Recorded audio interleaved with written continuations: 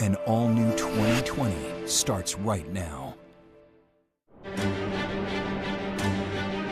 Family secrets are spilling out. I need my daddy. A teenager with a strange demeanor. She's clutching a teddy bear. How can she be actually 18 years of age? And an even stranger story about her missing mother. I didn't know Bonnie was going to go missing. Something happened to her. She didn't just disappear on her own free will. So you knew something was really wrong? Pretty much. Has she ever disappeared before? No. Whoever has my sister, please let her go. Maybe somebody saw her somewhere at a bus station, at a train station, in a cab, at the mall.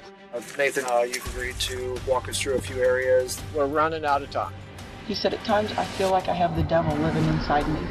Turns out Bonnie wasn't the only missing person in that household.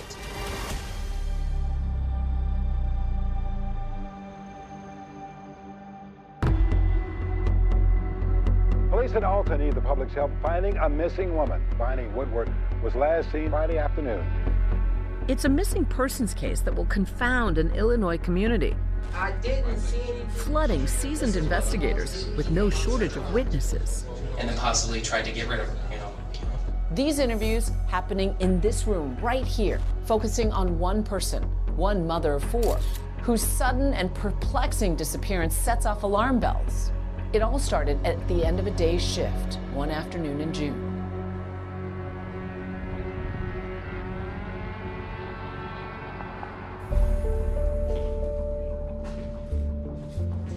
Bonnie Woodward got off around 3 p.m. that day. She was working at what was called Unismith Nursing Home here in Dalton. It was a normal day of work for her. 47 years old, worked at the nursing home for over 25 years, I believe, and just a woman who was reliable. Being a nurse's aide that's a lot of caregiving. She did it forever. She loved what she did. She went to work, she worked her shift, and then would come home to her children every night, as well as Gary Wilmerth, who she was dating at the time. Gary knew that she had some sort of staff meeting after work from 2 to 3, so he really wasn't expecting her home until 3:34. That boyfriend, Gary Wilmerth, says he tries getting a hold of Bonnie around 4 o'clock. But his call goes straight to voicemail. Your call has been forwarded to an automatic voice message system. Everybody was like, she would call if she was 5 minutes Oh late. no, everything she did was on a schedule. Nobody had seen her.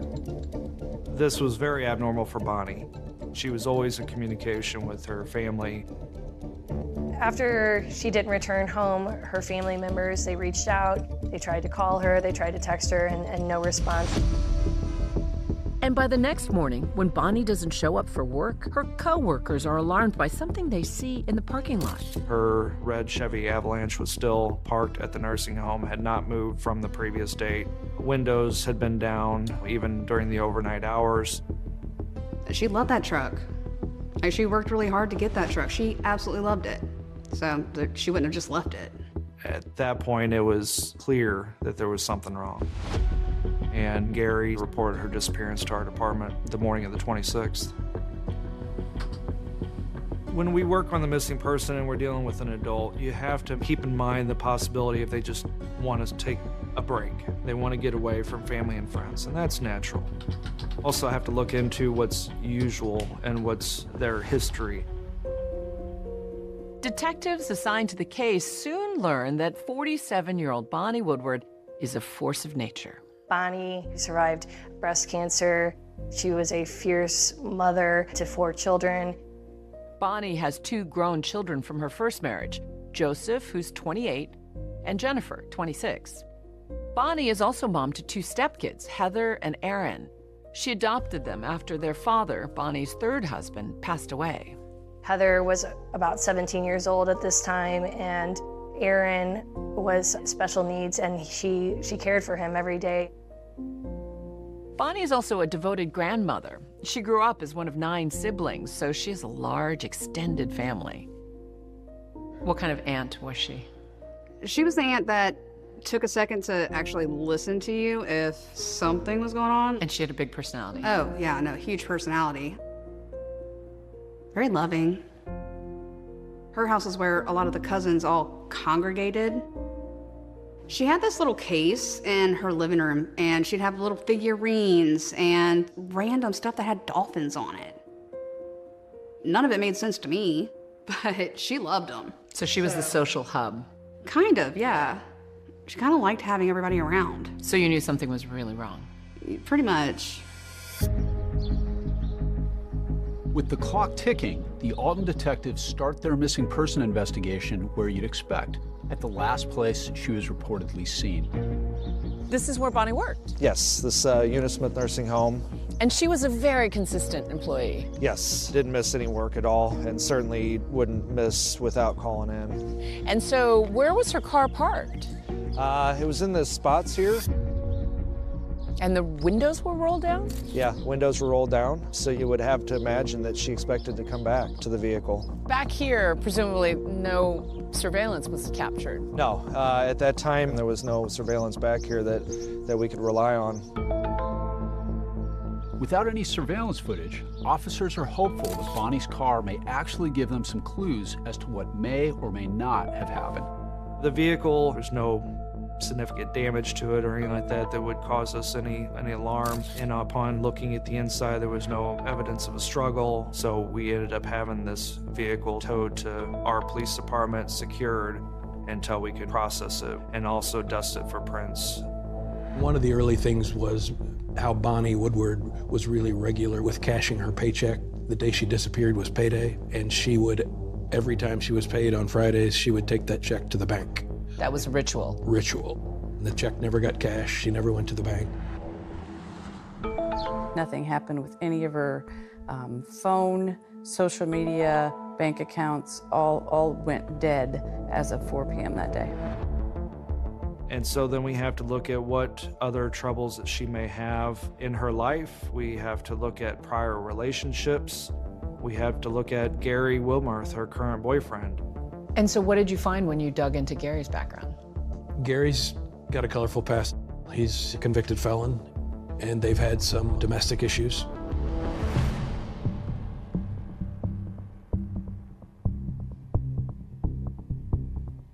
And just for the record, sir, what is your name, your full name? Gary, G-A-R-Y.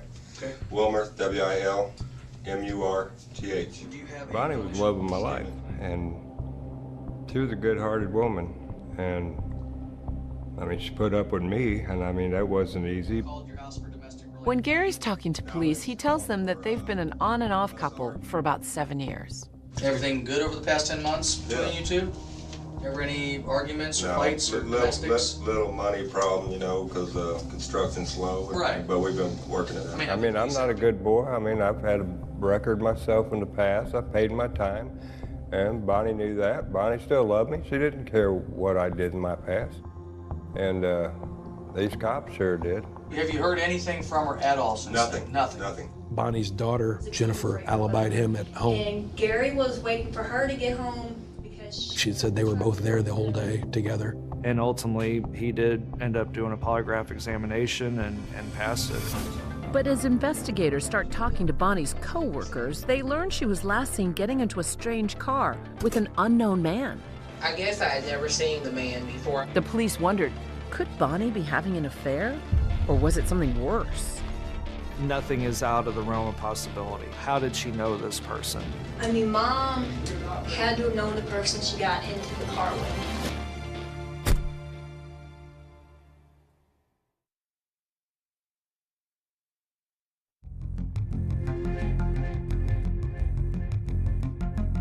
Going into its third day, a baffling mystery is unfolding in Alton, Illinois, a river town outside St. Louis. Nurse's aide and mom of 4, Bonnie Woodward, vanishes in broad daylight just before her 48th birthday.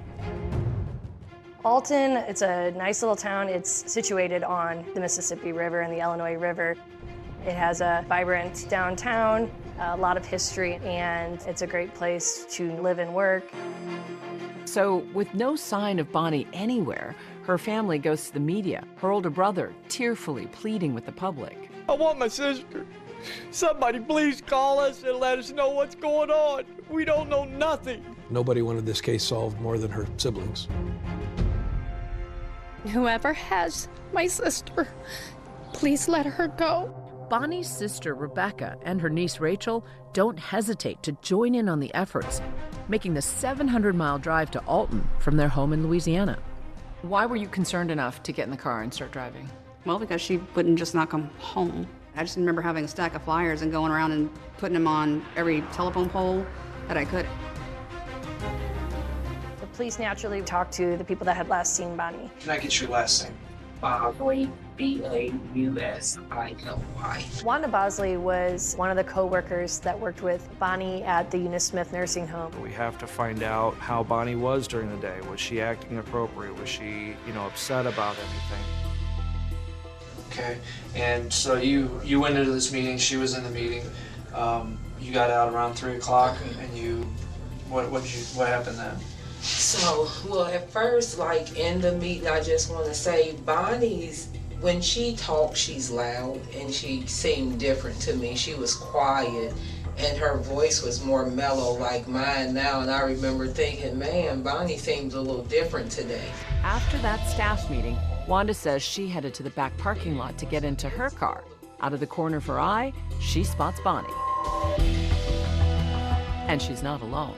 She was standing, like, say if this is the back of her truck, the guy was standing here. And I was looking, and Bonnie had walked up the side of her truck to the driver's door. And the guy was just standing there. I didn't see anything strange, but it kind of seemed strange because I guess I had never seen the man before.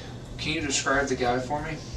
He was a white male. He looked like he wasn't very tall, maybe 5'8", 5'9" or so. Mm-hmm. He was like a medium-sized guy. His hair was a salt and pepper, more grayer than black. Turns out, Wanda is not the only coworker to have witnessed this strange sighting. Multiple people report to police seeing this mystery man sitting in a gray or silver sedan similar to a Chevy Malibu, waiting for Bonnie to get out of her staff meeting.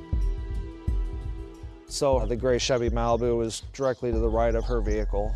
Plenty of people saw him. Yeah, after the meeting, people would see her interacting with him outside both vehicles and ultimately got into the car with him. She did get into the car willingly, and it did not appear that she was forced or anything like that. Police in Alton need the public's help finding a missing woman, 48-year-old Bonnie Woodward. The information regarding the person that people had seen on that parking lot was crucial. She reportedly was seen talking to someone inside a gray or silver Chevy Malibu. So talking to the family and friends, did anybody like a past relationship match the description? You don't know anybody off the top of your head who would have a silver Malibu? Her ex-boyfriend, Chester, Nick Adams. Chester's dad has a 2009 Impala. If you put an Impala and the Malibu side by side, there's just a little bit of difference. It'd be hard to tell the difference. That's true. Who does this guy sound like to you? Chester McAdams. That's the only guy I can figure out that fits the description. It's Chester. I mean, I don't like to pinpoint a guy out, but Chester fits every description. And like the silver Impala, his dad has a silver Impala. Do you know that for sure? Yeah, because he used to date my mom. Chester McAdams piques the detective's interest not only because he dated Bonnie for a year, but he also has an extensive criminal record. Bonnie started to see him, and then I showed back up in the picture and ran him off. Me and Bonnie's been together probably 7 or more years. We parted about a little over 2 years, and that's when she got with that Chester guy. And you and Chester ever have words? Oh, big time. Big time hate each other? Oh, I mean, fist fights? I run into him in the bar. He was mad because me and Bonnie got back together. So I kind of thought maybe he was upset and might have did something to her. And sir, for the record, I just need your last name. McAdam. Capital M, small c, capital A-D-A-M-S. And your first, sir? Chester. With Chester, it was a very rocky relationship that Bonnie had with him. We'd break up, she'd kick me out, and I'd be gone for a week or so, and then I'd be moved back in. I've been down that road. Okay, so then, then it would be 2 or 3 months, and then I'd be kicked out again, and then back and forth. And then about 2 months before Gary got out, she kicked me out, and then Next thing I know, Gary's living there. The family largely was saying, hey, you guys need to look at Chester McAdams. When we found Chester McAdams, he's got a beard, he's got a ponytail. Chester clearly doesn't match the description of the man co-workers saw days earlier in the parking lot with Bonnie. But what about that tip from Bonnie's daughter, Jennifer, who said Chester's father drives a silver Chevy Impala? Detectives want to talk it over with father and son. Do you ever drive his truck or Impala or anything like that? Do you ever allow him to borrow it for any reason? No. I would never ask my dad to borrow his vehicle. He'd say no. no. I know I'd say no right off the bat. So, right. You know. Don't even bother asking. Don't even bother asking. Well, I mean, we're investigating this missing person. Right. It could be more than missing. I mean, we could have a big problem. Yes. And it could be nothing. Right. It could be nothing. Right. I mean, I hope it's nothing. Chester McAdams was willing and cooperative with us. Ultimately, did not have direct access to a vehicle that was like that. And also, we checked in with his employer, and they confirmed that he was at work. So that was a dead end for us. The family of a missing Alton woman is now offering a $5,000 reward to anyone who can find her. You have crime in this area, but you don't have missing adults too often. We have people that run away, but they're always found. But this one, she just fell off the face of the earth.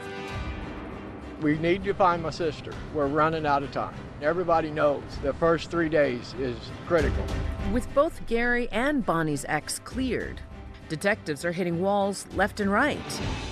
But they're about to be floored by some information that reveals a disturbing coincidence in the Woodward family. Turns out Bonnie wasn't the only missing person in that household. Correct. I need my daddy.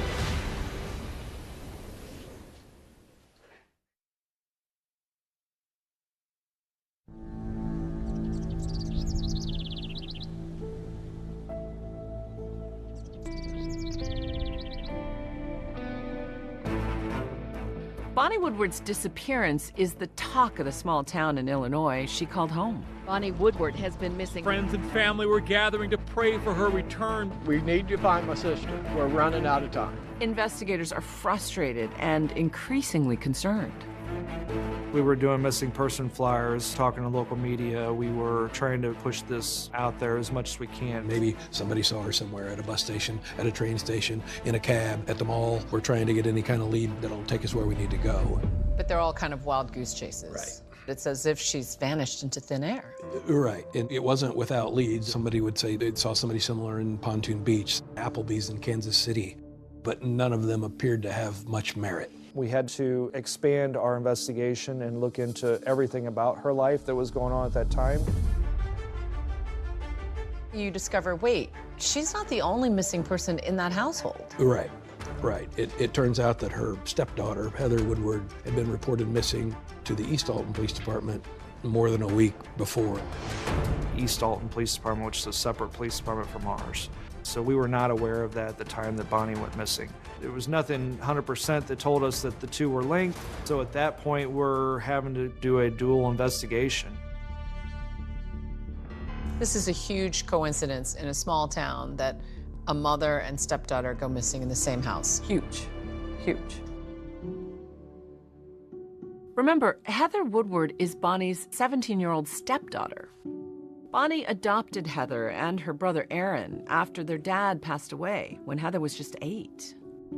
After Bonnie adopted them, it was made very abundantly clear they're in the family. Like, those are her kids. The house is a busy one, with Bonnie's adult daughter Jennifer and her 2 little girls, plus Heather, Aaron, and boyfriend Gary, all living under one roof. And the family tells detectives there was friction between Heather and Bonnie.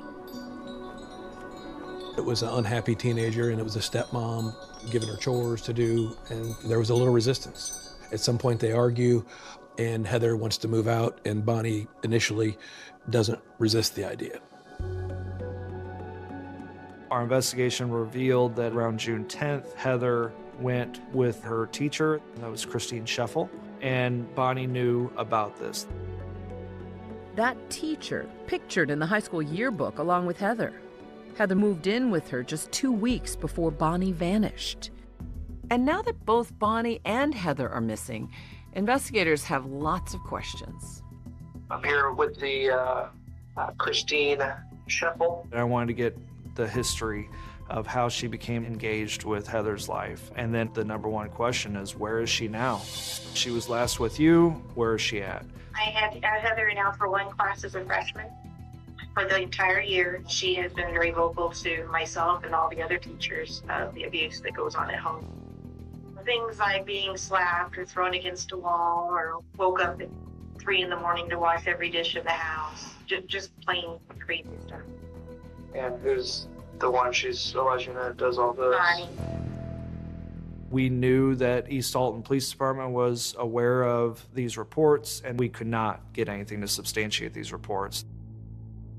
Heather painted a picture of your aunt as being abusive. What do you make of those allegations of abuse? I can't see it. I can see her being loud with anybody, child or not, and like just being vocal, but not abusive. Like there was no way. Heather has been telling everyone for over a year that when she turns 18, she will be kicked out. She called and said that I'm getting kicked out and I need you to come get me. The teacher is, I believe her heart was in the right place as she's trying to help this 17-year-old child. Bonnie called us and wanted Heather back. And I did tell her she had to go back home. So she cried most of the night. And then whenever you came back on the 17th, she was gone. Right. So now, according to this teacher, Heather leaves her home on the 17th. That same day, Bonnie reports Heather as a runaway. Bonnie went knocking on doors. It was driving Bonnie nuts because she couldn't find her. In obtaining the reports, it was clear that Bonnie wanted to find her stepdaughter, and she was not getting the information she wanted from the teacher, and she was adamant that no matter what, she was going to find her. And now, detectives aren't making much headway in finding Heather either. The teacher who Heather had been living with says she has no idea where Heather might have gone. There was nothing that we could really prove that she knew where Heather was, but clearly I'm still skeptical. Are they telling the whole truth? She never called you back once to say, hey, I'm okay, or don't worry about me, or anything like that? No. With her lack of intent on trying to find Heather, and if she was that much of a mentor to her, why wasn't she more concerned about Heather's whereabouts if she didn't know? To us, it seems odd. Are you concerned about her welfare? It's odd that she hasn't called you, is what I'm a little concerned with. I believe that she's with somebody. I mean, I don't think that she's off by herself. But I think she just doesn't want to make sure I don't get in trouble or, I mean, she's a smart kid. Heather's teacher's interview only raises more questions for investigators. Are these disappearances linked? And if so, how? As investigators, you're fairly convinced that she might have had something to do with the disappearance, or at the very least, know something. We think the two events have to be linked some way. Two missing persons from the same house, one a juvenile and one adult, like you almost have to believe they're related. Like it's really naive to think they're not. After almost a week and no sign of Bonnie, her family's anguish turns pointed, lashing out at that mystery man from the parking lot. You let my sister go, and I'll come and get her. I want my sister. I felt like Heather had the answers that we needed. We believe she was the key to finding Bonnie. And that's when police get a game-changing phone call from a nearby library. I had heard it over the police scanners. It was very strange. It seems someone showed up there with a teddy bear and a story to tell. Pee, Mr. Bear.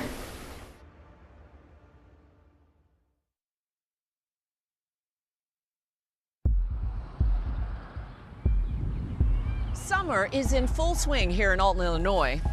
Backyard barbecues, 4th of July fireworks.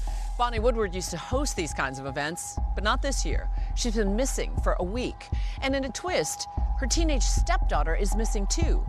Until out of the blue, 8 days after Bonnie vanished, through these doors walks the missing teenager, Heather Woodward. The East Alton Police Department received the call from the library that there's a person saying that she's Heather Woodward. With all the speculation going around, I wanted to hear what she had to say. They got Heather, took her to the police station, And I thought, man, they're going to find out something now.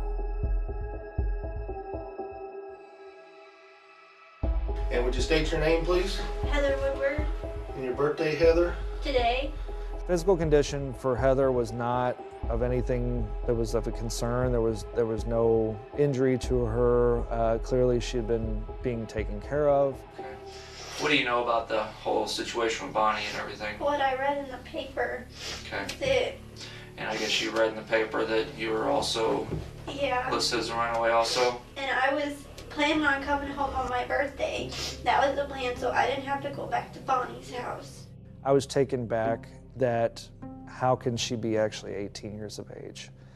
Like these stupid, small, claustrophobic rooms. I need my daddy. I have to pee, Mr. Bear. But she's clutching a teddy bear.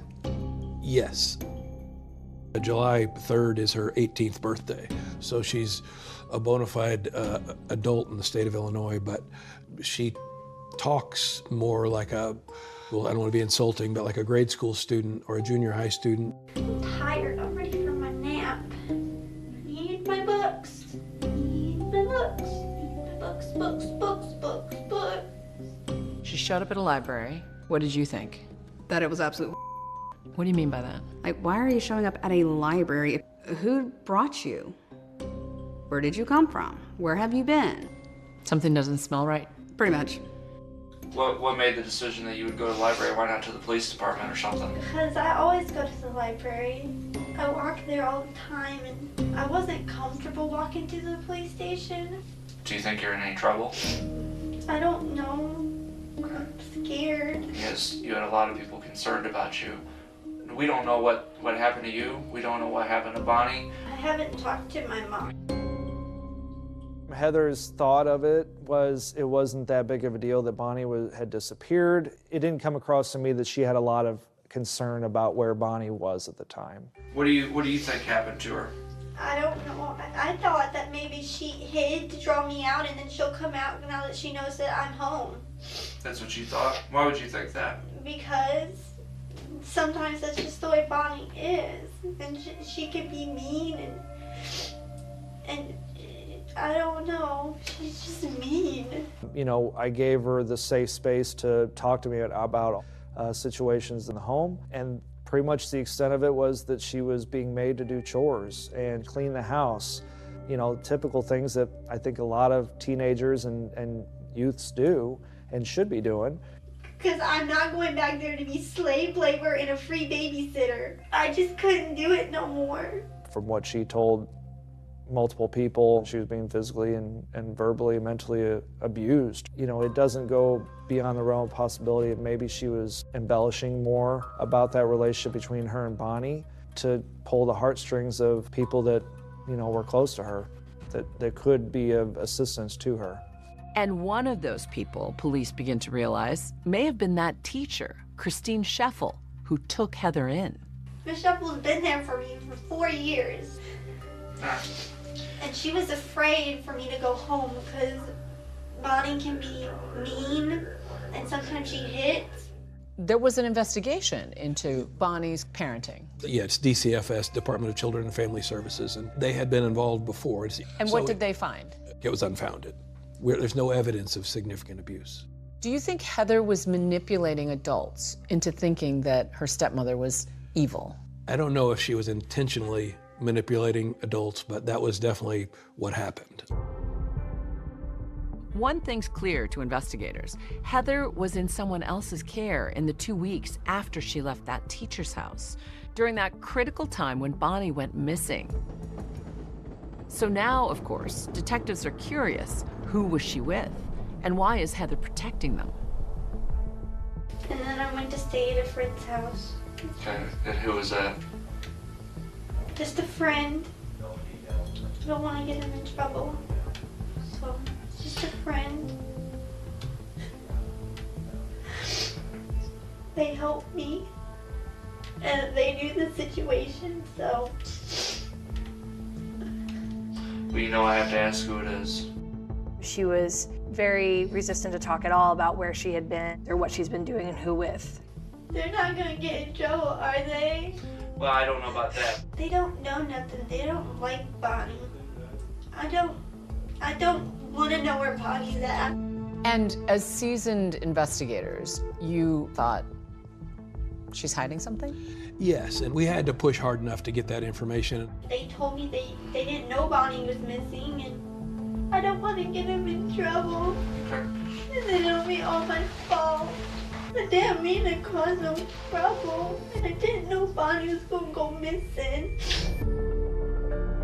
So now, another layer to this mystery. She was painting a pretty ugly picture of her stepmother. And might that have motivated somebody to try to protect her? Sure. Are they just good Samaritans or something else? There's maybe more to this than just taking care of Heather. The trail will lead detectives down these winding roads into truly uncharted territory. We didn't see that coming from a mile away.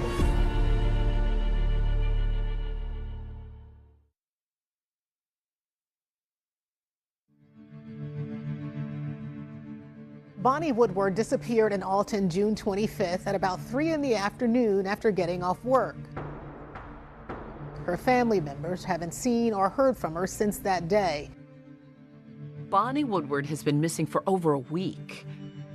Her boyfriend of 7 years, Gary Wilmerth, says he catches glimpses of her in every passing stranger. There was times I could be at a store, pass somebody on the street, could be the color of their hair. I remember talking to her grandbabies. They said, "Are you gonna bring Grandma back? You got a picture of these little bitty girls looking at me. Where's Grandma?" I just thought in my heart she was gonna come back. And I wasn't taking no for an answer. She was coming back. And investigators say they aren't taking no for an answer either. Bonnie's now 18-year-old stepdaughter, Heather Woodward, who also strangely went missing a week before Bonnie, has now suddenly reappeared. Okay, Heather, we just need to ask you a few things here. After hours of questioning from detectives, Heather seems finally ready to reveal the identity of the people she says helped her run away. They're not gonna get in trouble, are they? I don't know about that, but I want to at least know where you been. I want to make sure that you were safe. I stayed with some people from the church. Do they have any kids your age? Nathan, he's my best friend. Okay. So is Nathan Carroll's family? Okay. The police department had learned that she had been at the Carroll house. Heather had told Roger Carroll and Monica Carroll that she had run away from home because Bonnie was mean to her, and that she had gone to the Carroll house to hide from Bonnie until she turned 18. Both Monica and Roger were in the medical field, and their son Nathan was typical 16-year-old high school student. There was no criminal history on record for them, no police involvement, no arrests or anything like that. The Carrolls go to the same church in Wood River, so the Carrolls get to know Heather, I think, on church-related activities. And one of those church activities they went to, a graduation party for Heather and other seniors, just 2 weeks before Bonnie went missing. We obviously had to explore the avenue of, are they involved with Bonnie? I think the police were like, well, if they had, Heather at the house, then what else do they know? We went to their listed address in the Jersey County area. They're living in among 60 acres of property. It's just a lot of wooded, open land.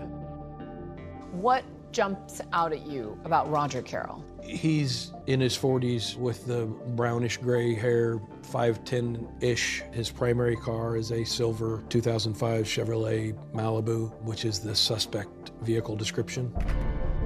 We tow the vehicle to our police department and ultimately process this vehicle for any evidence related to our case. This investigation is now shifting into high gear. Monica and Roger Carroll come in for questioning. You are Roger William Carroll, Jr. I don't want to answer any more questions until we speak with our attorney. Okay. You decided to invoke your right to counsel, correct? Yes, sir. Heather Woodward, Bonnie's stepdaughter, is also called in again the very same day and pressed for more information about the day Bonnie went missing. What do you know about Bonnie leaving and what happened whenever she left or was? The read in the paper, I mean, I know that she got in a car with some guy and they drove off, that's all I know. Did they talk about the car? Yeah, it was a silver and gray car, Malibu. That's Okay. it, that's all I know. Does that I know. sound like any car that you're familiar with? No. Besides Roger's car. But Roger wouldn't hurt a fly. Investigators then confront Heather with a new piece of information. They found out that she and the Carrolls were together at a lake house in the days just before Bonnie went missing. They went down to Monica's parents in Goreville, Illinois, on a small trip, just the four of them. And detectives grow even more suspicious when Heather shares that Roger and his son Nathan returned home by themselves on the same day Bonnie disappeared. Roger and Nathan came home on Friday. We came home on Saturday, me and Monica. Why did they leave on Friday? Monica told me that he just wanted to get home, and he made Nathan go with him. He brought Nathan with him, got up and left at 7 o'clock in the morning on June 25th, Friday morning, the day Bonnie disappeared. Now, the question I have here is the guy that meets with Bonnie up at the nursing home, he's in a gray Malibu, silver gray Malibu. How do I know that Roger's not the one that met with Bonnie up there that Friday? I don't know. Bonnie's never met Roger, so I don't know why she'd get in the car with him. What if he told her, hey, I know where Heather is. Why don't you come with me and you pick her up? I don't. Do you think Bonnie would have gotten in the car with him then? No, she doesn't care about me. So you have a lot of circumstantial evidence, but nothing that cracks the case open. It is all circumstantial. There wasn't enough to link Roger Carroll or Monica Carroll to Bonnie's disappearance. However, both of them at that time were charged with harboring a runaway. Both Roger and Monica plead not guilty to this charge, but this turns out to be a helpful tool for investigators. In getting those charges, we can also get fingerprints, we can get photographs. And then you put Roger in a lineup. We did. We used this mugshot primarily with the employees at Unismith. And that did not come up with a match. It did not. That resulted in no positive IDs. The family members must be chomping at the bit at this point. They are, but sometimes the cases move when they want to move. Did you feel like there had to have been somebody out there that knew more than they were saying? I think anybody that is just trying to locate a loved one often feels like somebody's not talking or somebody's lying. Summer winds to a close without Bonnie Woodward and without answers, until news of a body found on the banks of the Mississippi River here in Alton, Illinois, leaves her loved ones holding their breath. Every time a body comes up, we call. 51 days exactly. She's been gone, and we have not one solid answer. That body, it turns out, is not Bonnie Woodward. But a break in the case is coming. The lab results from Bonnie's abandoned truck are back, and the results are stunning. The crime lab comes back with a very significant hit. Yes. You understand what we're trying to tell you right now? There's new physical evidence in this case. I said we have to jump now. This is our time. I'm thinking I'm gonna die. It's crazy, absolutely crazy.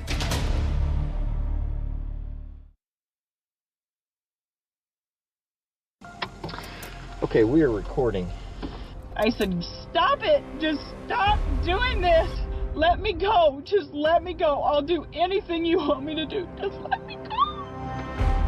Tonight, a third woman in danger who broke the bizarre mystery. Bonnie Woodward disappeared in Alton of a June missing mother. I didn't mean to cause no trouble, and I didn't know Bonnie was gonna go missing. Who's been hiding daughter Heather? And could Bonnie have ended up in the same place? Family members must be chomping at the bit at this point. It was a needle in a haystack. We had 60 acres of property. We didn't know where to look, what to look for. Nathan, you've agreed to walk us through a few areas that are of interest in our investigation. We got a hit on the prints.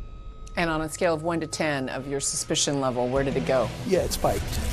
Any idea what they were? Little pieces of white things, but I don't know exactly what it was. The family's falling apart, and we have to jump now. This is our time. She now is starting to put everything together and is fearing for her own life at the same time. He said, I have killed for you. I have killed for you. That sounds like bingo.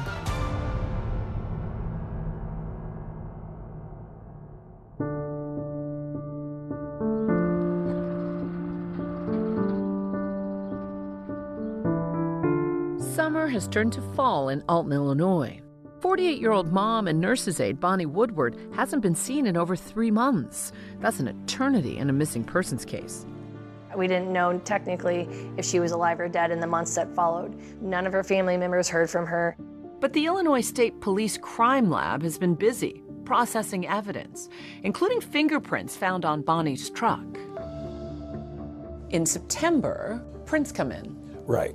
I got a phone call from my evidence technician who told me we got a hit on the prints. It's Roger Carroll's. So Roger Carroll's fingerprints are on this driver's door. And on a scale of 1 to 10 of your suspicion level, where did it go? Yeah, it spiked. Roger Carroll is brought in again for questioning, while police, now with probable cause, conduct a massive search at the Carroll sprawling rural residence. It was a needle in a haystack. We had 60 acres of property. We didn't know where to look, what to look for. Neighbors are stunned by the police operation. It's crazy, absolutely crazy. Couldn't believe it, the amount of police that were coming by. And we had more than 60 police officers. Multiple agencies. We had a lot of people. We had cadaver dogs. And an airborne search. And an airborne search, yes. Oh, there was probably close to 30 firearms at this residence. Multiple crates of ammunition were also seen. Oh, I thought they was going to find a body or something. The cadaver dogs did alert on certain areas of the property, but subsequent digs of those areas revealed no results. Meanwhile, this time in the police interrogation room for a second interview, Roger is more chatty. My mom, she's like, oh my God, did you do this? I'm like, Mom, no, I didn't do it. Roger tells investigators that he invited Bonnie's daughter, Heather, to stay with him and his family, only after becoming concerned about her account of a troubled home life. So then Heather calls you guys? Yes. I could hear her crying. She was just frantic, you know. Right. Oh my God, Bonnie called and said that she's going to come get me tomorrow, that I have to pack my stuff up, and you know, I don't know what I'm going to do, and... Right. So she kind of played on your soft hearts and said, can I come stay there? She never said, can I come stay? Just to be honest about it, I'm the one who said, hey, you know, this is a bunch of crap, why don't we just go, you know, she can stay with us. Okay, okay. You know, I'm the one that said that. As far as Bonnie, you've never had a conversation with that woman, and you've never been face to face with that woman. You know where she lives, but you've never, other than you've driven by there, like 2 times, right? Yes, that's correct. And you've never been in her vehicle, right? And you've never had occasion to handle her vehicle or touch her vehicle. That's correct. But there's one little detail investigators have been deliberately coy about when talking to Roger Carroll. So finally at the end of the interview, I was like, how do we explain it that your fingerprints are all over her driver's door? He stumbled just a bit and says, Then I've been trained. I mean, no, there's no way that my fingerprints are on that car door or my DNA is on that car door. There just is no way. He's asking, like, my prints aren't on that door. I'm like, yeah, well, yes, they are. I don't see, there's no way my fingerprints are all over the door of that car. They are. So he denied it still, and the interview terminated pretty quick after that. Not only were his fingerprints found on her car, but he denied ever having met her or ever been there and ever been in that parking lot. So what do you make of that? What? That he's lying? There's a third interview with Heather. Heather stays firm during this interview that she didn't have anything to do with it. Bonnie went missing around 2 to 3 o'clock in the afternoon. And his prints are on Bonnie's truck. What do you think? I don't know. I would never want nothing to happen to Bonnie. I mean, like sometimes you know, she's mean, but I wouldn't do that to her. I didn't tell him to touch Bonnie. She was the only thing I knew. I wouldn't hurt her. The police processed Roger's gray sedan, But here's the thing. They don't find any fibers or DNA belonging to Bonnie or even her fingerprints. And they don't come up with much of the Carroll house either. After the search in September, there was really no evidence found at the residence that 100% put Bonnie there at the Carroll property. When you take somebody to trial for first-degree murder, you better be right and you better be ready because you only get one shot.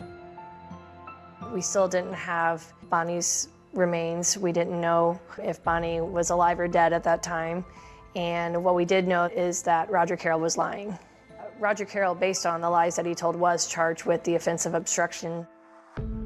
Family members and friends felt that he needed to be charged with murder, but based on it only being a circumstantial case at this point, that would have been quite a stretch for us. So the case goes cold. Your aunt is still missing. What was that like for your family? I know that it was very hard emotionally for many family members.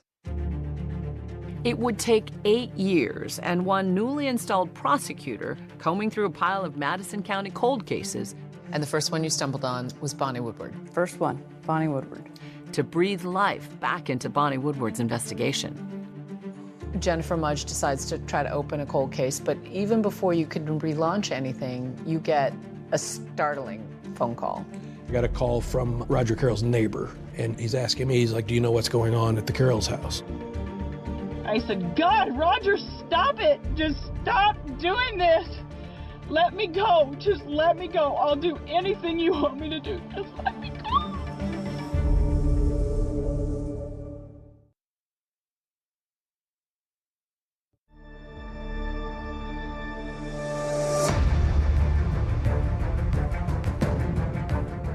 I'm fighting. I'm fighting with everything that's within me. What are you thinking at the time? What am I thinking? I'm thinking I'm going to die. Roger Carroll had been charged with obstruction of justice in the disappearance of Bonnie Woodward. But now, 8 years later, he's being accused of something else altogether by, of all people, his wife of over 30 years, Monica.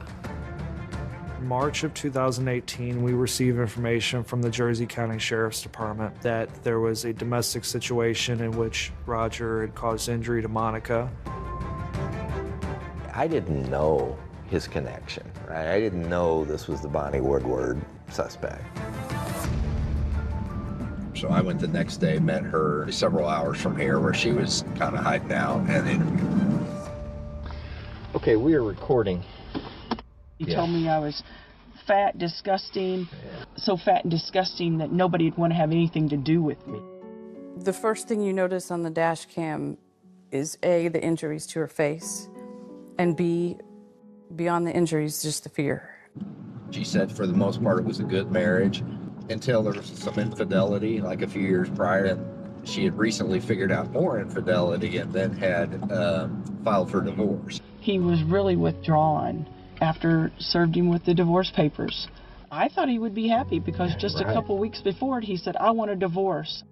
They had separate bedrooms, but while she slept in her bedroom, she not only locked the door, but she put a dresser up against the door because she was scared. Monica tells Detective Nick Manns about the alleged attack, in which, as she's getting ready for work, she says Roger corners her in the laundry room. Roger is looking out the garage door, like making sure Nathan has left.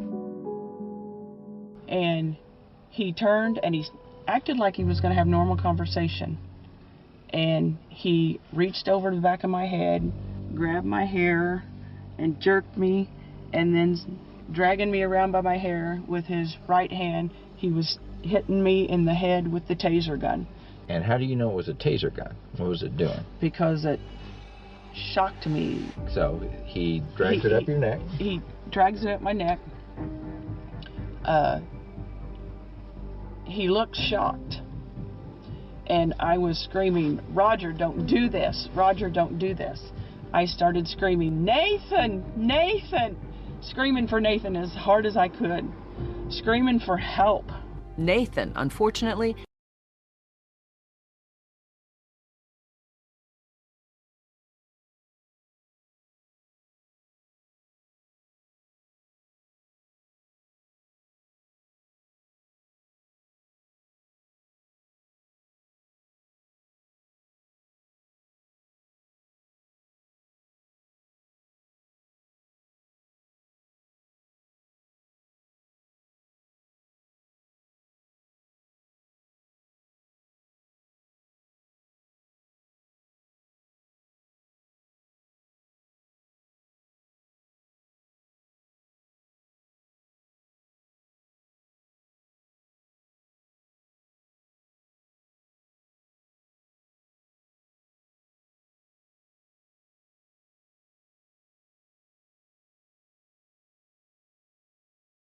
Had blood smear. All these red marks are from your fight with him. These are from him. During this time, Monica does what so many victims unfortunately have to do, but it's a survival thing, is how am I going to get out of the situation? And she starts to de-escalate it slowly, verbally de-escalate the situation. I was just thinking, don't get him agitated, talk him down. And I said, Roger, you've been a good dad. You were a good husband, but you're not the man that I married 30 years ago. And he'd said it before. He said, I know. I'm not that same person. He said, I am a monster. He said, I have so much anger and hate in me, and I can't control it no more. He said, at times I feel like I have the devil living inside me. Eventually that got to the point where he allowed her to get up and get ready for work and go. As soon as I got in my car, I hit the lock button, put it in reverse, and took out. Then she provided us information that she knew him to possess firearms, and she believed him to be suicidal at the time. He says, I've been thinking about just going out into the woods and never coming back. Detective Mann says he went to search for Roger the morning of the alleged attack. We believe he's a danger, obviously, to her and to our community, but also to himself. So I'm driving down this road, which is Creek Road, which is where he lives. And this is actually, that would be his house at the time. He and Monica lived there. That was their home. I keep going up this hill. You can see it's pretty rugged terrain. I don't even realize at that time that this is his property. So I go up here and I go left and I drive across this field, and I get out of my car. And when I get up along this trail, I see something down there, and I keep moving closer, and it's him. Roger was lethargic. I felt in his jacket pocket, which turned out to be a bag of needles, of syringes. Then I found a vial of what I knew to be insulin. I asked him if he was diabetic, and he said no, that he had hurt his wife and that he was trying to kill himself. I called my dispatch and said, send an ambulance this way. Let the ambulance know. This guy's not diabetic, he took insulin. Attention, Brighton Rescue, Creek Road, for 52-year-old male, took an overdose of insulin and suicide attempt. But what Detective Mann soon learns is that his fellow investigator, Scott Golicky, has been looking at Roger Carroll as Bonnie Woodward's possible killer. Immediately, Scott and I said, the family's falling apart, and we have to jump now. This is our time. Because at that point, you double down on every member of the Carroll family. Right. We need a talker. They need a talker, and they're about to get one. And investigators get a story they had not prepared for.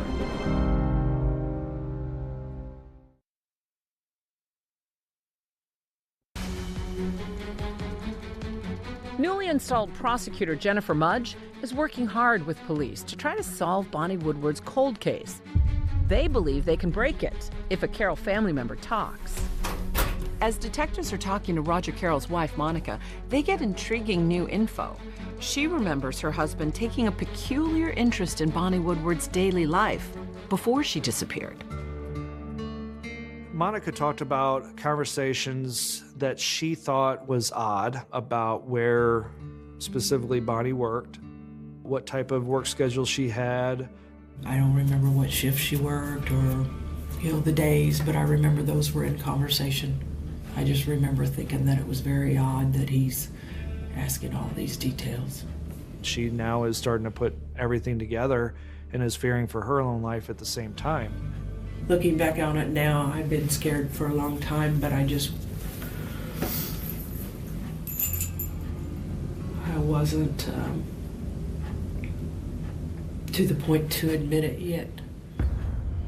But the really chilling words about Roger, that was still to come. He said, I have killed for you. I have hurt a lot of people, but I killed for you. And I think that's Bonnie. Meanwhile, Roger is released from the hospital after his insulin overdose and is brought directly into police custody. Sit right there. where Detective Golicky greets him again after 8 long years. Roger. What are we doing? What's going on? Remember me, Scott Golicky. So after all that, you sit down with Roger years later from the last interrogation. Yes. Is he a different man? Yes, we both aged a lot, and probably me more than him. After the domestic, he was clearly suicidal. And so when I see him, it's not his best day. You know, I had to say a word, but if you want to hear me out, I think it might be worth your while, but it's your prerogative. You're driving this bus. I had started it with, hey, Roger, you don't have to say anything if you don't want, but we've opened this case. This train's coming down the road. I think what's going to happen now is that this is a homicide investigation, and it's moving in that direction. I was basically telling him charges on this case are now imminent. But some of the intimate details and the specific details, only you know. And it's the right thing to do for Bonnie yourself, also the right thing for you. There's no way you're enjoying living with this. But if Detective Golicky is counting on a crisis of conscience from Roger Carroll, he's about to be disappointed. We've opened this case. This train's coming down the road. Like, I'm giving you an opportunity to try to mitigate the circumstances. Are you comfortable with the whole situation? Like, I mean, well, no. I mean, I'm not going to talk to you. Call my attorney, please. Like, I interviewed him for an hour and some change, and really for 55 minutes, he just didn't speak. Since Roger completely clams up, they bring his wife Monica in again. And turns out she does have more to share. So you had a feeling that something went right? Something happened. Otherwise, I think you would have questioned it. Your internal feelings. Said that something wasn't right. Yeah. That things weren't right. When he said that he's killed people for me, to protect me and Nathan. I know that's not right. I know it's not right that he should kill someone, feel that he has the right to kill someone to protect me. And you're not aware of anything else in your history with Roger or, with Nathan that he would be talking about other than Bonnie Woodward. Right. The only person that come to my mind would be Bonnie. Monica says Roger issues her a stark warning about Bonnie's family. He made it sound like it'd be my fault if something happened to our family, if I ever talked. So I didn't want to be the one to be the cause of our family being torn apart. I didn't want to hear it. As I recall, I told him I didn't want to hear it. We knew that Monica was not there at that time, and we were also pretty confident that she didn't show up until a day later. That's when Monica describes approaching their son Nathan with her suspicions. I told Nathan that Roger told me, I have killed for you. And he was like, don't ever repeat that, Mom. Don't ever repeat it. But what might it take for Nathan to start talking?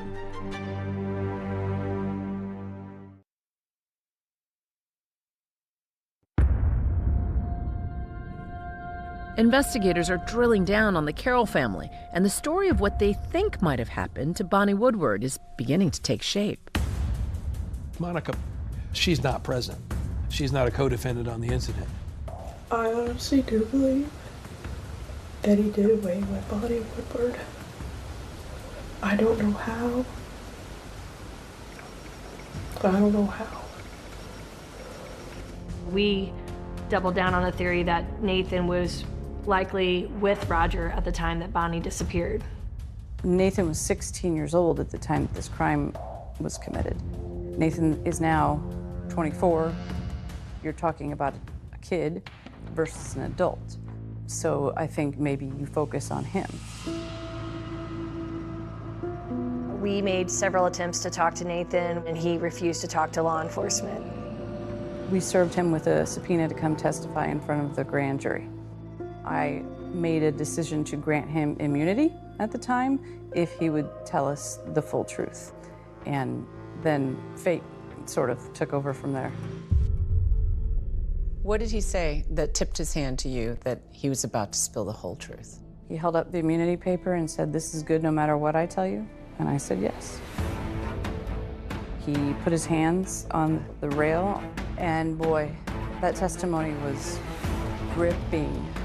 He broke down and he started crying, and he said he was going to tell us everything. That's kind of a thing maybe you see on TV with people breaking down in the courtroom and spilling the beans in the courtroom, but it really never happens. But it did. Sitting in the room was 12 grand jurors, myself and Jennifer, and Nathan's attorney. It was absolute silence. You could hear the clock tick.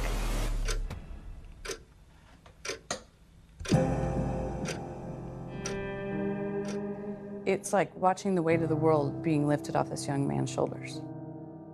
And he told the entire story about what happened that day. He says that he's on vacation with his whole family. They have Heather there. And his dad said to him the night before, "You and I are leaving early tomorrow." And they drove to Eunice Smith Nursing Home, and his dad said, "Good, she's at work." Then after they get home, Roger changed clothes, clipped his fingernails, he shaved, and retrieved his Stoger 9mm from the house and left Nathan there by himself. He told Nathan he was going to get Bonnie. Nathan set up a tent in the backyard. The tent in the backyard was essentially a death trap to lure Bonnie to the backyard and not into the residence. He's eating lunch. Next thing he hears is 8 or 9 gunshots, and they're close. They're in his driveway. He walks outside, and that's when he sees feet with tennis shoes on and tan scrubs. There are a few things that stay with me, like he remembers that he was eating leftover deli meat sandwiches from Heather's graduation party. If you're making a story up, you don't go that detailed into what kind of lunch you're having. But the next detail may be the most disturbing of all. Nathan tells the grand jury that his dad had him light a fire in the backyard and testifies he watched as his father loaded Bonnie's body into a bucket loader, a tractor with a scoop on the front of it, and bring her to that burn pit. And they start a massive fire. It had to be stoked all day, all night, every couple of hours. And Roger had Nathan help him do that. When you heard the scope of what he confessed to, what went through your mind? I don't think we thought fire or burned on a brush pile. Talk about being haunted. Right, like not only is Roger creating a horrible thing to him, for him to live with, it seems like he created a horrible thing for his son to live with. After his grand jury testimony, Nathan brings investigators back to the house. What you're about to see is the actual video police captured as Nathan brings them back to where he says the crime took place, a spot first identified 8 years earlier by cadaver dogs. During our search in September of 2010, we had 60 acres that we had to worry about. Now we have a few hundred feet. Nathan, you've agreed to just walk us through a few areas that are of interest in our investigation involving your father and the investigation of missing person Bonnie Woodward.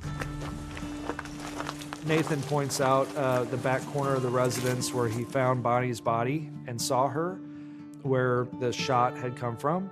This is where she laid. I never saw the full body. I was standing over there. Okay. And I saw feet. It was in that site that we did find a 9mm cartridge, which was significant because Nathan had identified that Roger had used a 9mm handgun ultimately that day in shooting Bonnie. The second site that Nathan took law enforcement to was what we refer to as the burn pit. Followed by the creek, where Nathan says he saw his dad dump Bonnie's ashes. So we had a site number 3 for where this was dumped into the creek bed. Was that tractor with the bucket end on it? Correct. Little pieces of white things, but I don't know exactly what it was. You don't know any idea what they were?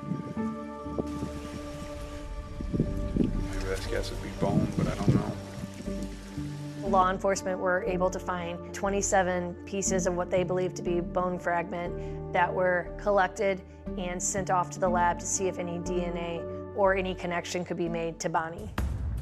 All right, gentlemen. Thank you. Based on the version of events that Nathan gave, we felt comfortable charging Roger Carroll with first-degree murder of Bonnie Woodward. A man linked in 2010 to the disappearance of Bonnie Woodward today has been charged with her murder. I thought, wow. I mean, they're actually charging somebody for murder. But not so fast. Some critical evidence will be unveiled in court which could upend the case. The DNA on those bone fragments, it's not what police expected.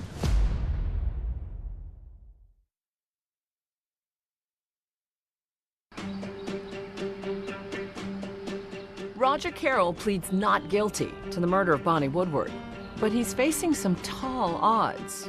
He may just not understand how tall. One of the key pieces of evidence turned out to be a sassafras tree. Yes. Tell me how you decided that you were going to try to bring that into the courtroom. I'll be honest, we didn't decide it. It was kind of thrust upon us by an investigator in Jersey County, and all of us were kind of like, yeah, go ahead, whatever. It isn't every day a tree becomes a star witness in a murder trial, but this was never your ordinary everyday case. So how would it factor in? Well, that and over 100 other key pieces of evidence are finally being presented in court, nearly a decade after Bonnie Woodward went missing. I thought everybody'd give up. I mean, I didn't know what else to do, and him being charged with Bonnie's murder gave me life again. And I thought, let's do it. The why question is very difficult in this case because there's not a clear-cut motive. Given what you were up against, the fact that you didn't have a body, you didn't really have a motive, you didn't have a weapon, how confident were you that you could get a guilty verdict? My partner and I said this is just never going to get any better. We have everything we're ever going to get, so we thought we'd swing the bat. In my years as a prosecutor, I did 5 cases where the victim's body wasn't found. And it's a gamble. So sometimes what you'll do in lieu of that is you have the person declared dead. It can, depending on the case, really help the jury. We took note that now it had been 8 years that Bonnie had not been seen. So one of the first steps we had to take was to have Bonnie officially declared deceased. And we're able to obtain a death certificate based on the circumstantial evidence that she had not been seen. My name is Jennifer Schock, and I was juror number 2. What had you heard about the case? I hadn't. I truly came in there not knowing anything prior. And when you realized how big a case you were deliberating on, what was your reaction? A little nervous to have that much pressure put on me to basically decide somebody's future. In opening statements, the prosecution detailed what they say happened during Bonnie's kidnapping, including the fact that Roger Carroll's fingerprints were found on her car. They also brought in Roger Carroll's suicide attempt. The jury must decide if Roger is guilty of first-degree murder. The earlier charges against him and Monica for harboring a runaway, Heather, would be dismissed. The defense opened up by vowing to poke holes in the state's case, particularly taking aim at the son, Nathan Carroll, telling the jury his story changed only after being granted immunity, or what they called a golden ticket. Nathan was on the stand for a good 2 to 3 hours, maybe more. I mean, just like in the grand jury, you could hear a pin drop in that courtroom while he's testifying. Because family secrets are spilling out in this courtroom. Yeah, I mean, he's telling a cold, hard, disgusting story that clearly there was no doubt that was truthful. Nathan testifies that he heard gunshots and told the jury in gruesome detail how he helped his father burn Bonnie's body. I think Nathan realized his dad tried to kill his mom, and that's just crossing a line.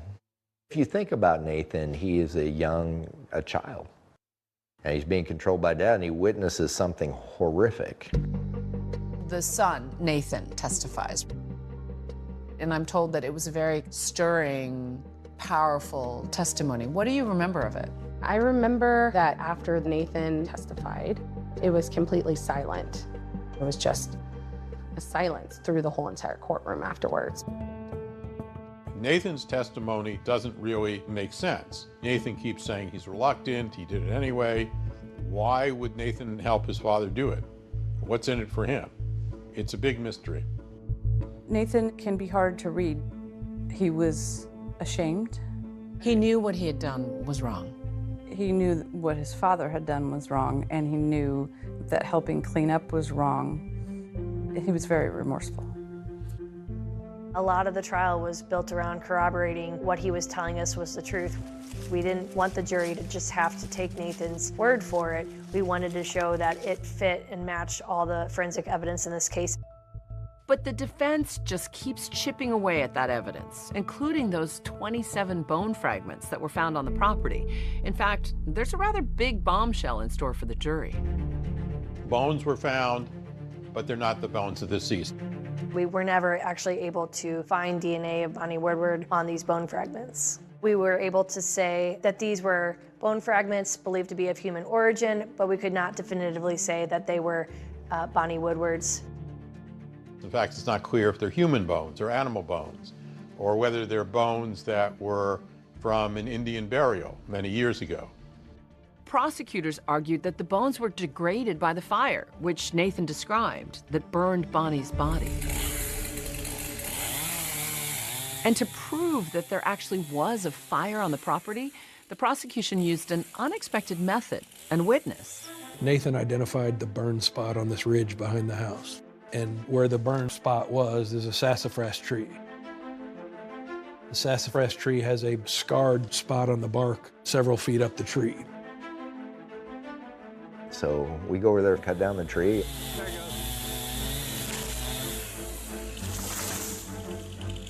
We cut slices out of the tree. We sent them off to a botanist. He examined the tree, its age, its growth rings, and said that tree was damaged in the early growing season of 2010, spring or summer.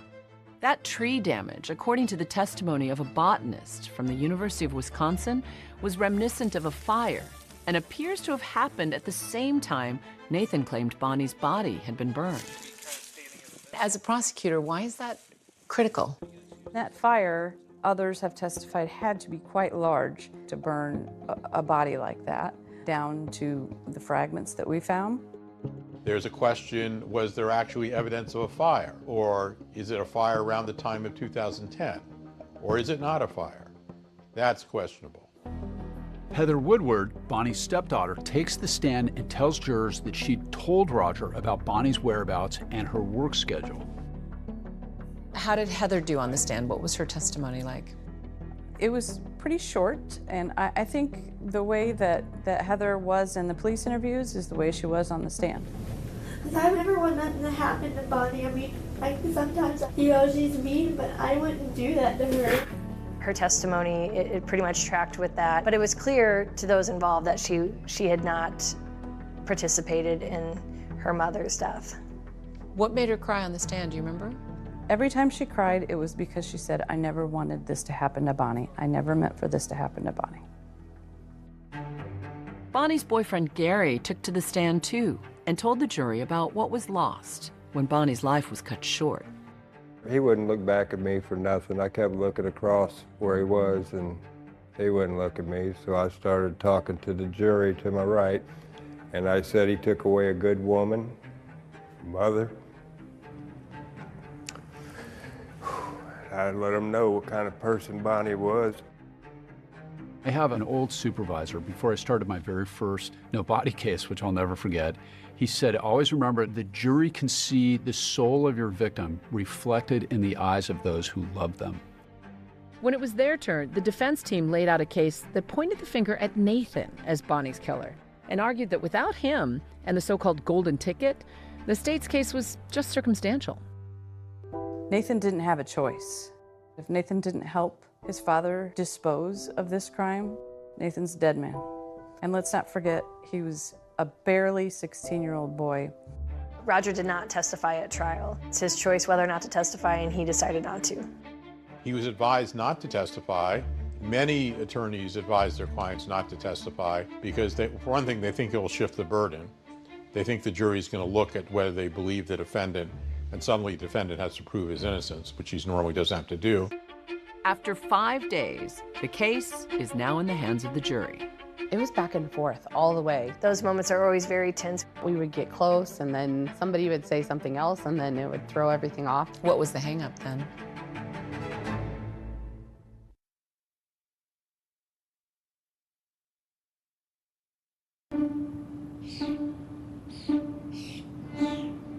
The cases have been presented, and now the verdict is in the hands of the jury. It was back and forth all the way, truly, till the end. We were back and forth. And we thought we would get close, and then somebody would say something else, and then it would throw everything off. What was the hang-up then? We all agreed that he definitely had a hand in this. The hang-up was basically, did he do it, or was he covering for someone else that did it? When you finally reached a decision, what was the feeling in the room? Relief. We truly did our due diligence on deliberating correctly. We were notified that the jury had a verdict, so we all went back to the courtroom, and those moments are always very tense. Roger Carroll was found guilty of first-degree murder.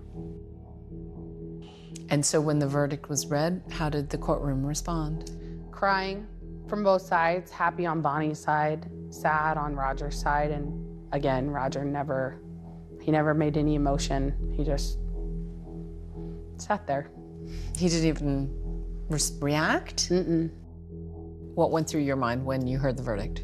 Bonnie, that finally she could be at rest. I don't believe in the word closure. It doesn't exist in my mind, but that Bonnie can now rest peacefully. By the time of sentencing, the charges against Roger for domestic violence and obstruction were dropped. At the sentencing hearing, Roger was given the opportunity to make a statement to the court, and he chose to use that time to be defiant. He said, I don't have anything to be sorry for. I won't apologize because I've done nothing wrong. And that says a lot about his mindset. Sure does. When I heard the jury found him guilty, that was a blessing to my ears to hear. Wish he could have got more time than he did. He was charged with first-degree murder while using a firearm. He received 40 years in the Department of Corrections for the murder, plus 25 years for the gun enhancement. At least they did lock him up. I give him that. The police finally making him pay for what he did.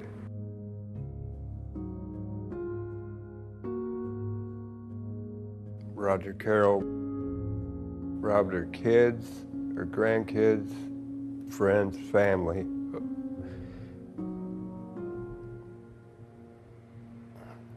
But we won't never forget her, and we won't forget him. People describe her as somebody who had a really loving heart. Oh no, she definitely did. Like, even, especially with family, like, didn't matter what you did. She would figure out a way to just make it better. You really loved her. Oh yeah, like, she was great. Sometimes I'll look up at the sky and tell her I don't know if I'll be there, but I hope someday I will and see you again.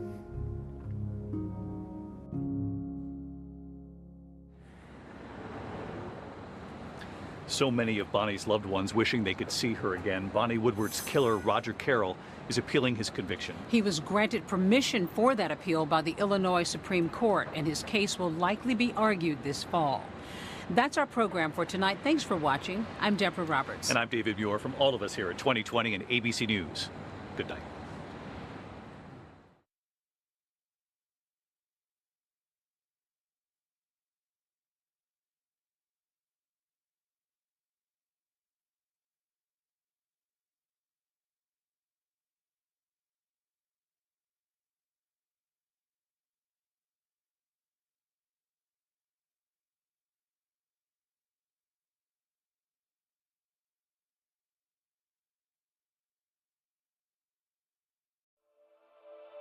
An all-new 2020 starts right now.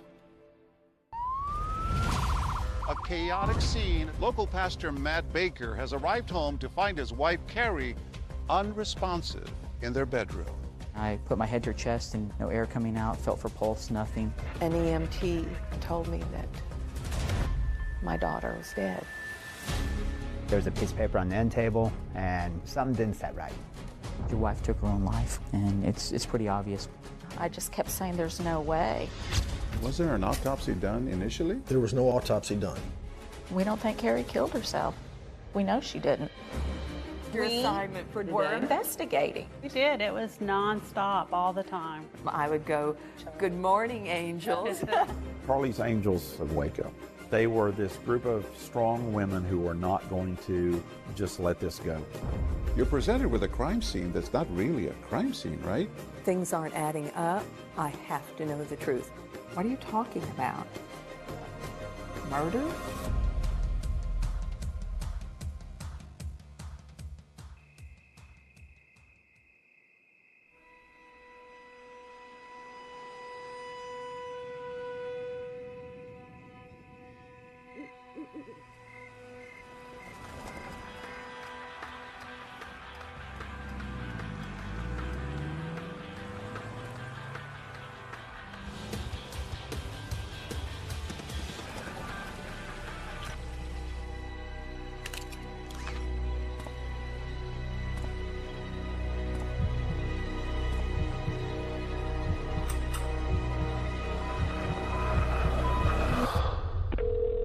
EMS, what's your emergency? My wife is laying in the bed. Her lips are blue, hands are cold.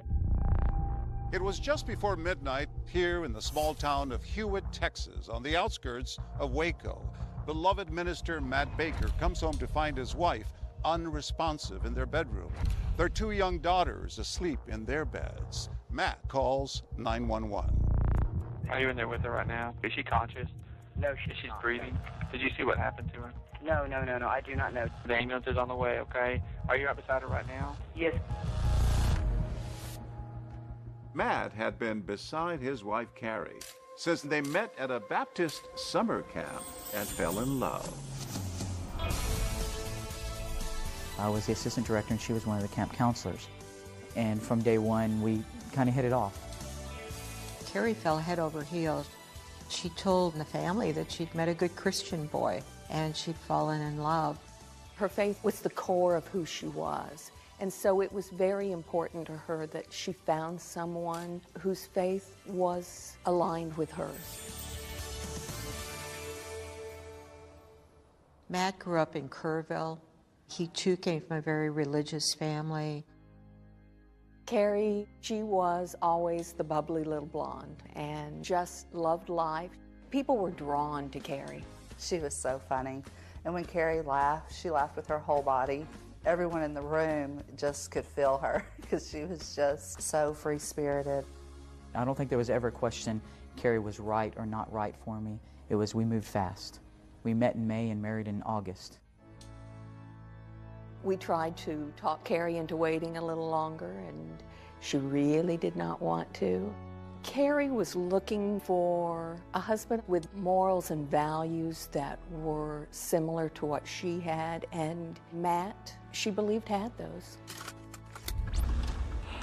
That you may fear the Lord your God, to keep all his statutes and his commandments, which I command you.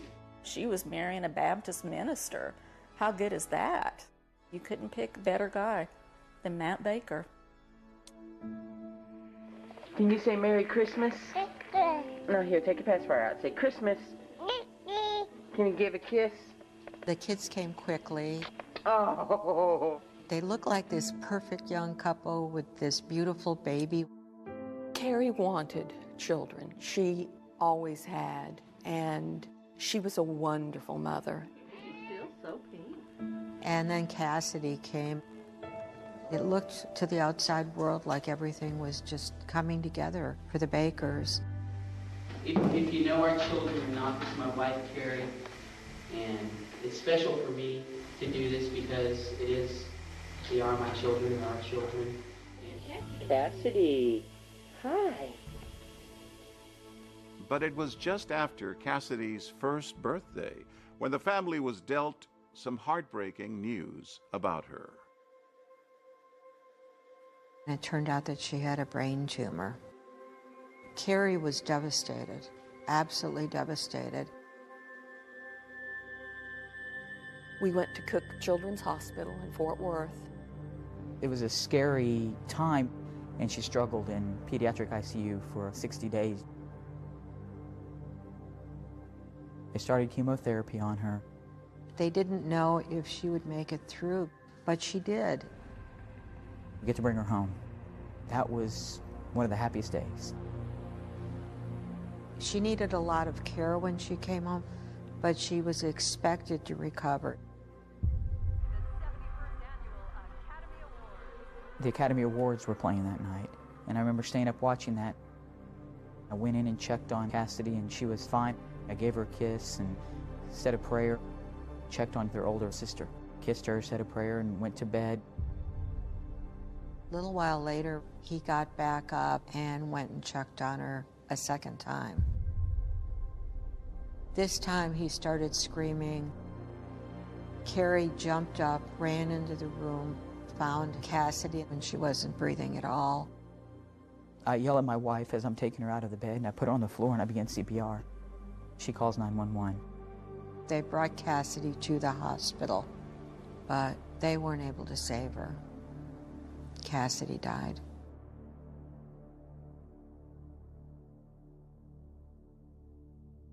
I know we dealt with it differently. We would have discussions about it and pray about it. And it was a struggle. Carrie bled grief after Cassidy died. And she was having a difficult time sleeping. Carrie had been taking over-the-counter sleep aid since Cassidy died. She could not calm down at night without sleeping pills. She started writing journals, and she just poured out incredible sorrow. She thought she saw Cassidy wherever she went. It was horrible. What helped Carrie, in addition to her faith and her family, was she saw a grief counselor for a year. She talked and talked things through. The death of a child always puts a terrible strain on a marriage. Carrie really fought to keep that marriage together. She loved Matt. She wanted it to work out. I just told Carrie that men and women often grieve in different ways. In time, the Bakers and their daughter tried to move ahead with their lives. It was a year and a half after Cassidy's death. Carrie found out that she was pregnant. Carrie said that the baby was coming by the grace of God. There was definitely a fear in my wife that I had not seen before. A fear of what if.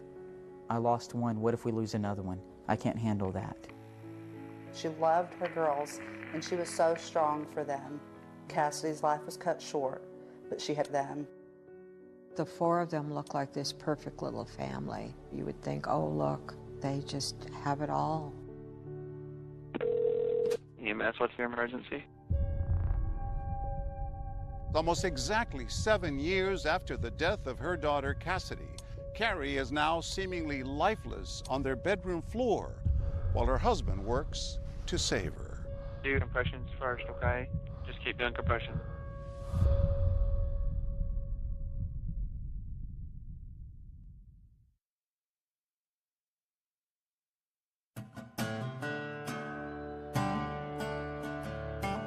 Waco is a great city. It's very religious. You can't walk a block without seeing a church. It's small enough that most people are just a degree or two away from knowing everybody else. Hewitt, Texas is a suburb of Waco. Back then, maybe 12,000 people. They have their own city, government, police. And when Carrie and Matt moved in, they quickly became part of the community.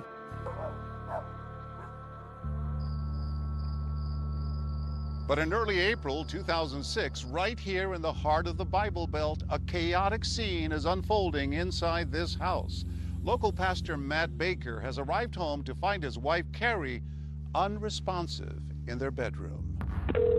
And what's the problem? Tell me exactly what happened.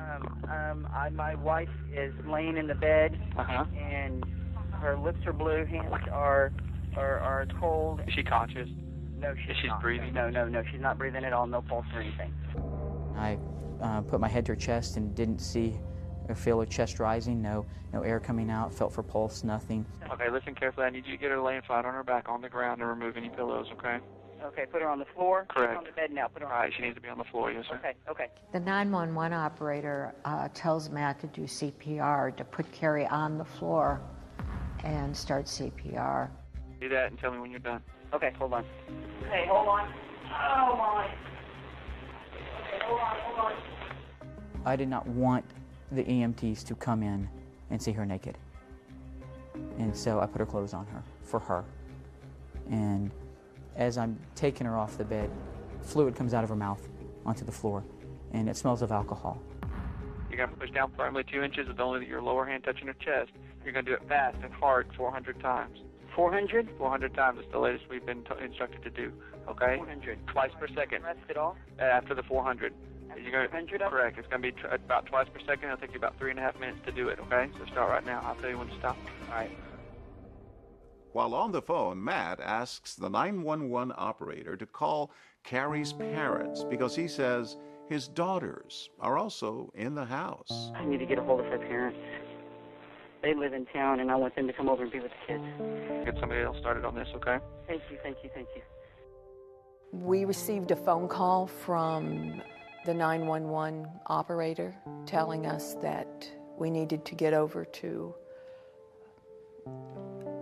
my daughter's house, that there had been an accident. We needed to get over there immediately.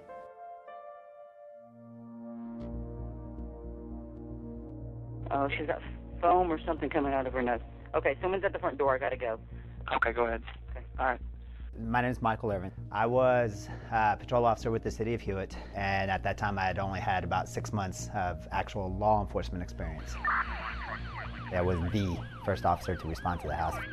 There was actually an EMT that met me in the front yard. Matt Baker actually met us outside and then walked us in, and he took us straight into the bedroom where his wife was at. The EMTs go in and they find Carrie on the floor.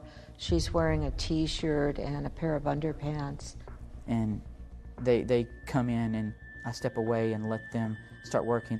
There was a glass there that was actually still cold, if I remember correctly, which led into his account of what happened that night. It'd been a typical Friday night that Matt says started with him and Carrie sharing a drink before heading to the local Y. And we had a wine cooler that I'd purchased, and so she drank one, I drank one. We take our oldest daughter to swim practice that night. On the way, my wife started saying her stomach was hurting her. She just felt nauseated, wasn't feeling very good. After the family returns home, Matt says Carrie still wasn't feeling well, and after taking a bath, she heads to bed while he starts the bedtime rituals with her daughters. It's a Friday night, so they could stay up later. They could stay up till 10 o'clock watching TV. Came back, laid down with my wife. She's still in bed, half asleep, and she wants another drink. She has a drink, I have one too. She goes to sleep, wakes up at about 11 o'clock, and asks me to go get a movie. And I was like, it's 11 o'clock. She goes, well, go get this movie for me and gas up, because we have a busy day tomorrow. He left to go get a movie. While he was gone, he came back and he discovered that he couldn't get back in. Walk to the bedroom door and it's closed. And I try the knob and it's locked. And I knock on it and call her name, Carrie, and there's no response. Matt says he finds a small screwdriver to try to open the door. So I pop the lock and open the door and find her in bed. And it was very eerily similar to walking in the room when I found Cassidy. As EMTs in the Baker residence work on Carrie, police take note of those wine coolers on the bedside table and something else. There was this bottle of Unisom that it was almost empty. She had been taking sleeping pills to go to sleep since Cassidy passed away and started taking more and more of them. And we had discussions that you've got to stop doing this is too many. This can be dangerous.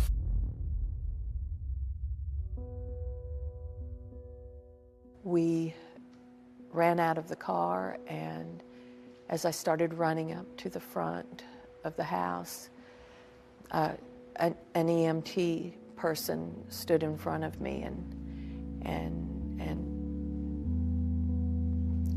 grabbed me and told me that my daughter was dead. I just kept saying, there's no way. There was a piece of paper on the end table, and something didn't set right. For me, it all pointed back to that note.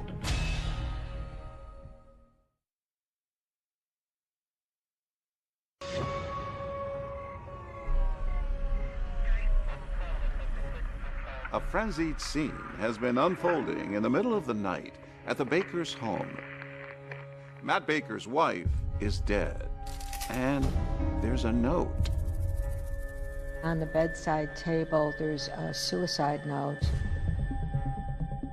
That was the first time that the word suicide entered my mind. I had no idea at that moment what had happened. In the note, there was reference to Cassidy. Matt explained to me that Cassidy was their daughter. And it's a very difficult time for Carrie because of the anniversary of Cassidy passing away. The first person I remember showing up after me, I explained all the things that Matt had showed me, and I took a step back. In Texas, in small counties where they don't have medical examiners, the justices of the peace decide what happens when there's an unexplained or a sudden death. I do remember in that phone call, it was Judge Martin. They told him they had a suicide note and they had alcohol and that they had pills. And Billy Martin did not order an autopsy. It was classified as a suicide based on the preliminary investigation and what they saw at the scene. Police involvement at that point is done. Carrie Baker's family and her church community are shocked by her suicide. I hurt for her. I hurt that someone hurt enough that they made that choice. We're just trying to put one foot in front of the other and get through this. This is...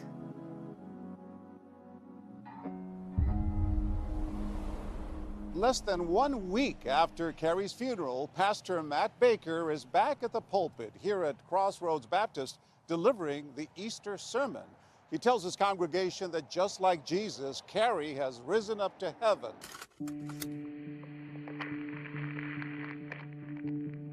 There was always the desire in her to be with a daughter that was in heaven now. And she did voice that several times, that Cassidy needed her, she needed Cassidy. This was my wife's Bible that she carried for years. Matt had given her a Bible years earlier, and she started writing her feelings in the margins. She says, I want to go with Cassidy.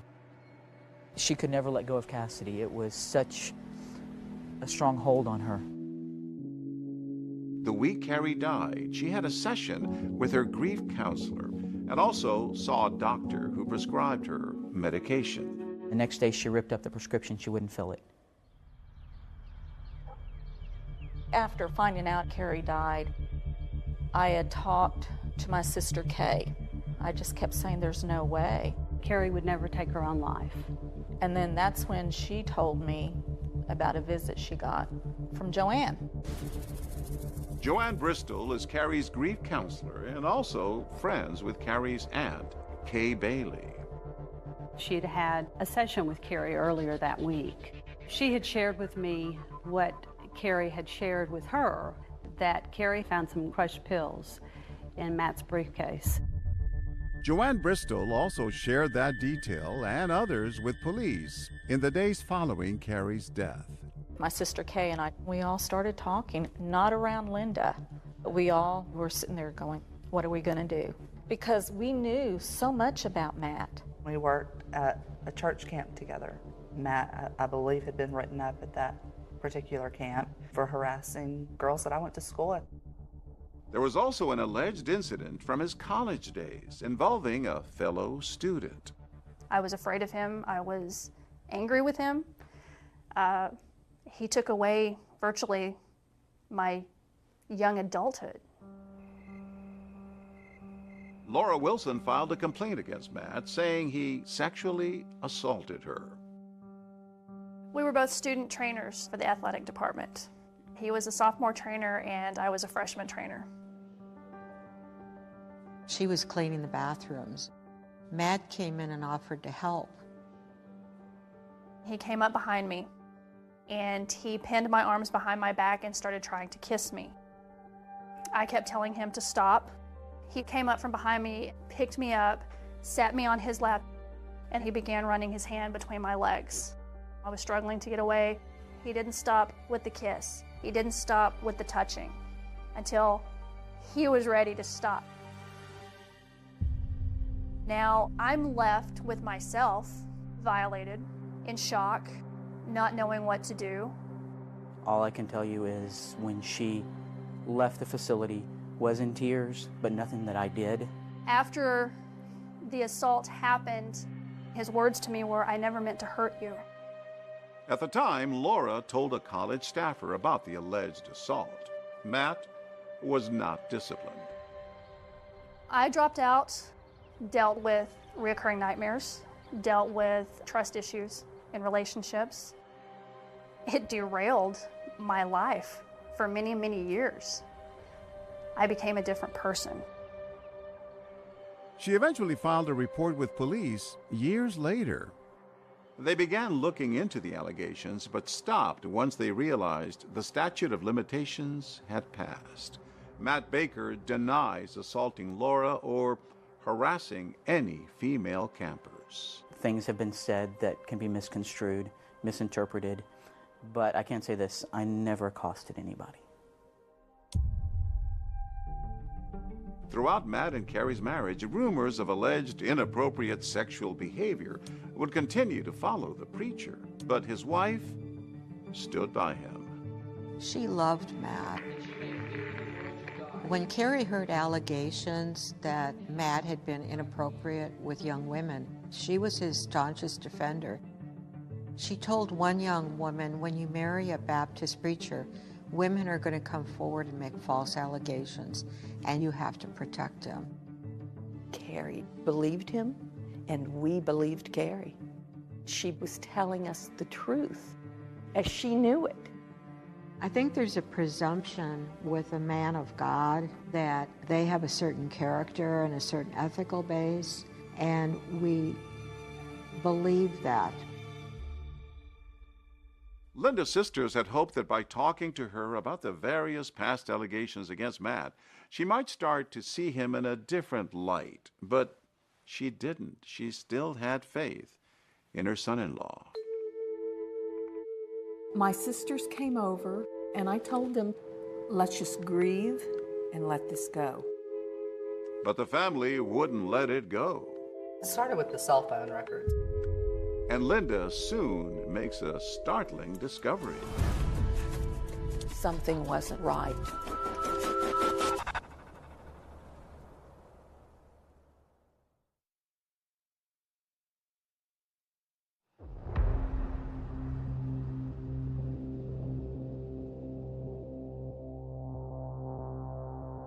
Over the years, since her daughter Cassidy's death, Carrie Baker was in and out of counseling, dealing with her grief, especially around the time of year when Cassidy died. Anytime you got close to the anniversary of the death of Cassidy or her birthday or holidays, there was definitely a deep sadness. But there was more going on that year. There was the fact that she was uncertain about her relationship with Matt. She sensed that something was very wrong. After Carrie's death, Linda's sisters sat down with Linda and said, we don't believe that Carrie committed suicide. While Linda may have still been processing her daughter's loss, her family's emotions had quickly turned to suspicion. I remember Nancy saying, Linda, have you ever considered that perhaps Carrie didn't take her life? I remember stammering and saying, "Oh, what are you talking about? Murder?" We don't think Carrie killed herself. We know she didn't. The family decides to tell Linda what they say they learned from Carrie's therapist. Carrie had shared with her that she'd found some crushed pills in Matt's briefcase, and she was afraid that Matt might possibly try to kill her. She said, "I think Matt's trying to kill me." And then she started laughing and she said, "Oh no, Matt would never do that." But at the same time, I thought this would make more sense because I knew that Carrie would never take her own life. I think if truly Carrie went and said that and was fearful for her life, the counselor should have done more and didn't. Looking back, I think it was a scream, the first scream in a series of screams that took place that week of, "I'm hurting more than you think I am." Murder, I mean, that's just not something that I could wrap my head around. I needed time to think, to process. This was too difficult for me to be able to discuss. But then shortly after Carrie's death, Linda says she began to notice Matt was keeping her granddaughters away from her. No more babysitting, no more invitations to school events. At that point, she started to feel a little different. What was going on here and why was this happening? Linda remembers Matt and Carrie's cell phones were part of her family plan, so she decides to have a look at the phone bill. The first really odd thing she noticed was that Matt had continued to call Carrie's cell phone weeks after Carrie had died. It made no sense at all, and then it all started to click. Matt's given Carrie's phone to someone. And I think you said calling all angels, but we all went over to your house. You said, we need to get together and talk. At that point, Linda started to think that maybe her sisters were right, and maybe they really did need to look into this. It started with the cell phone. And I immediately figured out it was Vanessa Bowles. Vanessa Bowles was the daughter of the music minister at Crossroads Church where Matt was the preacher. The relationship really started between my wife and her. They became friends. Vanessa had a little girl that reminded Carrie of the baby she had lost. There were only 3 young families in the church that had small children, so we naturally just kind of congregated together because we had similar interests. We were friends. Vanessa would later describe in a recorded interview how she says the friendship evolved. So I just got divorced, and it was nice to have someone, to talk to, right. Who was in a pastoral position. And she gives her explanation of why she has Carrie's phone.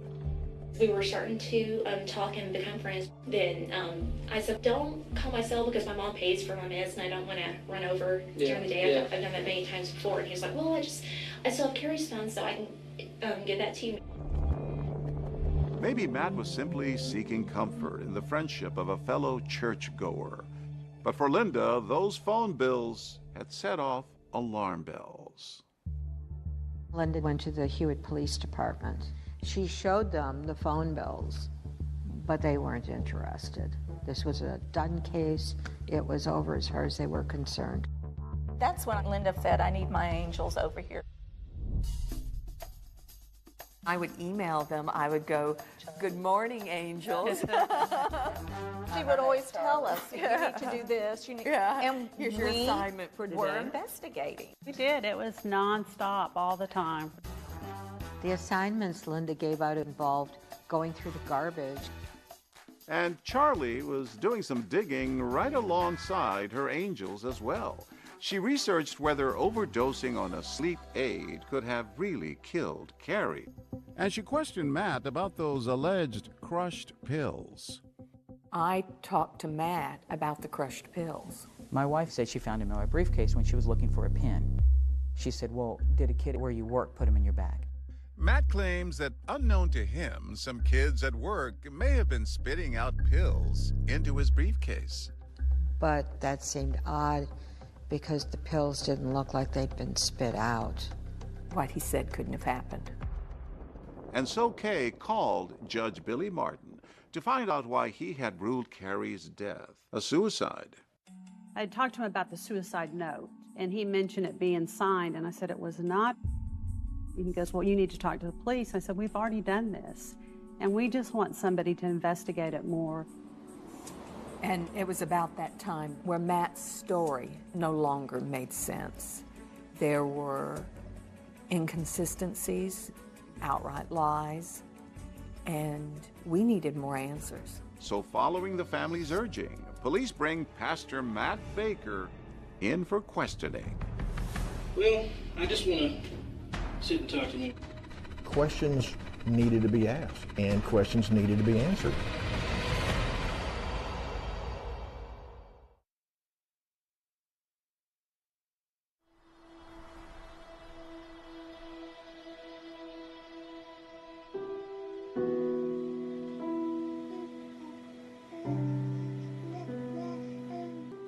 Year-old Carrie Baker has been found dead in her home.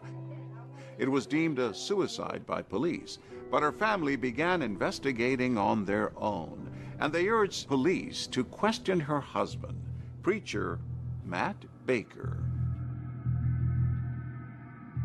I just want to sit and talk to him, I just want to talk about what happened that night. Absolutely. That way we can clear all this up, because I'm sure you know what I'm getting at, okay, as far as Linda, you know what I'm saying?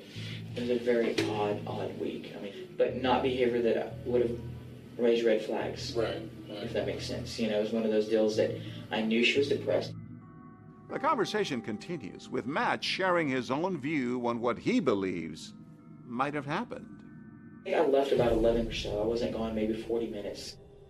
You left the house and went down to the gas station? I wasn't even gone long at all. Okay. And that was a strange thing about it is I question where she would have taken the medicine. Personally, this is my opinion. I don't think the medicine is what killed her. I think she threw up into her mouth, but was knocked out enough and choked on it. So no, I don't know if that's just me trying to put stuff together to make it, I don't know. Okay. Like I said, that's all I just wanted to sit and holler at you about. One last thing, to kind of quell everything. If I asked you to take a polygraph test, would you be willing to do so? Okay. Matt eventually passes a polygraph arranged by his attorney. Upset that police continue to consider Carrie's death a suicide, Linda pulls together a team of her own.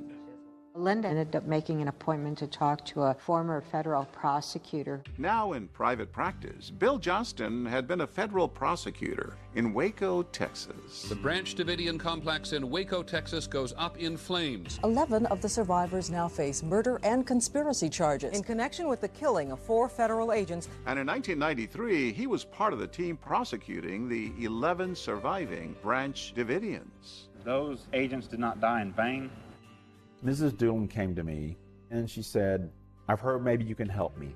She explained to Bill that she doesn't believe her daughter took her own life, so she'd been working on Carrie's case with her angels. What Charlie's angels were bringing to us was invaluable. They were this group of strong women who were not going to just let this go. They brought a series of stories about Matt's conduct at different points in his life. Bill pulled together his own posse. He brought together retired lawmen to take over this investigation. So I called them my guys, and they became as invested in this case as if they were fighting for their own child. The biggest thing was to get the body exhumed, get an actual autopsy, and find out what had actually happened to Carrie Baker, how she'd actually died. We started unraveling this thing bit by bit by bit. Matt Coffon is a member of the legendary Texas Rangers. He joins the team and reviews the evidence on the case. There are red flag after red flag that something was not right. It was so compelling that I could not automatically agree with the Hewitt police investigation. So I thought, okay, let's kind of break it down. You're presented with a crime scene that's not really a crime scene, right? These are photographs. As you can tell, there's just not much to them. There were so many things early on in this investigation that just did not match. And part of it was Matt Baker's explanation of his timeline. He says he left and then he came back, and it was such a short time that she couldn't have died within that period. That was the theory that we were operating on. His timetable did not really match up. This is an overall view of Hewitt, Texas, and it's not large. And these locations are very close to each other. Minutes apart, especially that time of night. The team was also troubled by Carrie's suicide note, which Officer Michael Irving says was pointed out by Matt. He just said, there's a suicide note, suicide note, suicide note. So he did direct me straight to the note. The so-called suicide note was typed. It's not signed, and that should be a red flag to any investigator. Let's take this a little bit further. It says, tell my mom and dad that I love them too. In this case, two is T-O, not comma, T-O-O. She was a teacher. She could spell. Yes. Something didn't set right. And for me, it all pointed back to that note, that suicide note. I didn't speak up.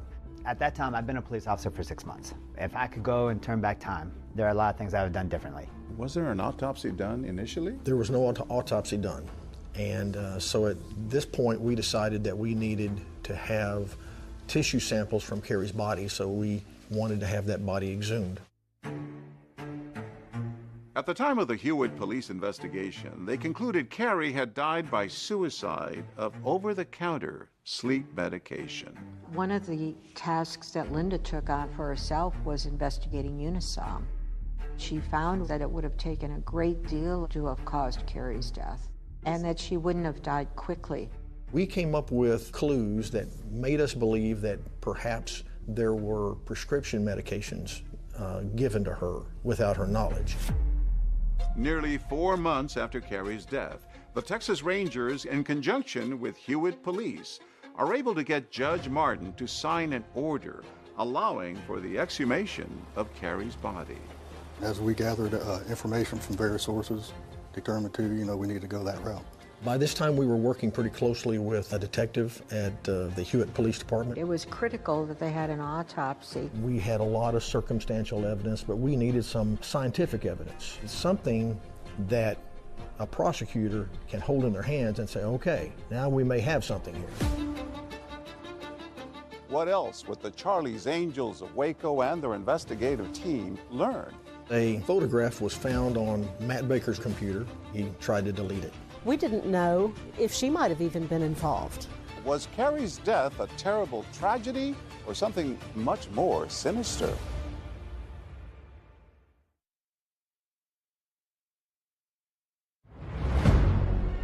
A manipulative liar wearing the mask of God came into my life.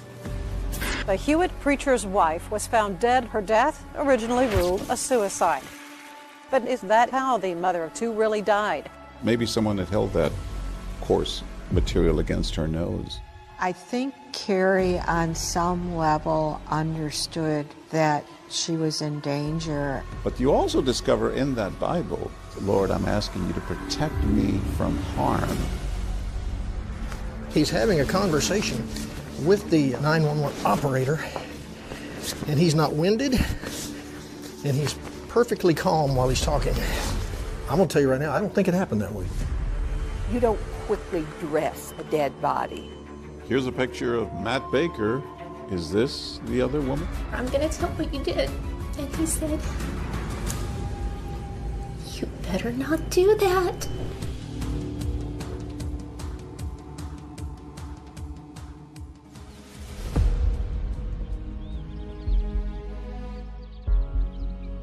Sometimes faith can be used to manipulate and to control people. Preachers, the good ones are great. The bad ones have the most power of anybody. Here they were, the police, in the home of a Baptist minister with a suicide note and sleeping pills and a bottle of alcohol. Well, the police at that point aren't thinking murder. They're thinking that Carrie committed suicide. Texas pastor Matt Baker had lost a young daughter years earlier. He now appears to be facing yet another tragedy, the suicide of his wife, Carrie. But her family isn't buying it. I knew that Carrie would never take her own life. We will fight for the truth. Could Carrie have been murdered? The Hewitt police, now collaborating with Texas Ranger Matt Coffon, who's been working with Carrie's family, obtained an order to exhume Carrie's body. And the autopsy results are now in. In her muscle tissue, there was a presence of Ambien, and that was huge, huge. And at the time of her death, she didn't have a prescription for Ambien. No. The autopsy now lists Carrie's manner of death as undetermined. Now you're in undetermined land, now you're in a mystery, now let's solve the mystery. Bill Johnston and his team continue to dig, now taking a closer look at those few crime scene photos. What's this? This is a picture of Carrie's arm. And what you're seeing here is you're seeing the beginning of lividity, the purplish color from the pooling of the blood. You know, when the heart pumps, it pumps through the veins and the arteries. When the heart stops, everything settles to its lowest point. It's gravity. We have lividity set in the body, and that takes time. And this was a problem with Bill Johnston and his team. And so we found the person who wrote the book on crime scene reconstruction, Tom Bevel. The first responders from the medical field are saying that lividity either was setting in or set, which in that time frame, that's a problem. So this is their home right there, right? Yeah, this is their home. So if he leaves his house at 11, 45 to 55 minutes later, lividity could not have been set in as it was in the photographs, all right?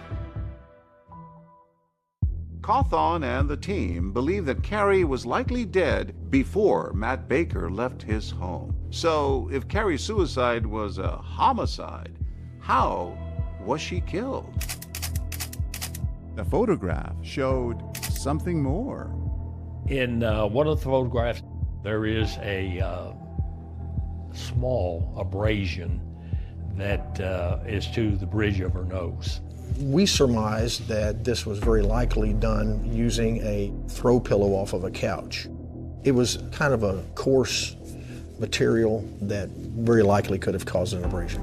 Indicating that maybe someone had held that coarse material against her nose. That's right. The abrasion on Carrie's nose, it's not noted in the autopsy, but the presence of the generic form of Ambien is. So Bill Johnston wants to look into Matt's digital trail. He sues Matt for wrongful death and obtains access to his computer records. A month before Carrie's death, they discovered Matt was on the computer searching for the term overdose by sleeping pills. I did search that. I did research to see, can you overdose? Is that even a possibility that I need to worry about? My wife overdosing on sleeping pills.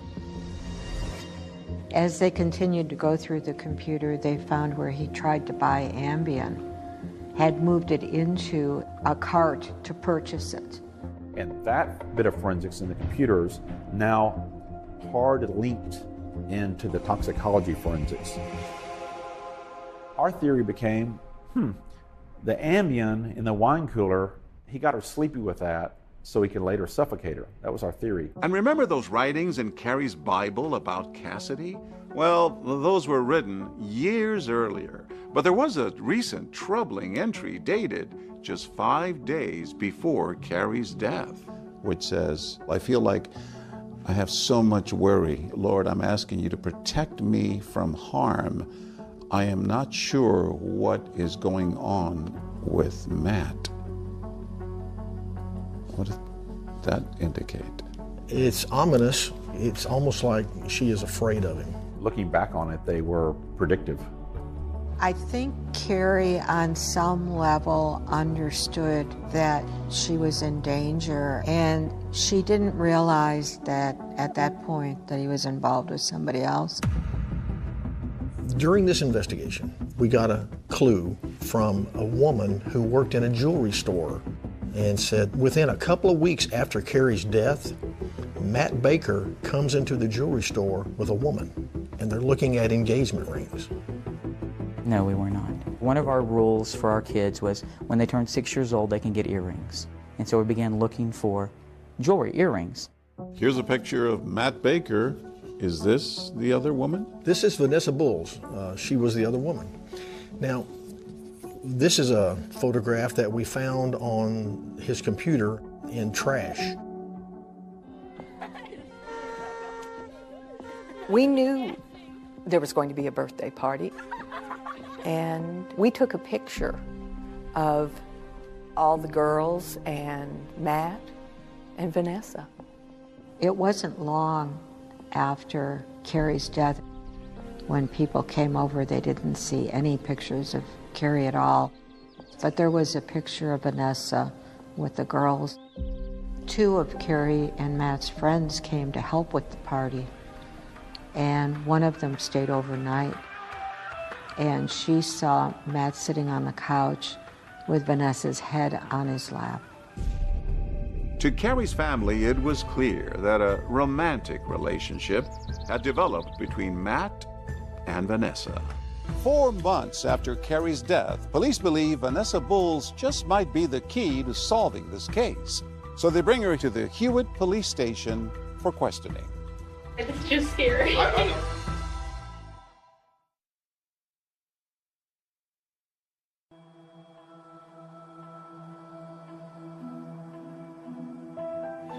Sorry to keep you waiting.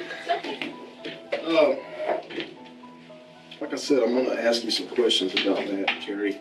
Okay. This doesn't mean the truth. Okay? I'm sorry, this is just scary. I know. 4 months after Carrie's death, Vanessa Bulls, the woman who appears to have become romantically involved with Matt Baker, is now sitting at the police station, answering questions about how that relationship unfolded. Every once in a while, he started calling just to chat, just kind of asking about my divorce and, kind of saying how, like, God would work everything out. How long was that it took it to progress to him calling a couple times a day? I want to say a couple of weeks. I'd be lying if I said it wasn't nice to have someone who, had 2 daughters and would possibly, be the dad to my child. Sure.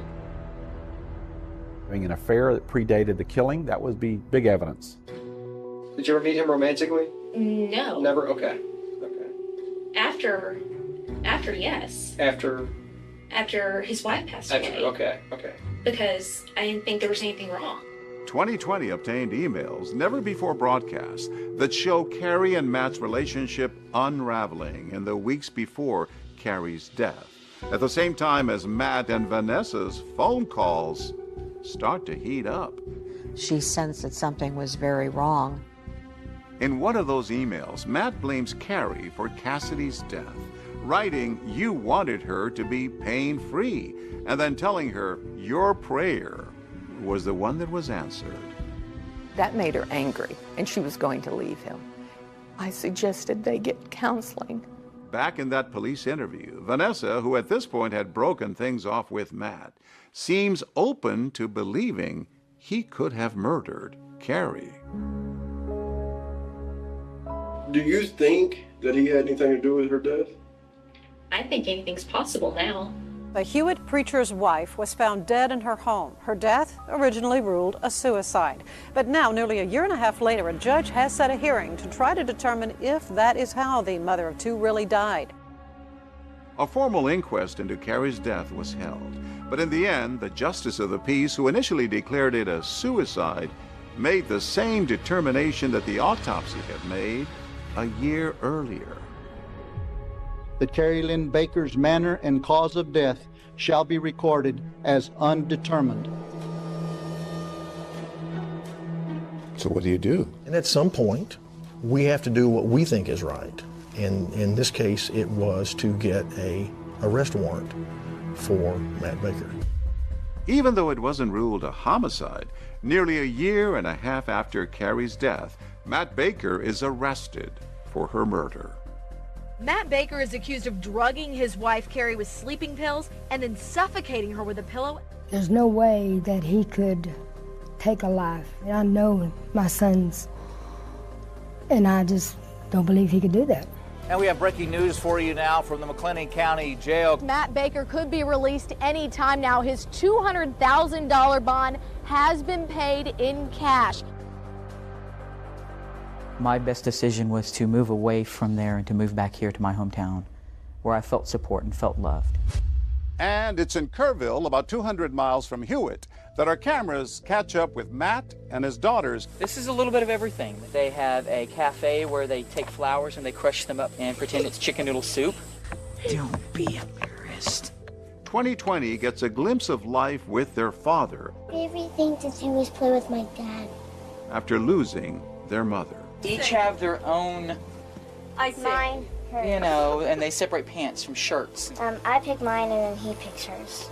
But I have to okay hers. Yes. Why? Because she likes spaghetti straps. But I don't wear them to school. I'm not allowed. And during this last year, he was a single parent, working and taking care of his girls. They emotionally attached to their dad very strongly, the younger one especially. This is my favorite toy because it used to be my dad's when he was a little kid. Once Matt was released, he went on kind of a press tour. He tried to tell the world his side of the story. Would Matt Baker have the nerve to actually interview for and do a photo shoot with Texas Monthly? Yes, he would. Pretty much anybody who wanted to talk with him, Matt Baker had an open door. Tonight on 2020, was it suicide or murder? The story goes national, and Matt Baker sits down with 2020 for an interview. He proclaims his innocence and denies he had an affair with Vanessa Bulls. It was a friend, it was a very good friend, but there's nothing there now. I don't believe in adultery, I don't believe in divorce. The problem was that for him was that he changed his story a little bit every time he gave one. Matt tells 2020 that it was the police who found that suicide note. One of the police officers found it and handed it to me, and I held it in my hands for a brief moment, and I looked at the first line, and I handed it back and said, I can't read it right now. But listen as Matt refers to that suicide note in his 911 call. My wife is laying in the bed, and her lips are blue, hands are cold, and there's a note that says, I'm sorry, basically. There's no way I could ever have hurt my wife. I loved her. She's the mother of my children, and I missed her, and I did not hurt my wife. We felt validated with the arrest, but I'm going to tell you right now, all the arrests in the world mean nothing without a good prosecution. The Texas Rangers made an arrest on the case, and the case was then transferred to our office. And I believed that Matt had killed Carrie, but I didn't feel like that we had the proof to take it to a trial and get a conviction. If you get an acquittal, it's over. 6 months after Matt Baker's arrest, the murder charge is dismissed after prosecutors failed to indict him. It was frustrating, but I mean, we knew it would take time and we weren't going to stop. People started running around town with bumper stickers that said "Justice for Carrie." Love trumps evil was underneath it. We had truth on our side. We had God on our side. We had Bill Johnston, and we were going to continue civilly. But his story was not adding up anymore. You wouldn't have left those two girls there if you didn't think it was safe. And would Matt's account of what he says he did when he found Carrie check out? He's not winded, and he's perfectly calm while he's talking. I'm going to tell you right now, I don't think it happened that way, John. I just don't.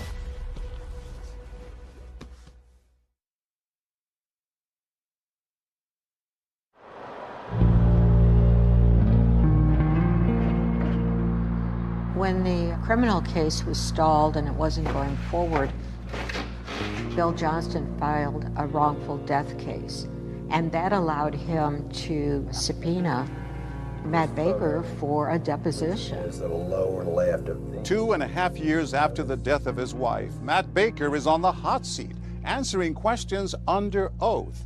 about the night she died. About 10:45-ish, a little before 11, she asked me if I could run a couple of errands. Now, had she sort of refreshed herself and gotten awake and got forward thinking by that time? It was still kind of that half awake, just talking, but still kind of real drowsy. I'm conjecturing that it went through his mind that maybe she already took all the sleeping pills before he left. Was she aware enough that you could observe that she could handle if the kids needed her, for instance? I felt that she probably could. She had to be fine, or else she was incapacitated, and he was a bad father, and he just left his girls with an incapacitated person. Which one is it, Matt? So he chose the high road, that yes, Carrie was fine. So if Carrie's fine, she's not getting ready to die. Bill was able to ask him question after question after question and get answers from him that were very helpful. While you have the phone pressed against your shoulder, you put on her panties first, is that correct? I believe that's right. And then what did you do? And I put on her shirt. Okay, and she's on the bed at this time? Correct. But Matt had told police a different version of how he dressed Carrie that night. So I put the panties on her in the bed as I was getting her out, and then when she was on the floor, I put her shirt on. The clothing, it appears consistent, especially her panties, as to how you would typically find if they were put on by the individual, not somebody else, with a lady who is not able to assist. If he would lie about dressing her, why? And he wanted to explain their body was cold by saying she was nude on top of the bed, as if she would have aired out, cooled off. Just a stick figure put where she came to rest once you moved.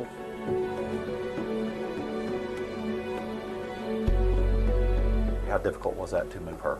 I guess at the time you don't even think about it. You just do what you have to do. We wanted to know if Matt's story holds up, so we asked Texas Ranger Matt Cawthon to put it to the test with a dummy roughly the same weight as Carrie's at the time of her death. He would have had to reposition the body. I'm going to tell you right now, I don't think it happened that way, John. I just don't. How much time would he have had to do this between the call to 911 and the chest compressions? About 2 minutes. To dress her, put her body on the floor, all while on the phone with 911. We're going to see if you can do this. I'm going to put a stopwatch to it, and here we go. And you're doing it as fast as you can. Well, I'm doing it the best I can. And I feel the phone about to fall. We're at 48 seconds now. We're about 1:20. He's having a conversation with the 911 operator, and he's not winded, and he's perfectly calm while he's talking to the 911 operator. That's 1:57 seconds. And then just to get her dressed. That doesn't include the removing from the bed and the chest compressions. And I know how to do CPR. Oh, you do? In listening to the 911 call, it sounded phony. Do I need to go unlock the front door? I'll let you know when they start getting close, okay? Okay. I think he'd give himself an Oscar, and I'd give him a Rotten Tomato. Just keep doing compression. I would not have known at the time when I got there that he had been doing CPR. You're still doing compressions? Yes, I am. Okay.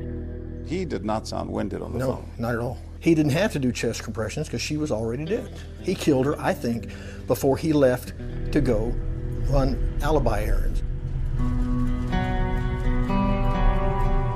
Despite Matt's inconsistencies, prosecutors feel they need more, so they bring in a new detective to help with the investigation.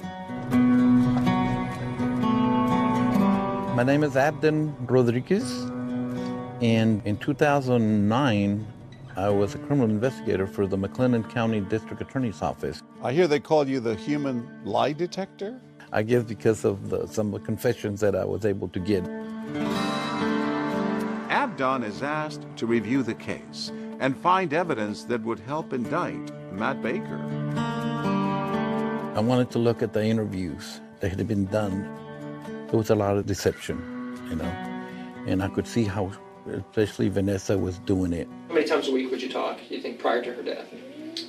Once every day for a couple hours, and maybe midday, or? Sometimes a couple times a day. As you can see, she's got her arms crossed and her legs crossed. That's a big red flag to me.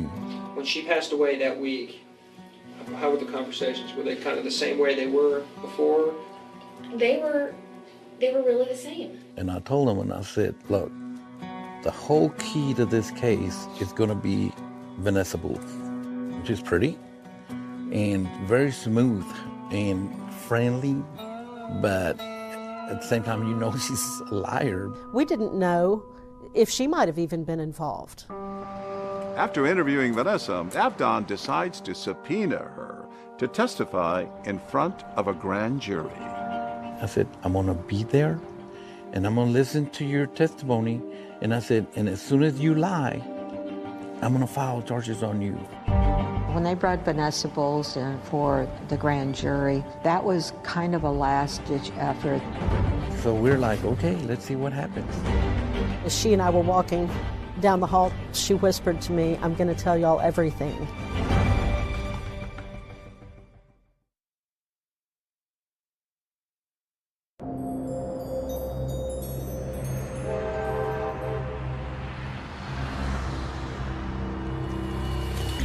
Behind closed doors, Vanessa Bowles' grand jury testimony is the last step in getting Matt Baker indicted. A former preacher charged with the murder of his wife. Finally, Vanessa's testimony is the smoking gun. Yes, it was. She had everything we needed. The civil case was dropped at that point in order to let the criminal case continue. Matt Baker is charged with first-degree murder, accused of drugging and suffocating his wife, Carrie, and making it look like a suicide. He pleads not guilty. Now, 4 years after his wife's death, Matt Baker is on trial for her murder. That first day of the trial, the gallery was full. We have a lot of people here in the gallery today. True crime author Catherine Casey was in the courtroom every day. I followed this story from the first time it hit the Texas newspapers. It was just so fascinating that this had unfolded, especially in Waco, in this city that's just dominated by religion. Prosecutors began poking holes in Matt's story from that night, starting with the 911 call and his claim that he performed CPR on Carrie. We're going to go ahead and do compressions. You're going to do it fast and hard 400 times. 400? 400 times. Did any police officers arrive before you? I was the first one there. And what did he tell you? He pulled her off the bed and put her on the floor in order to do CPR. And what was his demeanor? Very calm. Did that strike you as odd? Yes. Even as a police officer, I would not be as calm as he was that night. There was no way that in that period of time he was able to move her, dress her, and was doing CPR while he was having this conversation. He wasn't sweating. He did not seem to be in any type of physical distress. The computer expert found incredible evidence regarding searches, regarding suicide, regarding sleeping pills, and regarding Ambien, which became critical. Can you tell the jury what was extracted from the muscle tissue of Carrie Baker? We found 3 different drugs, phentermine, diphenhydramine, and zolpidem. And then zolpidem, and its common name is Ambien. We never were able to determine where he got the Ambien from. But we were able to determine that he was going to these websites and that he had gotten as far as putting Ambien in a cart. Defense attorney Guy Gray pointed out that there was no evidence that Matt actually ordered Ambien from that website. They went through the process of looking at it, but it was aborted and no purchase of Ambien was made. Correct? Yes. No further question.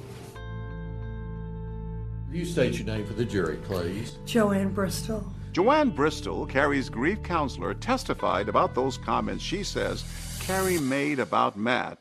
She said, I'm thinking my husband is going to kill me, but she recanted the statement. How do you analyze that, or what do you think about that? I felt at that time that I knew this client very well. She had never misled me, and so when she said, oh, but I know he wouldn't do that, I believed her. You didn't advise her to leave the house or move out. You didn't call law enforcement. You took that as a recanting as an accurate or true reflection of what was going on? From her, yes. Day 4 of the trial, and it's the prosecution's star witness, who everyone is waiting to hear. This case was one of those cases where all of the attention is focused on one witness, and that one witness was Vanessa Bowles. The state calls Vanessa Bowles. I remember looking at Matt more than looking at the jury. I wanted to see his response, and I think he was stunned. Raise your right hand. After years of denying their affair, Vanessa now admits that Matt began to pursue her even before Carrie died. Please have a seat. He started asking me things about my divorce and started telling me, whoever finds you is going to be a lucky man. Did he say anything else unusual to you? He came by and was kind of smiling. He said, oh, don't date other guys, just date your pastor, and kind of smiled. Did he say anything else after that? He said, will you really date your pastor?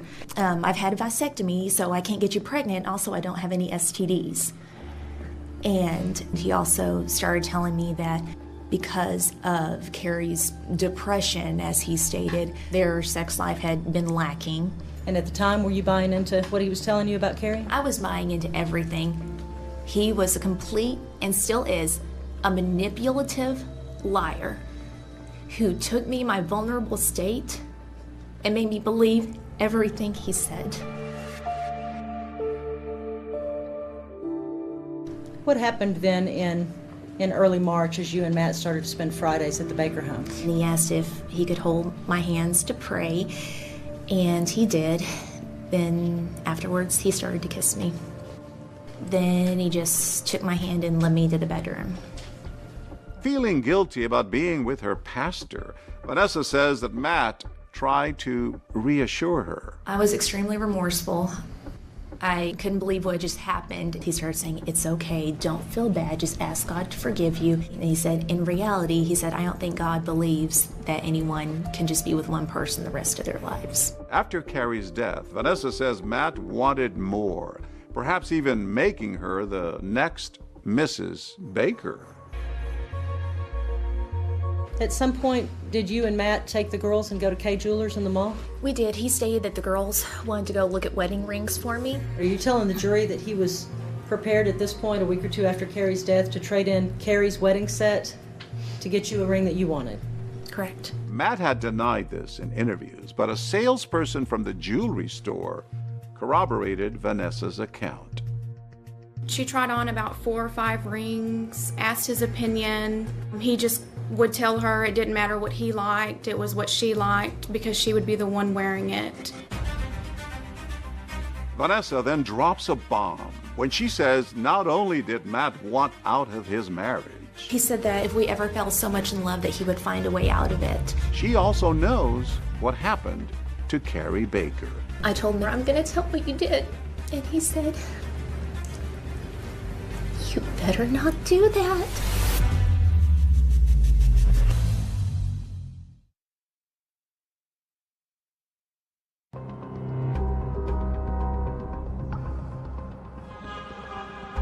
Vanessa testifies that Matt was openly plotting Carrie's death.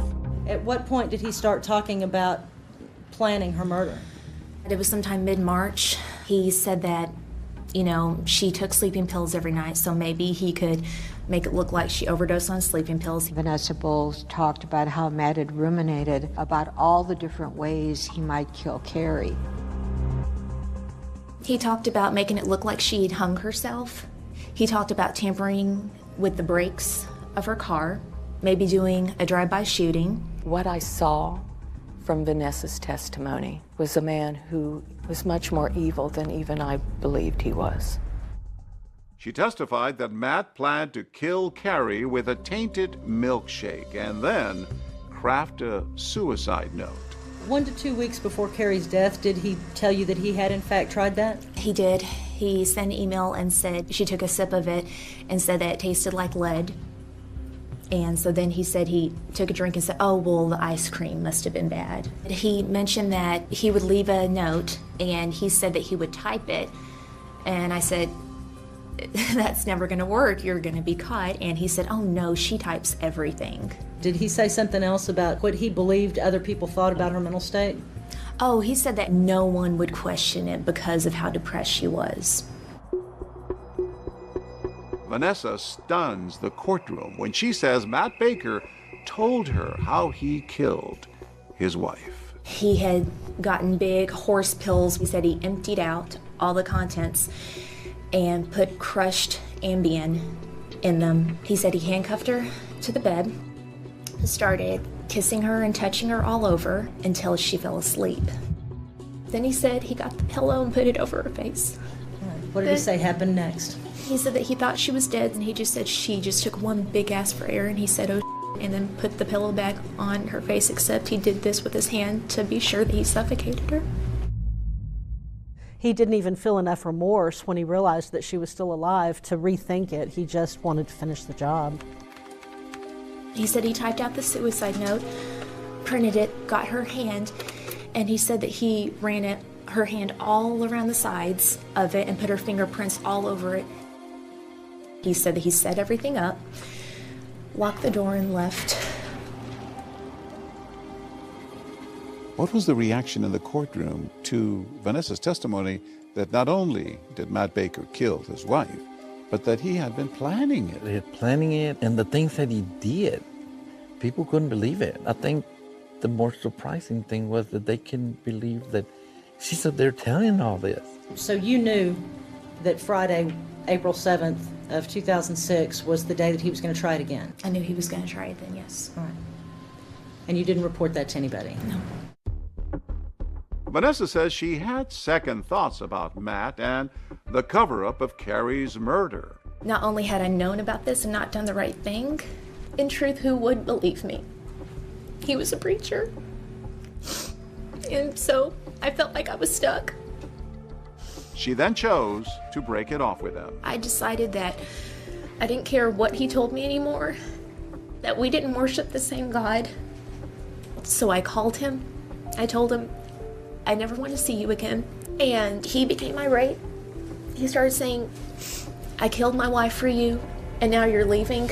In a move Vanessa believed was meant to intimidate her, she testifies that Matt sent her an MP3 of a song called Dirty Little Secret.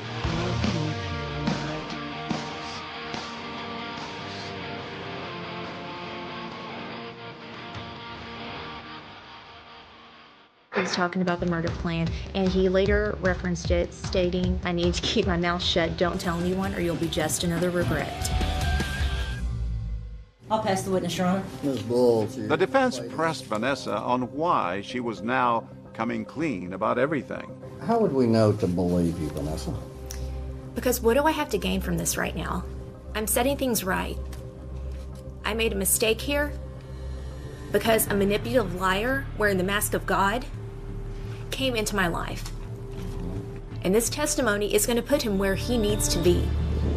It's now up to the jury to determine where Matt needs to be. Folks, we can't protect her from harm. The only thing now we can do is give her justice.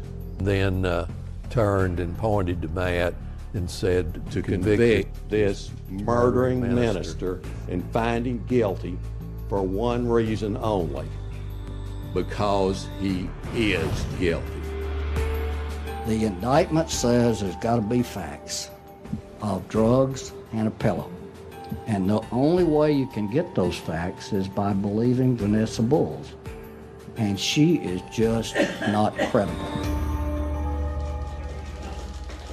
I think a lot of people struggled with Vanessa. I mean, she had done horrible things, but I think it really helped her credibility when she was on the stand because she didn't try to fade her own culpability. I think Vanessa was absolutely the key to the case. They've reached a unanimous verdict, is that correct? Yes, sir. We, the jury, find the defendant, Matt D. Baker, guilty of the offense of murder as alleged in the indictment.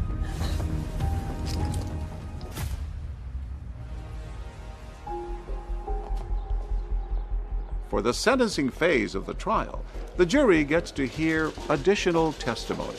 They came back and had witnesses from his past come and talk to us about things that he had done. One by one, women testify about sexual misconduct they say they endured from Matt Baker. He came up from behind me, put his hand on my breast. I pushed him away, told him no.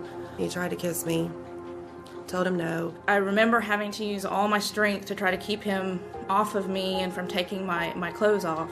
Including Laura Wilson, the student trainer who worked alongside him in college. He took his hand and began running up my thigh and between my legs. I think as a jury, to see, what all he's been doing since he was a teenager made us 100% feel like that we had definitely made the right decision. The jury sentenced Matt Baker to 65 years in prison. And finally, Carrie's mother has a chance to confront him directly. I'm talking to you, Matt, today, okay? You haven't looked at me in almost 4 years. Can you look at me today? So what does Matt have to say from behind bars?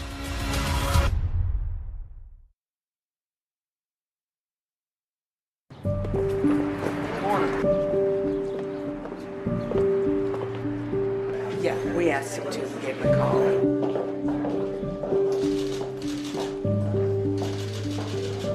It's a sentence of the court that you be confined for a term of 65 years. There's some victim impact statements given by the family of the victim. You may proceed. I'm talking to you, Matt, today, okay? You haven't looked at me in almost 4 years. Can you look at me today? For a little while, okay? But she did talk to him directly, and he looked down. Matt, she loved you. And then you took her from us, Matt. You discarded her like she was yesterday's trash. You murdered the mother of your children. But love trumps evil. I don't know why, but I felt pity for him. I truly believe in my innocence. I believe the jury made a mistake in this. After his sentencing, 2020 speaks with Matt Baker again, this time in prison, where he finally admits to his affair with Vanessa, but continues to maintain his innocence. I'm coming clean on the lying about Vanessa. I made a mistake. I'm human. I made a mistake there. I should not have ever got involved in that. I was having a tough spot in my marriage, and I took the chicken way out. But I would never have hurt my wife. I never did. I never laid a hand on her, ever.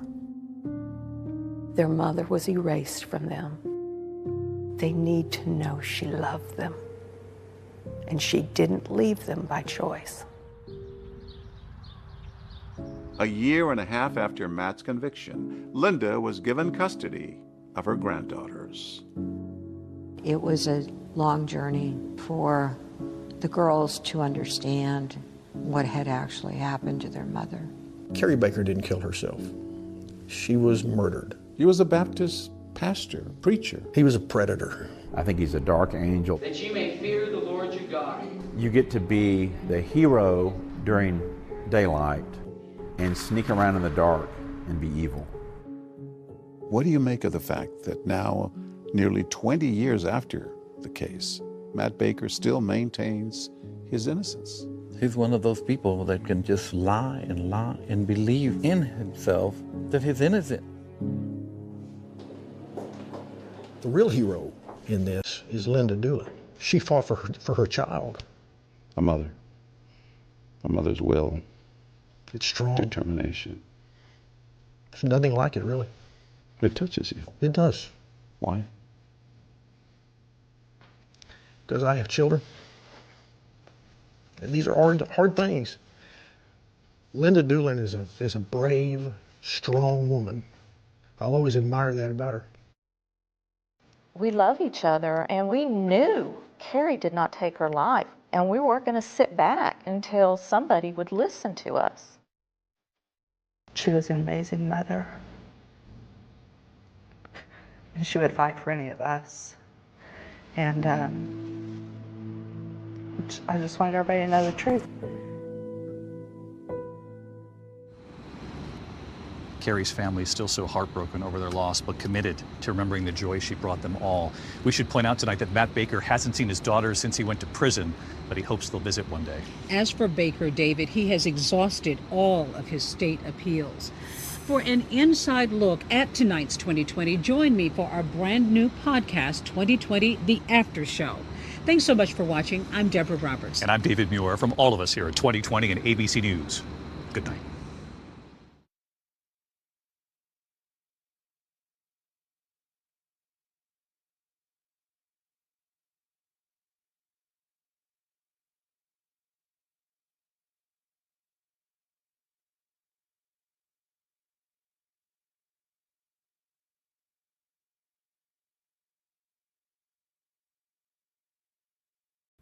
Tonight, a woman's husband is shot and killed, and she fears she could be next. But everything isn't what it seems when a decades-old family secret comes to light.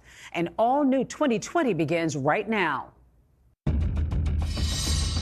husband is dead. I'm missing my right arm. I feel like I'm just missing my life. I don't know what to do. Miriam gets home. It looked like the house had been ransacked. She sees Alan laying on the kitchen floor. He was shot right in the back of the head. 62-year-old Alan Helmick dead. Here in this parking lot, less than 2 months before Alan was murdered, there was an earlier attempt on his life. Somebody tried to torch our car. So the car actually got torched? We found a vehicle that had a wick in its gas tank and had been set on fire. Never seen anything like that before. We didn't know if this person could come back. Miriam became convinced she was being watched. She thought somebody was trying to come into the house, and she was scared for her life. 2 weeks after Alan's murder, Miriam finds a dramatic discovery under her doormat. And she goes, "What should I do? What should I do?" And I said, "You call the police and you get away from there." There's a card inside that says, "Alan's first, you're next. Run, run, run."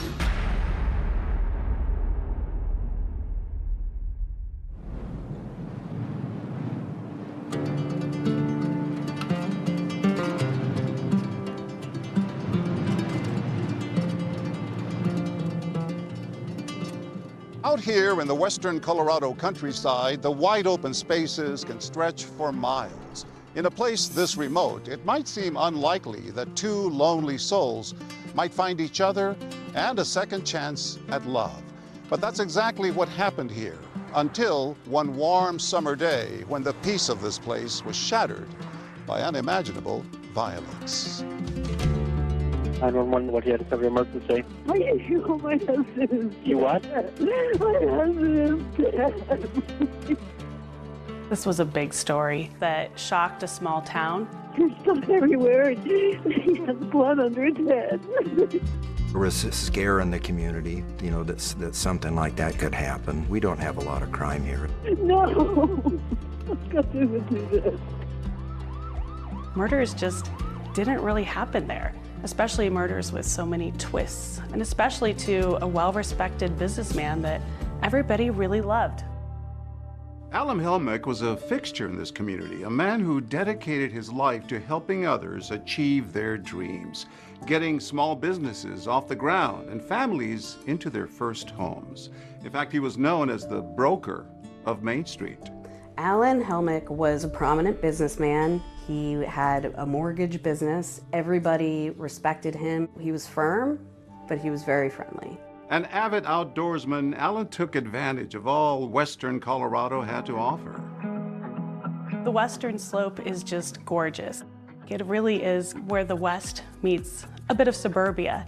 And in Whitewater, people had these sprawling homes, very affluent, very safe. How would you describe this town of Grand Junction? We pride ourselves on our outdoor activities, our beaches, our wine industry.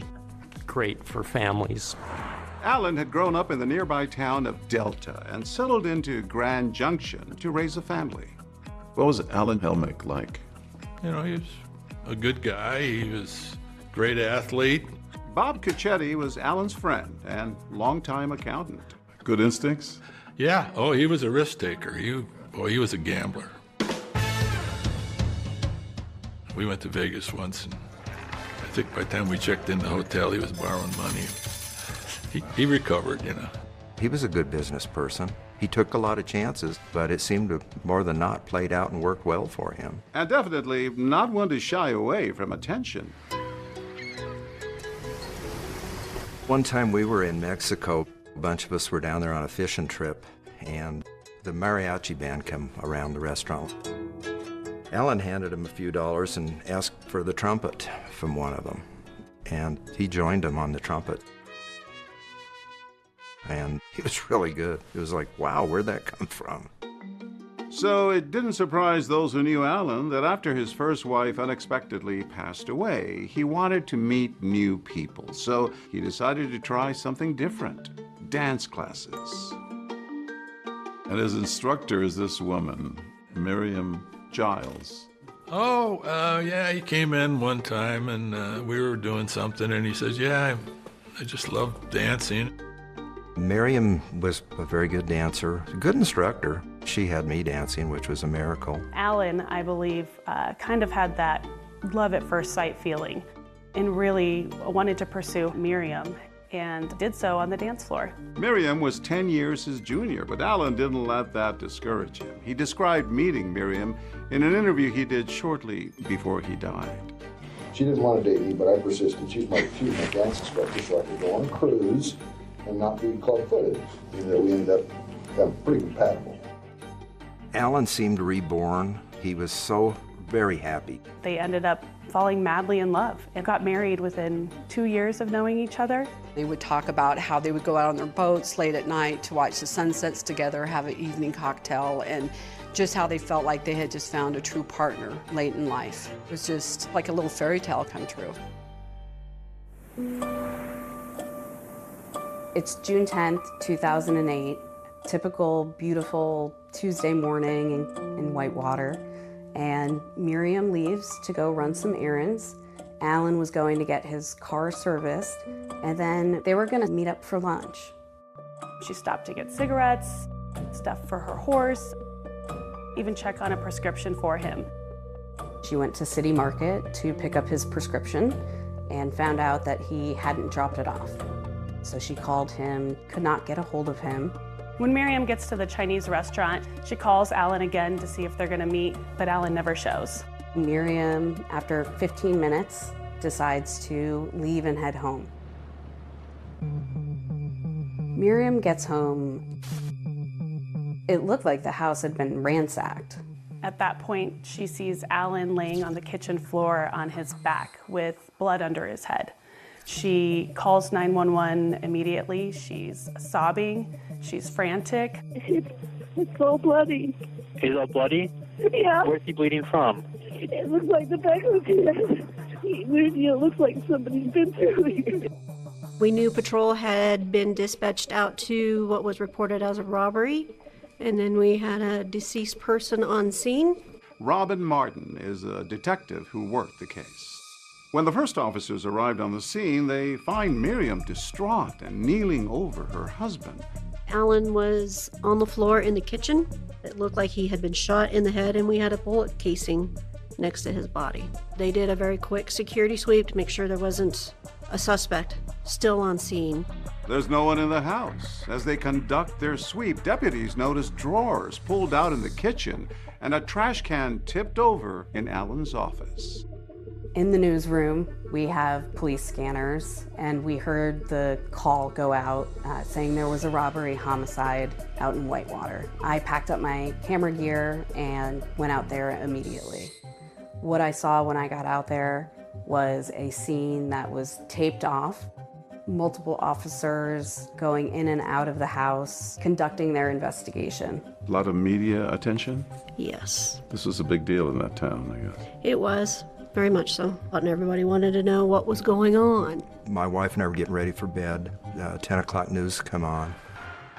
The headline was, there has been a homicide in Whitewater. The Mesa County Sheriff's Office is called out to this Whitewater home. I kind of jokingly said to my wife, I says, oh no, I wonder if that's Alan. And lo and behold, it was Alan. What they find is 62-year-old Alan Helmick dead, shot in the head. It's Detective Work 101 that you start with the people closest to the victim. But in this case, Alan's wife, Miriam, was running those errands, expecting to meet Alan for lunch. She even had the voicemails to prove it.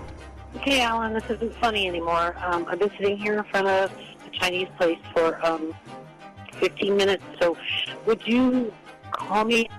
Things did not add up. Everybody knew him. Everybody loved him. Who would do such a thing?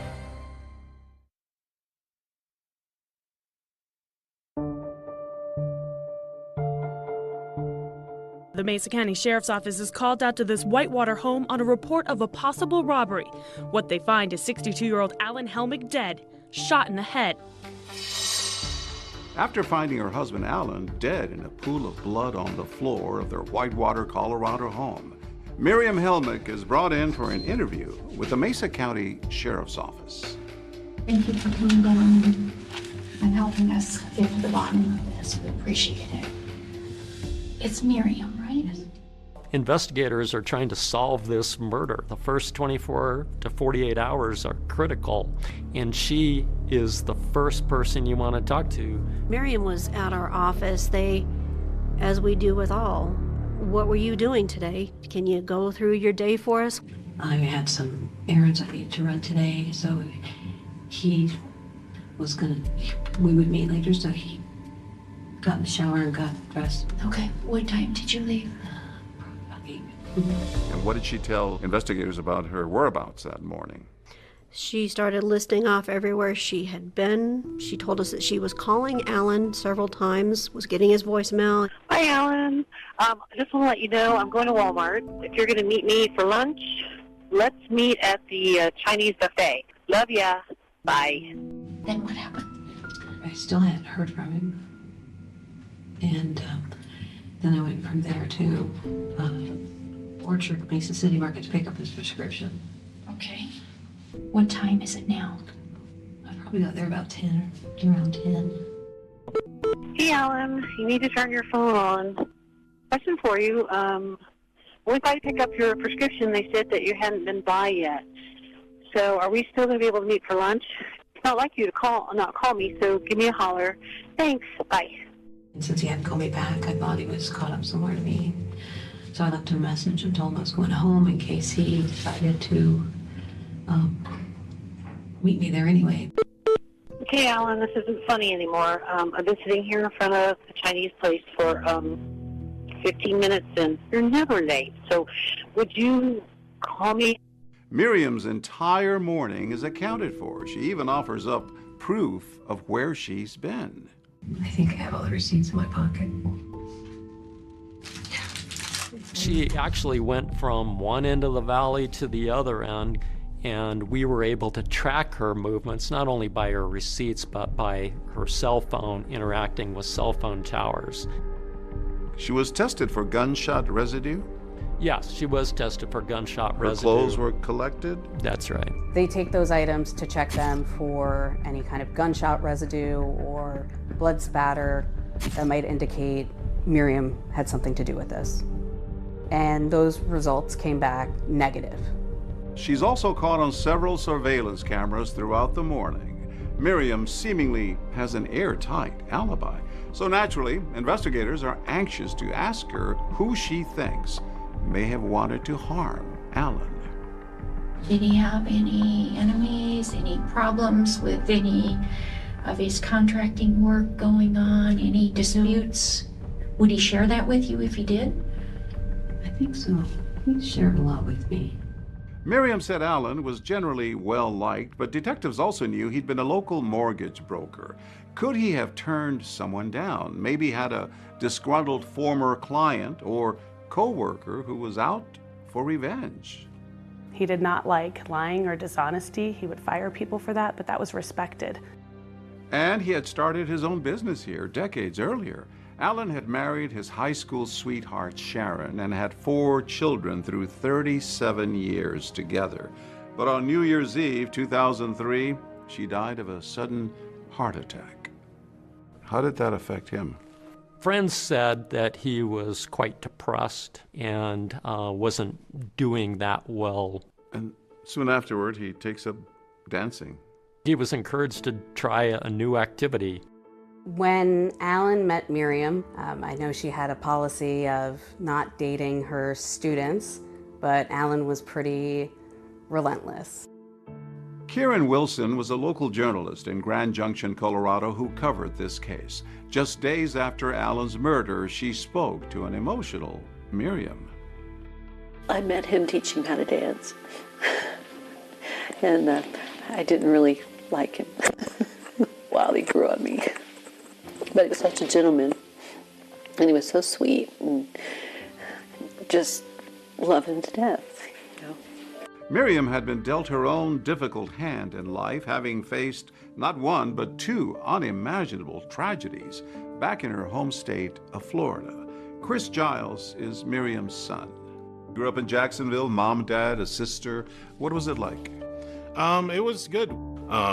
Typical kind of four family. You know, me and my sister were super close. Mom kind of let us to do our things, but it was also there to kind of shepherd everything and help us through.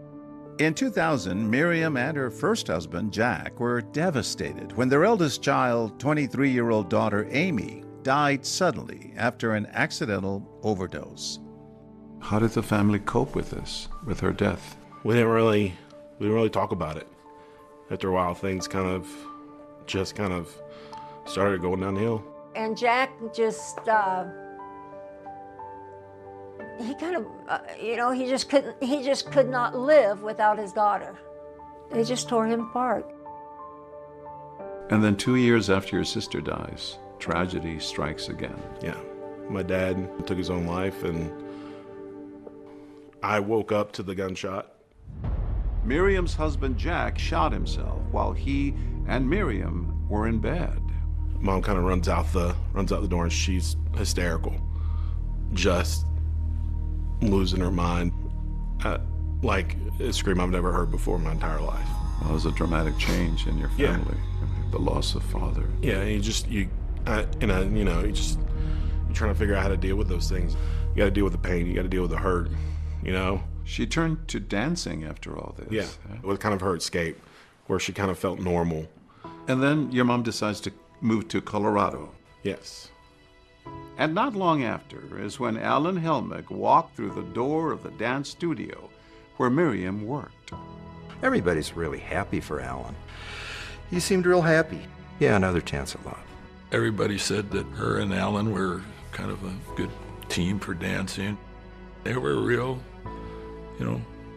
couple. So Alan and Miriam decided to build a house together, and they chose the community of Whitewater. The house was set pretty far back from the road, and it was about a 40-acre property. Your mom goes through all this, seemingly happy again, and all of a sudden, this happens. 911, what do you have to have your emergency? My husband is dead. How did you learn that Alan had died? She called me. She called me and told me that he'd been shot. Still kind of another shock to the system. Another loss. Yeah, another loss. So far, investigators don't seem to have much to go on. But about an hour into that police interview, Miriam says something that would raise the eyebrows of any homicide detective. In Delta. And somebody tried to torch our car. So the car actually got torched in Delta? Had Alan's killer made an earlier attempt on his life?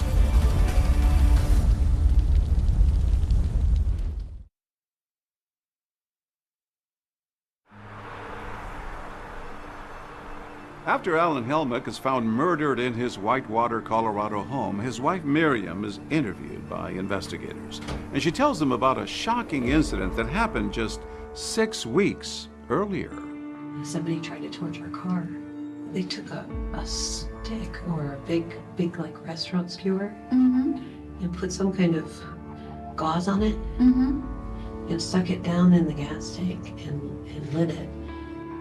Here in this parking lot, less than 2 months before he was murdered, there was an earlier attempt on Alan's life. Someone tried to set his car on fire. It looked like something straight out of a movie, but for the Helmicks, this brushed with death was all too real. Tell me about that incident. What happened that day with the car? Well, Alan and Miriam had driven to Delta for the closing on their business. They were selling Alan's title company to a purchaser, and they had finished the transaction and had parked out front. Collected a check? And collected a check for over $100,000 for the sale of this business, and got in the car. At that point, Miriam went in to use the restroom. And while she's in the business, the car starts smoking. Alan looked in the mirror and saw that the vehicle was on fire. He got out of the vehicle, went to the back of the car, and a wick was in the gas tank. When Miriam comes out, she hears that Alan's screaming at her to bring her to get a fire extinguisher, that the car is on fire. Upon arrival, we found a vehicle that had a wick in its gas tank and had been set on fire. You ever seen anything like that before? No, I had not seen anything like that. It was pretty obvious someone had tried to start that fire. Correct. So if someone was trying to set the car on fire, it didn't quite work. Correct. The fumes did not ignite, fortunately. Were they able to glean anything else from the crime scene? No security cameras from the surrounding businesses, no video footage whatsoever of what had transpired. The police both questioned Miriam and Alan after the car incident. You have no idea who would do this to you or Alan? No, not at all. I mean, it's just weird. I don't know. We've been hashing it over last night. We can't figure it out. Alan didn't have a lot of enemies, and so who would want to kill Alan in that kind of way by blowing up his car? That was a real mystery. Do you know anyone that would have a problem with you? I do not. Over the years, as active as I was in business in this area, there's going to be some unhappy people because I turn people down on loans from time to time. But I think I was well respected in the savings and loan industry.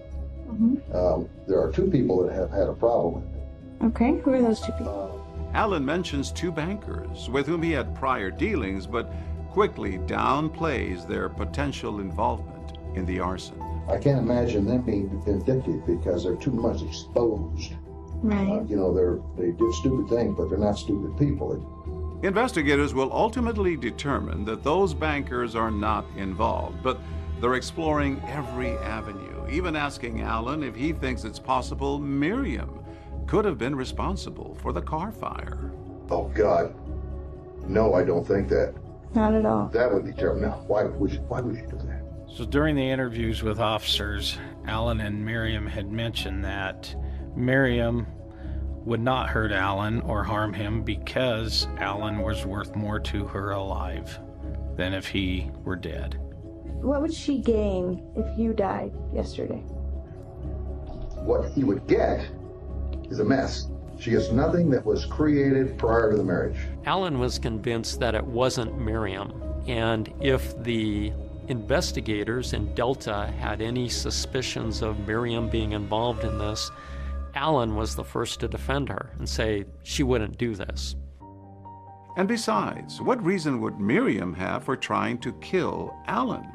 He'd always gone out of his way to make her dreams come true with lavish gifts and gestures. His goal in life was to make me happy, and he took care of me. His favorite saying was, have fun like hell. So anytime he knew I was going shopping or he gave me money or anything like that, he would say, have fun like hell. Alan loved Miriam, and he was always happy to dote on her, buying her lavish gifts like her own dance studio and even a horse training business, always intent on making her lifelong dreams a reality.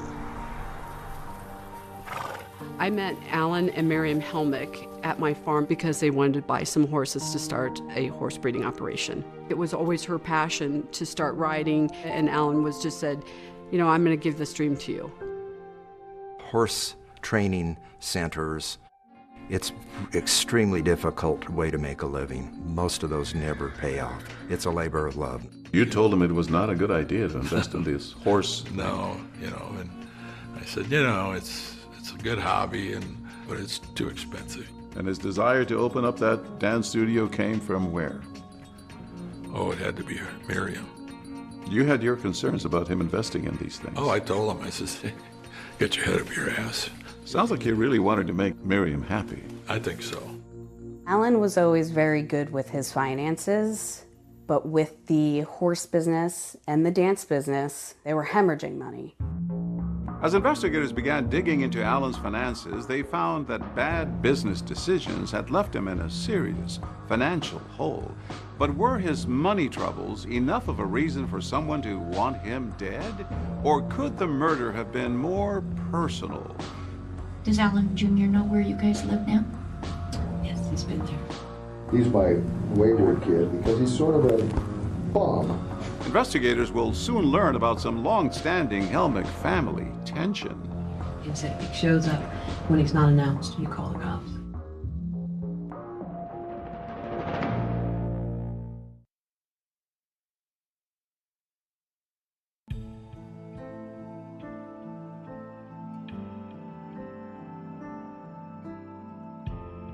One week after his untimely death, Alan Helmick is laid to rest. When we were at Alan's funeral, Miriam sat in a pew in the very front, of course. She was crying, looked real despondent. Alan's family, his daughters, were just heartbroken and devastated. Alan was a really good dad to those kids. He was like their rock, and hit them real hard. What's it like around here without him, I guess? Very quiet. I'm missing my right arm. I feel like I'm just missing my life. I don't know what to do. In the days after Alan Helmick's murder, investigators had diligently chased down leads and conducted interviews with people in his orbit, but they hadn't announced any suspects. There was, however, one thing they were pretty sure of. This was not a robbery gone wrong. What stood out to you? It was odd.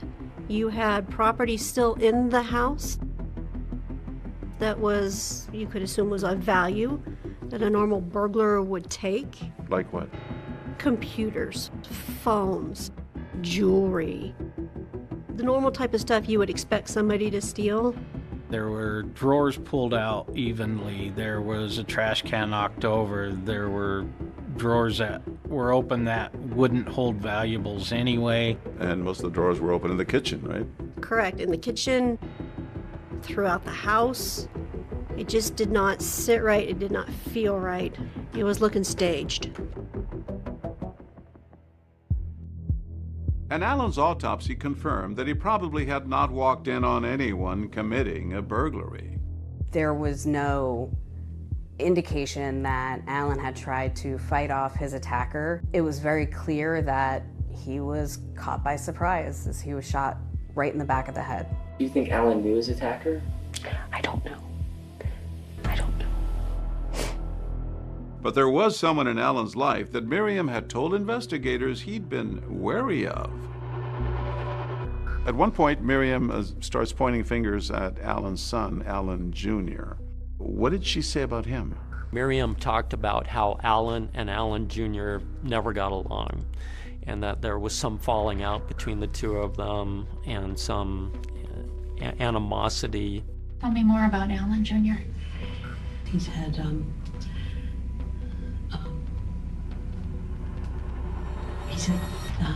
run-ins with the law. What was the relationship between Alan and Alan Jr. 3 to 4 months ago? Same. Same It's distance? been that way for many years. Okay, kind of Very stayed apart. distant. Okay. There's some real animosity there. Does Alan Jr. know where you guys live now? Yes, he's been there. And after that car fire 6 weeks earlier, Alan had also mentioned his strained relationship with his son to those investigators. He's my wayward kid because he's sort of a bum. And And you can't fix that by just handing him money. Alan's personal issues with his son, coupled with the fact that he may have known his attacker, was enough for detectives to bring Alan Jr. in for an interview. Come on in and have a seat. And Right here? yes, that's fine. He's the kind of guy that if he saw something that wasn't right, he would give you his 2 cents about it, and it would not be nice. It would be sharp. He just told it as it is. Yeah, it's sharp. Yeah, right out. Sure. My dad's like, you're out. You know, you're Right. You're I like you because you're doing this. Alan Jr. goes on to say that his father had effectively cut him off financially. Your dad would give me a dime. Okay. Did you ask? No, I'm sure that I had back then, and then he repeated, you know, hey, this is something you need to learn to take care of yourself. When asked, Alan Jr. insists he would never hurt his father, and he had an alibi. He was working out of state at the time of the murder. Where were you Tuesday? Because everybody's been asked that question. And you know, I'm not an ignorant human being. Right. And I would be offended if you didn't ask those questions. In fact, I would be angry with you if you didn't ask them in that way. Would have been working on the computers. I would have been at the hostel on my computer. In Seattle. Alan Jr. was cleared as a suspect. That's right. No evidence linking Alan Jr. to having anything to do with Alan's murder. So investigators are back to square one. That's right. There were no suspects. We didn't know if this person could come back. I never thought it would happen here or anything like that would ever happen here. It's just always quiet around here. Are you scared that this person might come back? I don't know. Yes and no. I don't want to leave because I'm closer to him here. Had there been a murder in my home, would not want to stay there, especially not a few days after. But she said it was her home. She said she felt closer to him there. But if Miriam says she felt safe enough to stay in her and Alan's home, that was about to change. And then 2 weeks after Alan's murder, Miriam finds a dramatic discovery under her doormat at the house. And she goes, what should I do? What should I do? And I said, you get off the phone and you call the police and you get away from there. Was the killer now coming after Miriam?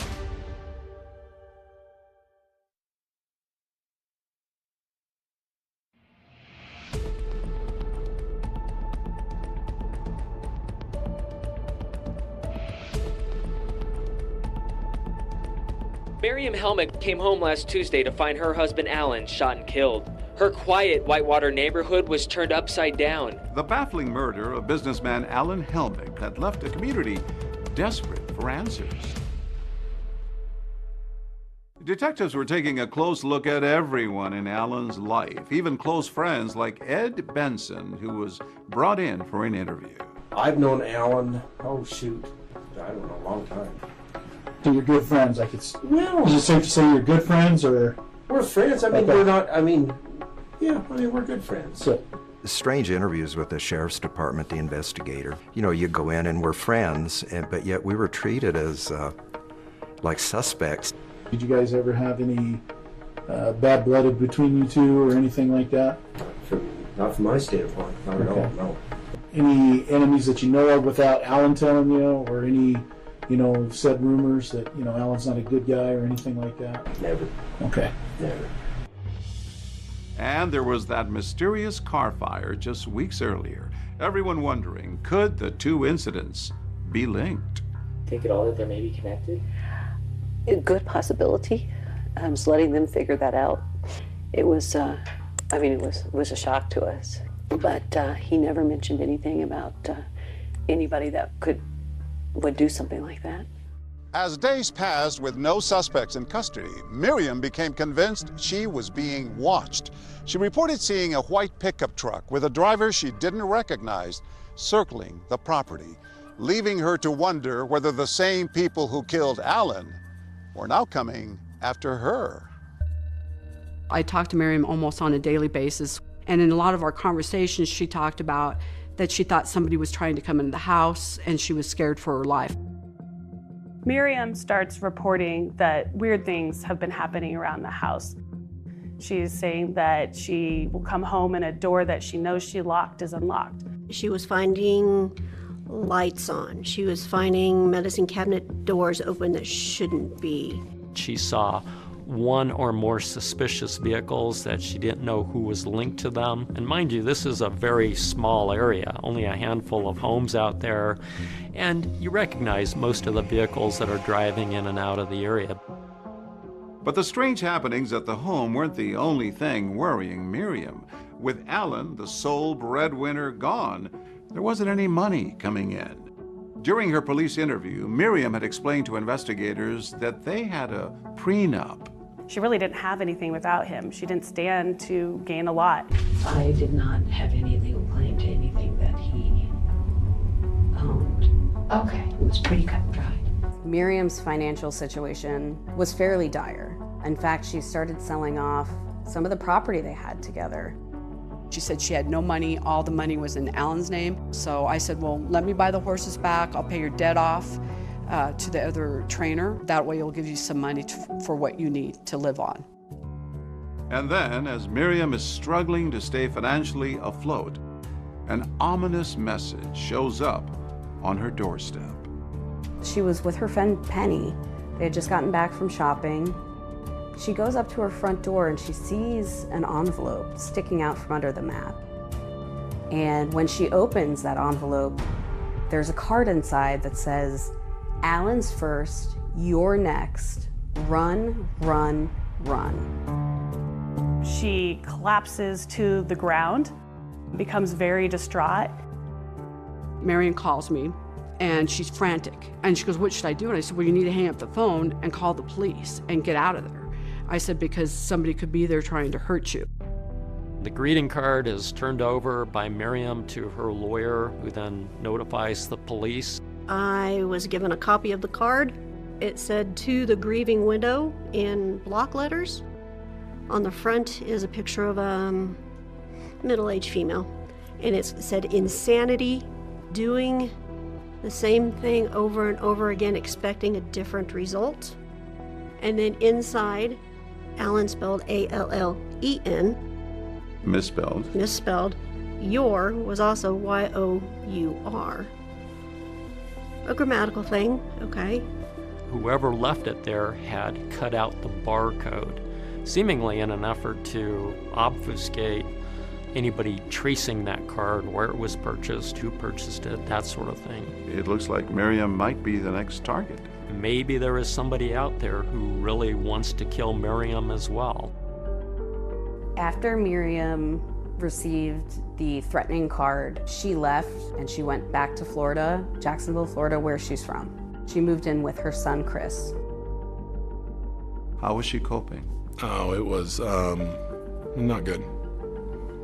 You know, there was some brokenness there. I just knew that she was in a bad place. I was trying to help her through that stuff. What did you make of that? I think that's not that abnormal. She didn't have a lot to her name, so she needed to figure out how to live without Alan. Back in Colorado, that bizarre greeting card gives police something they have been desperately searching for: a solid lead. I had actually seen this card before.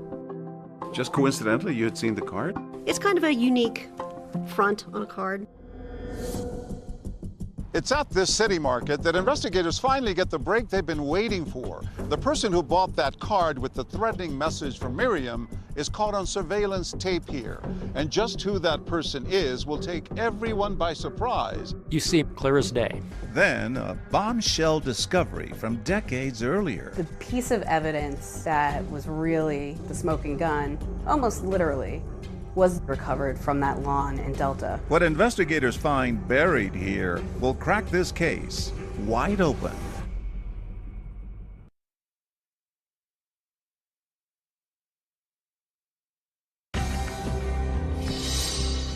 What we had was a man who had led a good life and he ended up murdered. I saw Alan on the floor. He was cold and gray. People were in disbelief. People were scared. I held his hand for a few minutes and tried to make some sense of it all. Miriam comes home. There's a handwritten note, and it says, "To the grieving widow." Alan's first, you're next. Run, run, run. It looks like Miriam might be the next target. The killer was now after her. You want twists and turns? There's no shortage of that here. I met Miriam on a dating site. She wrote, saw your profile and loved it. She was moving on. Even my girls were like, she's dating already? She's trying to get on with her life in a new state. But another incident with a gun comes to the surface. I heard the shot. Mom kind of runs out the door and she's hysterical, just screaming. Like a scream I've never heard before in my entire life. Could what they find buried in this yard be the smoking gun?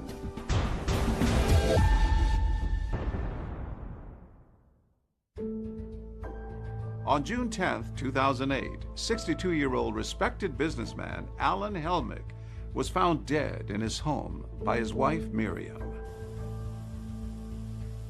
When we arrived, Alan was on the floor in the kitchen. He had been shot in the head and we had a bullet casing next to his body. The place had been ransacked, but nothing seemed to have been taken. They realized fairly quickly that this was a staged attempt to hide what really happened. A tragic ending to what appeared to be a perfect second chance at love. Both Alan and Miriam were widows. She was his dance instructor for ballroom dancing lessons.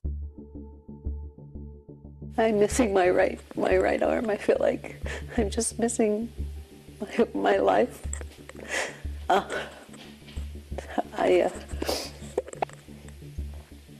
don't know what to do.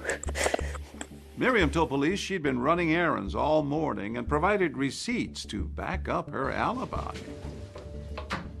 I went to Walmart. Okay. I needed to buy some shirts. Police were at a loss as to who would want this well-liked businessman dead. Alan had some enemies, but nobody was going to kill him.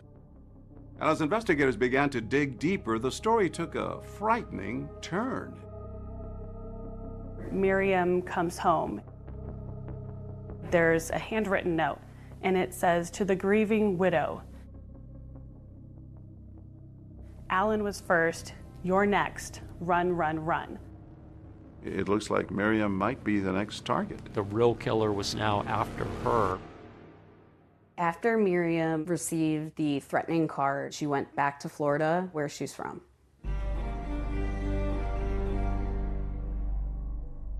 When Miriam came back to Florida, I was so surprised. I just couldn't believe it. She gave me a call, and I got a lot to tell you, she says. In Florida, Miriam turned to old friends for support, reconnecting with her former neighbor, Aline Lee. Miriam didn't have any money. She said, all I've got is just the clothes on my back. I have nothing. I said, I can get you clothes. My girls are your size. I bought a gas card for her, and I gave her a bag of jewelry. I just felt bad for her. While Miriam tries to restart her life in Florida, detectives in Colorado are continuing to work the case, trying to figure out where that threatening card she received came from. They got in touch with the manufacturer of the card. He was able to tell them where these cards were sold. I checked the Hallmark. I checked the Hobby Lobby. We finally get to the city markets. I contacted their loss prevention guy. They found 2 sales. One person paid in cash, didn't know who that person was. The other one was with a credit card. So we had a name, and then he found one more purchase. He called me and he's like, I've got video. That store uses VHS tapes? That particular store was not as up to date as their others, and they did use VHS, and they used it over and over and over again. So by the time we got this tape, it was kind of delicate.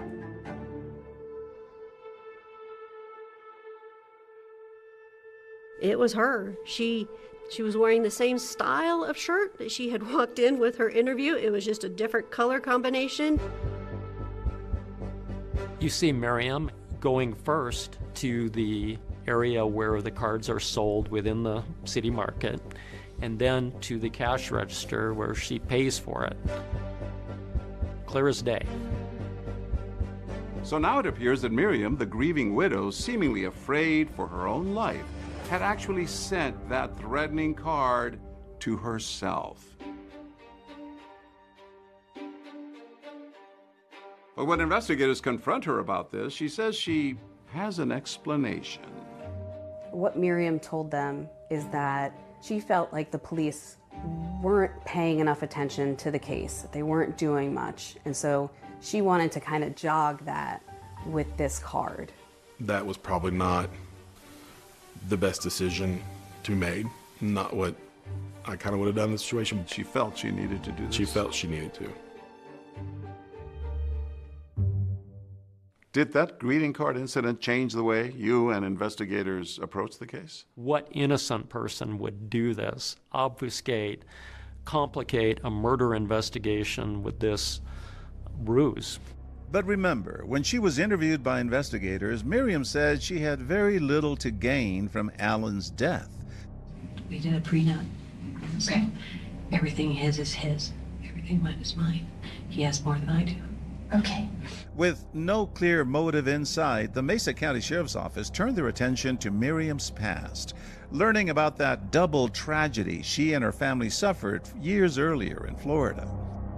There was the sudden loss of her daughter, and then a shocking development with her first husband.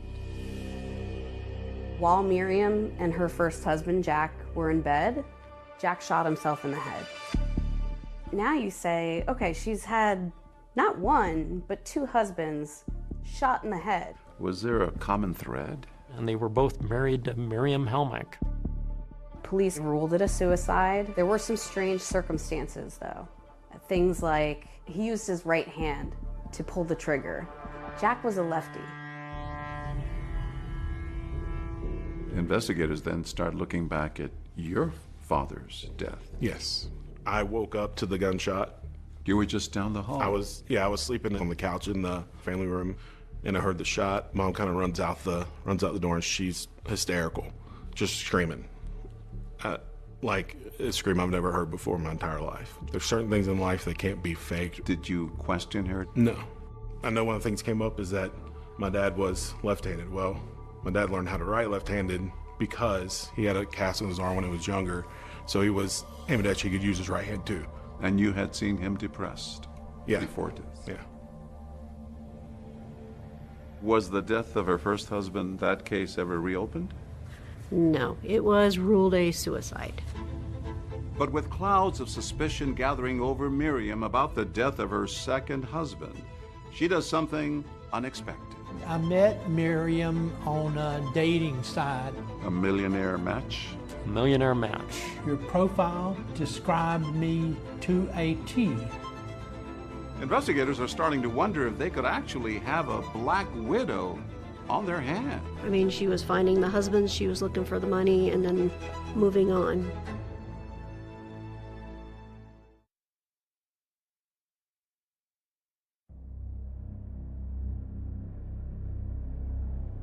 With suspicion now mounting that she may be the person who killed her husband, Alan, Miriam Helmick does something unexpected.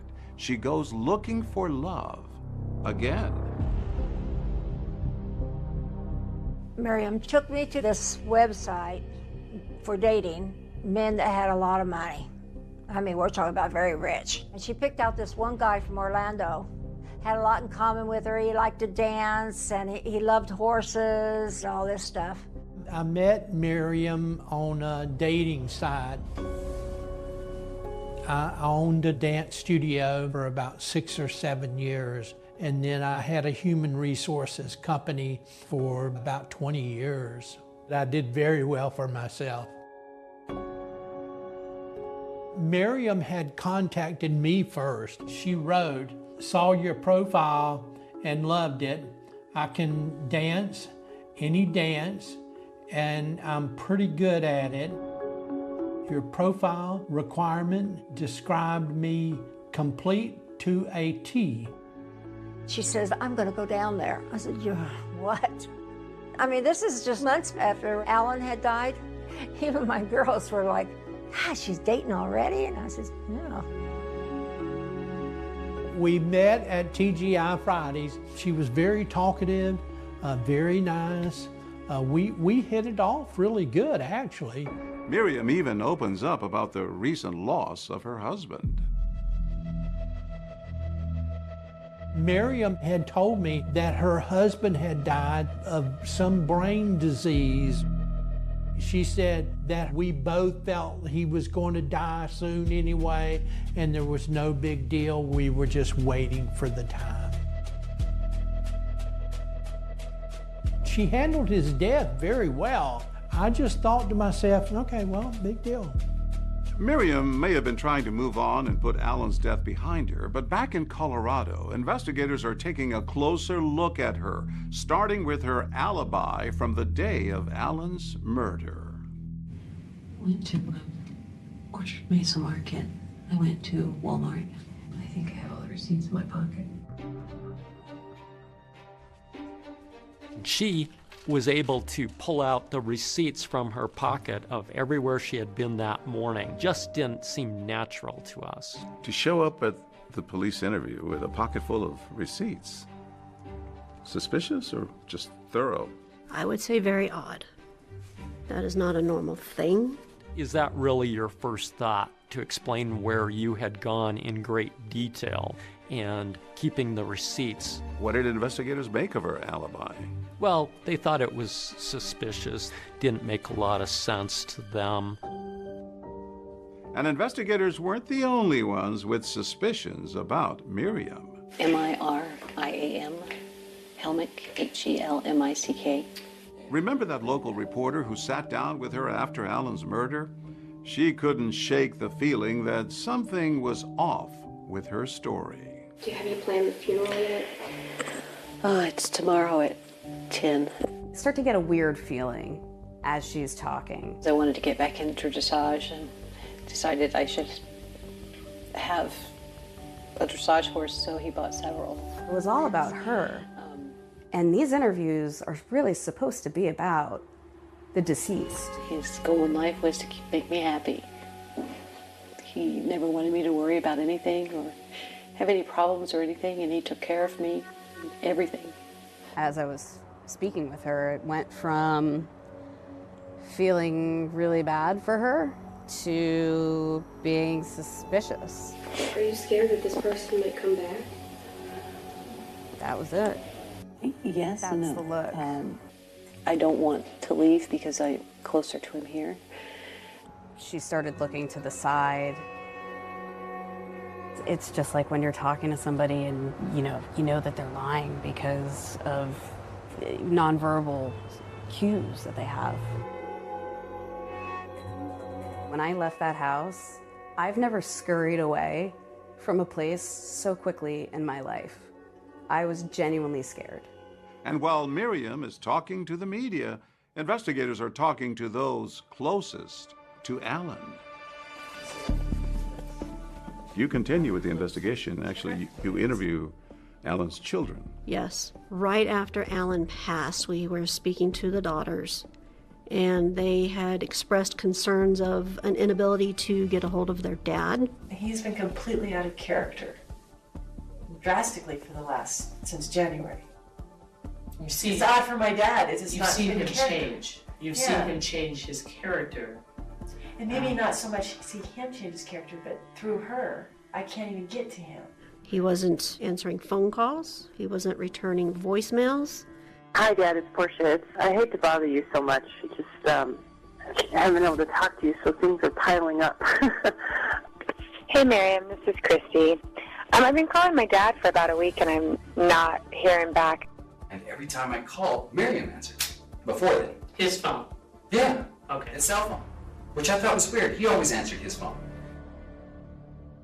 It appeared that he was being distanced from them. I'm like, well, Dad, is your home phone hooked up? He's like, no. I'm like, well, how does anybody get a hold of you? Well, Miriam doesn't want anybody to bother me. And when they would call Miriam, there was excuses as to, oh, I'll have him call you back, or he's not around. She certainly, in the days leading up to his murder, was isolating him from his children. Alan's kids couldn't help but wonder why Miriam seemed to be keeping them from their father in the months leading up to his murder.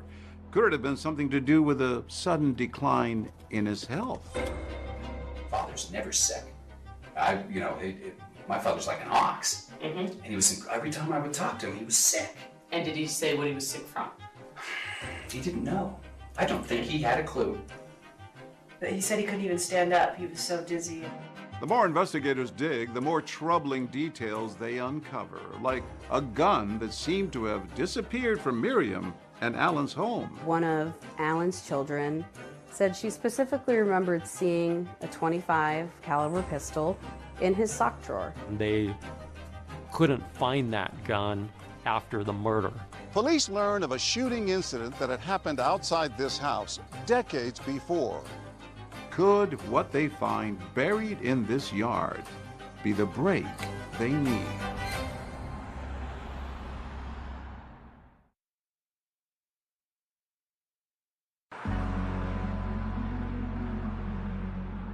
Detectives will often say that when it comes to investigating, there are no coincidences. And for those working the murder of Alan Helmick, they were certain that attempted car fire just weeks earlier was somehow connected to their case. This area is where I was dispatched to a car fire. We saw that somebody had placed a wick in the gas tank of a vehicle. We contacted the driver. We were speaking with him. We were speaking with his wife. As I started questioning both of them, I noticed she became a bit nervous, and she said that she wasn't feeling well, needed to run to the restroom. I watched her leave the back of the vehicle, not go into the restroom she just came out of. Not right here.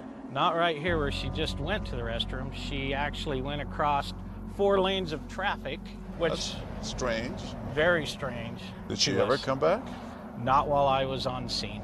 She stayed over there? She stayed over there. When you were still here, you went into the ladies' room. We did. What did you find there? We smelled the odor of gasoline. It was fairly strong. Since investigators learned that Miriam had been standing at the trunk right before Alan discovered the fire, they decided to bluff him, telling Alan there was surveillance video of the incident to see if he thought his wife could have been responsible. I watched the video. Is she on there? I'm asking you. What do you think? No, how's she on there? I'm Did she asking light you it? what you think. No, but I could be wrong. We bluffed Alan, and he said he didn't believe it. And you didn't answer my question. You looked at the video. Yeah. Nice little flick there. If you'd seen her on the video doing it, I would have been shocked. The crime scene reminded investigators of a movie scene. After all the dust had settled, our investigators started thinking about what had transpired in Delta. They thought, this sounds like the car explosion scene in No Country for Old Men, which had just come out in the last year and was a popular movie where the villain had created a distraction by lighting a magazine, sticking it into the gas inlet, and exploding the car. As police are looking into this, they discovered that the Helmicks had rented that movie about 4 days prior to the incident. Was this the smoking gun or smoking car? It definitely was part of the investigation. Miriam was not charged with the arson in Delta because of the roadblock put up when Alan demanded the investigation be closed. He did not want to pursue it if we were looking at Miriam, and that he would not cooperate with the investigation. And the detectives now investigating Alan's murder are still searching for any hard evidence that Miriam pulled the trigger. After all, they still hadn't recovered a murder weapon. There was the issue of the firearm that was missing from the home. And in talking to the daughters, we knew that there should have been a .25 caliber Lorsen in the house. Because people had seen that gun there before. Correct.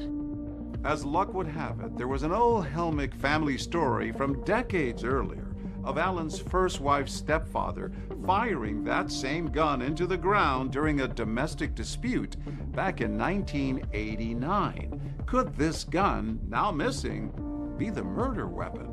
There was some evidence that it had been in the house in the years leading up to the murder, and no evidence of what he would have done with that weapon. No evidence he sold it, gave it away, traded it. You know, where is this gun? And then investigators bring in a metal detector into the case. Right. Detectives come up with a long shot idea. Go back to the property where that domestic dispute happened back in 1989. Could they recover the bullet fired from that gun and compare it to the bullet that killed Alan? I received a phone call from the chief investigator at the Sheriff's Department of Mesa County asking me if I would assist them in searching for a bullet. Carol Quarles is a retired law enforcement officer who has experience using a metal detector to search for missing evidence. So your reaction when they asked you to get involved in this case? Oh, yeah, heck yeah. Anytime, just call me. I love finding evidence. And you started over here? And I started working my way around. And then I just slowly worked my way around to about midway in the yard. And I hadn't found anything. And they were getting nervous. The investigator said, well, maybe you're not going to find it. Yeah, maybe the witness wasn't remembering things right. Right. To which you said, let me check over there in case the shooter shot into that corner of the yard. And so I walked over there, and it wasn't 30 to 45 seconds, and I had the bullet. Where did you find that bullet? That bullet was right in this area right here. It was an aha moment. I mean, it was euphoric. That's the best way that I can explain it.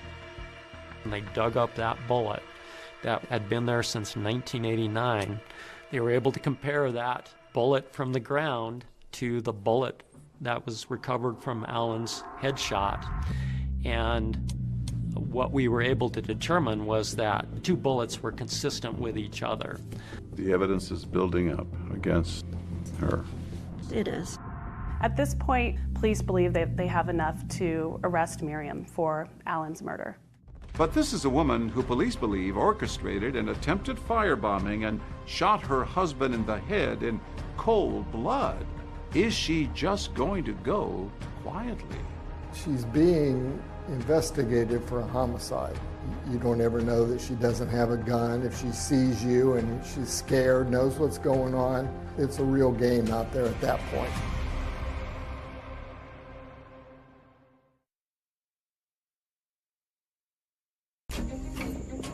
In the fall of 2008, just a few months after Alan Helmick's murder, Miriam was living in Jacksonville, Florida, attempting to move on with her life.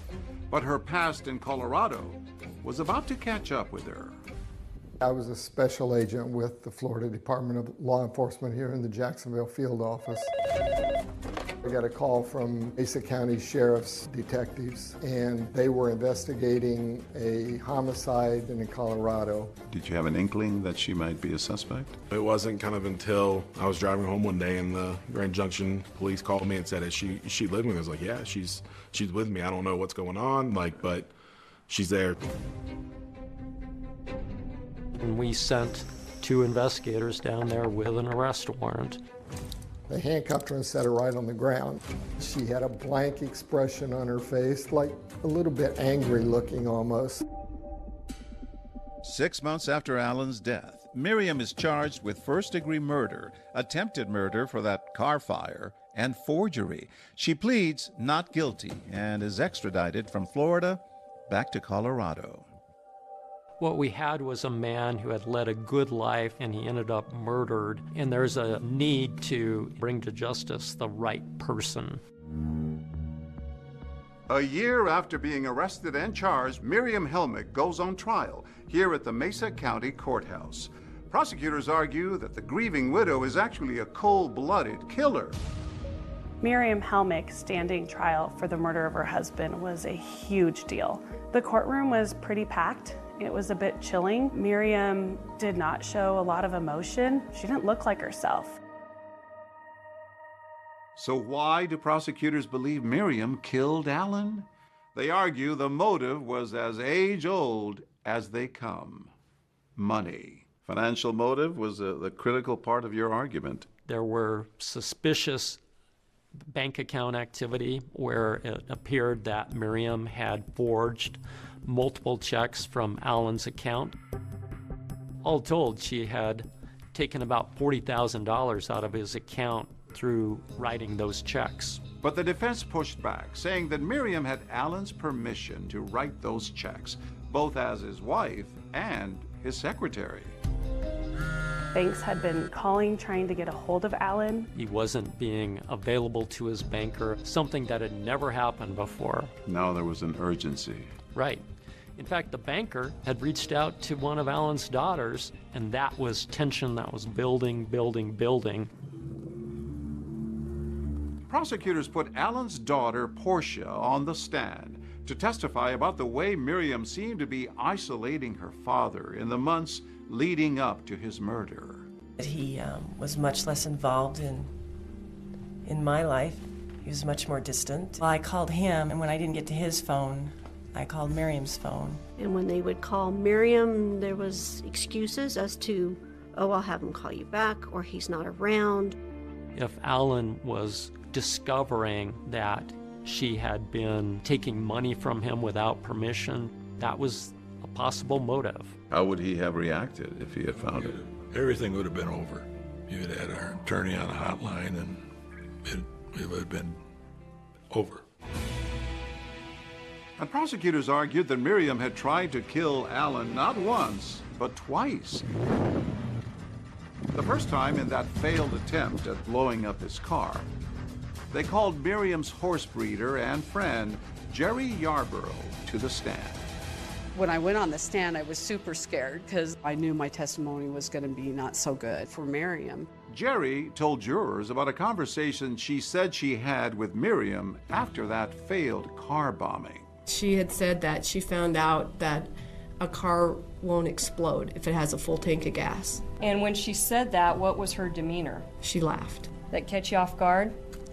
Pretty much. But the defense pointed out that if Miriam was after Alan's money, why would she try to blow up his car while he was holding that large cashier's check he had just received?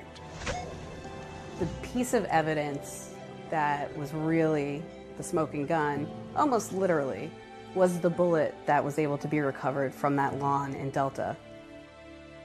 How pivotal was that in tying Miriam to the crime? That was a nice piece of evidence because we didn't actually find the gun, but we had a story about the gun, how it was seen in the home.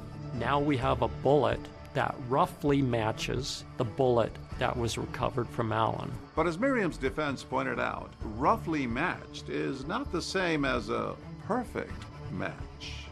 Couldn't prove it beyond a reasonable doubt. Then the defense did something you don't often see at a murder trial. The defense calls Miriam Helmick to the stand. They called Miriam to testify in her own defense. Once you got inside, what did you see? I saw Alan on the floor. I dropped my bags and went to him. He was cold and gray. I held his hand for a few minutes and tried to make some sense of it all. Miriam stayed on that stand for 2 days, denying that she had anything to do with Alan's murder. When prosecutors got their chance to cross-examine her, they pressed her on the infamous run, run, run card that she admitted sending to herself. You were just acting at that time, weren't you? Yes, just briefly. You concocted a complete ruse to lead them on a wild goose chase away from you and towards some phantom killer out there, correct? If they'd actually had contacted me or listened, then maybe I wouldn't have been at that point. That was probably not the best decision to make, but I think at that point she was probably broken, just emotionally and mentally broken. That video really did undermine Miriam's credibility. Showing her purchasing that card was very difficult for the defense to rebut. After 16 days of testimony, the jury gets the case. They come back with a verdict in 5 hours for a first-degree murder case. You just don't see that. 5 hours was very fast. The verdict, guilty on all counts. There was a little bit of a sigh of relief. You thought, good, she's going to get what she has coming. She was sentenced to life without parole. I think that spoke volumes to all of the evidence, circumstantial or not, that was stacked up against her. But Miriam says the jury got it wrong, and she had a lot more to say when we spoke in her first interview since being convicted. Miriam, are you telling me that your husband Alan started the car fire himself? Why would he do that?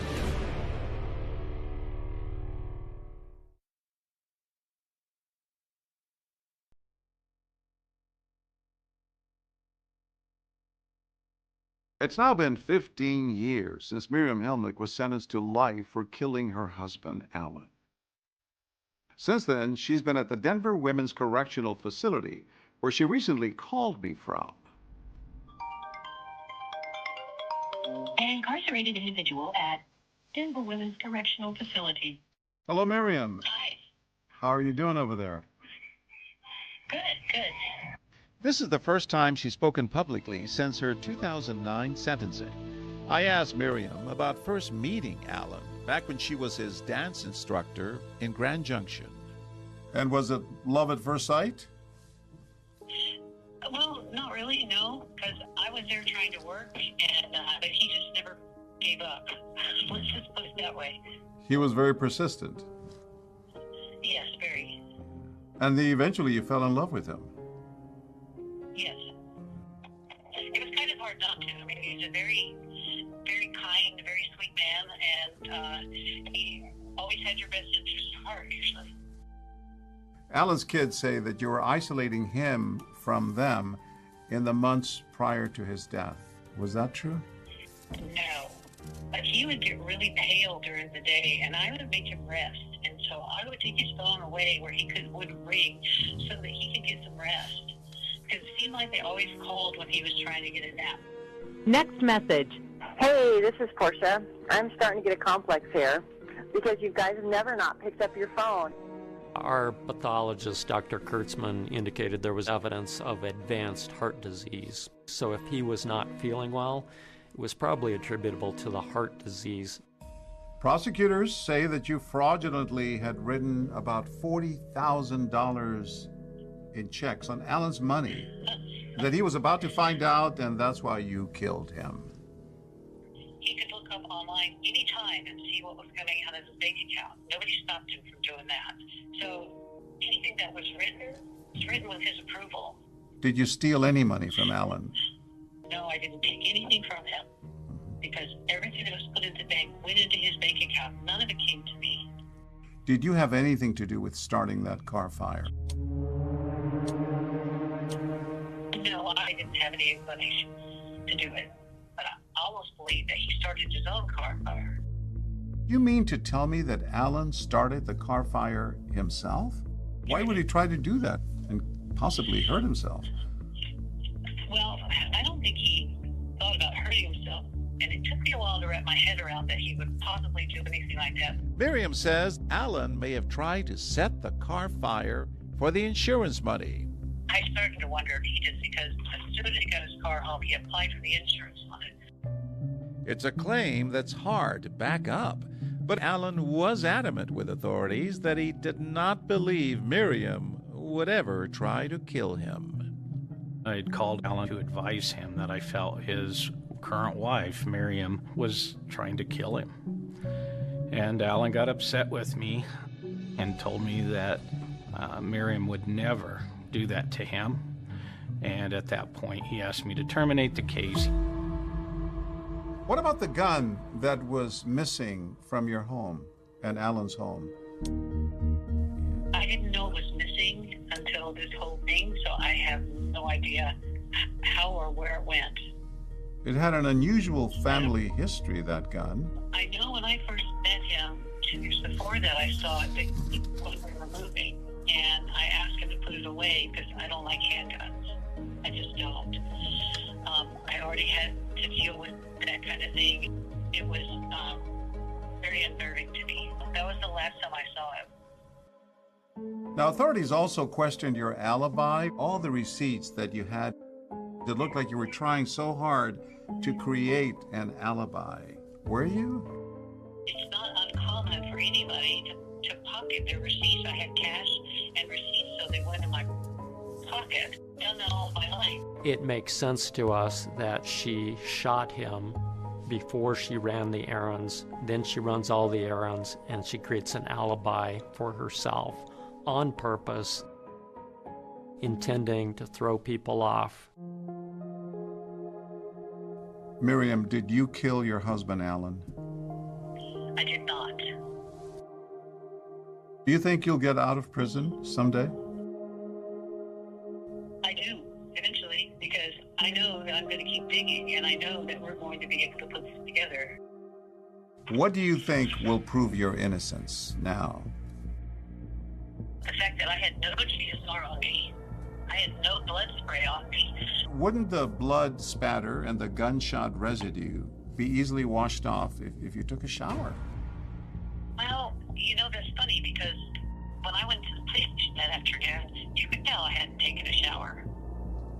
There was even some dirt under my fingernails, pretty much from doing the barn that morning and helping him shovel out stalls. So you had not washed anything off? No, I hadn't changed clothes, nothing. Miriam has filed numerous appeals with the courts. They've all been rejected, but she vows to keep on fighting. It won't be over for anybody till it's over for me, and I do have hope. I know that I didn't kill him. Now that I'm on this path, I'm not going to lay down and die with it. I'm sorry, it's just not in my nature to do that. How often do you think about him? I think about him all the time. He was funny. He would say things that I remember. His biggest thing was, "It's only business. Treat it that way." You know, he was fun to be around. After the trial, did you see your mom again? I did not. I have not seen her since the trial. After so long, what did Miriam finally have to say to her son?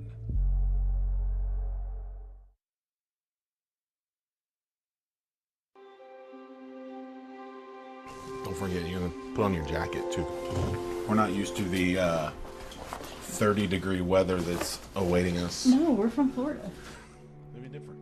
This past November, Chris Giles and his wife Kelly flew to Colorado for a much-anticipated visit to see his mom, Miriam, in prison. So she's in the Dimmins Women's Correctional Facility. So it'll be the first time in probably about 15 years that I've seen her. I have not seen her since the trial. Why not? I think for one, I didn't want to have to just see her that way. See her kind of broken and see her in that situation. I was also kind of mad. I was mad that all this had kind of happened. Over the years, one by one, Chris lost his entire family to different forms of tragedy. It's just kind of a whirlwind, and then all of a sudden this happens. That new husband dies, and then she's arrested. Yeah.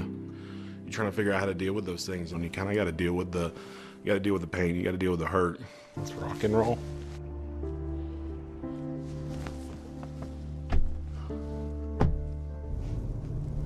It's probably nervous like me, you know, a little bit nervous, a little excited. Our cameras were not allowed inside the prison, but Chris tells me that reuniting with his mom, while complicated, was also healing for him. First thing she did was apologize. What did she say? As soon as we sat down.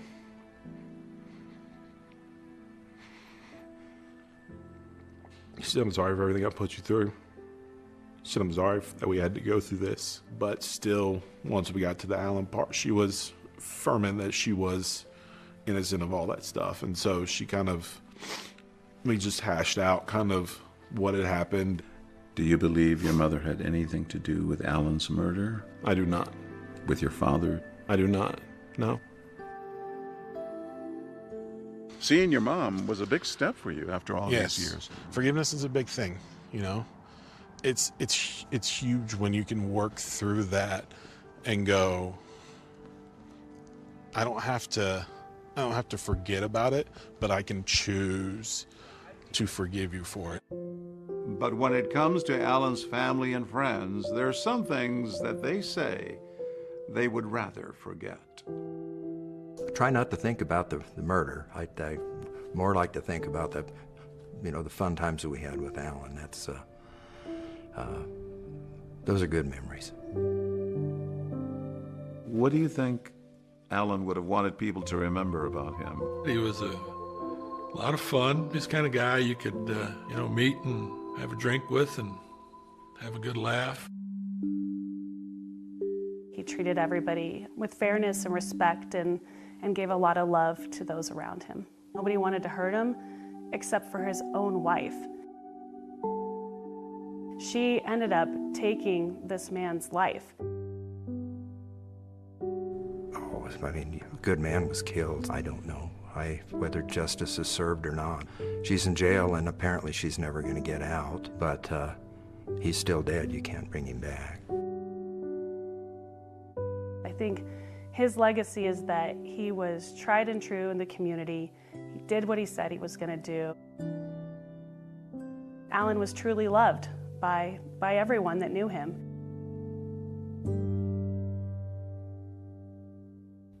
Miriam Helmick was sentenced to life plus 78 years. David, she has exhausted her appeals, but she says she still plans to fight for her freedom. That's our program for tonight. Thanks so much for watching. I'm Deborah Roberts. And I'm David Muir. From all of us here at 2020 and ABC News, good night.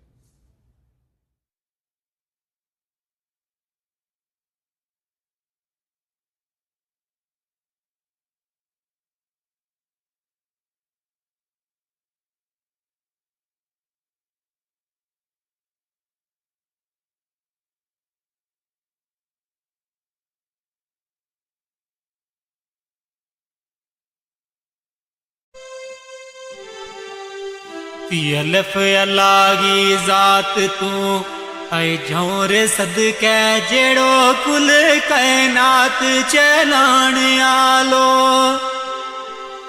अलफ अलागी जात तू झोर सदकै जेड़ो कुल कायनात चलाण आलो हुक्म उस गै बाजना पतर अल्लाह ओ तेरो मेरो वजूद बनाण आलो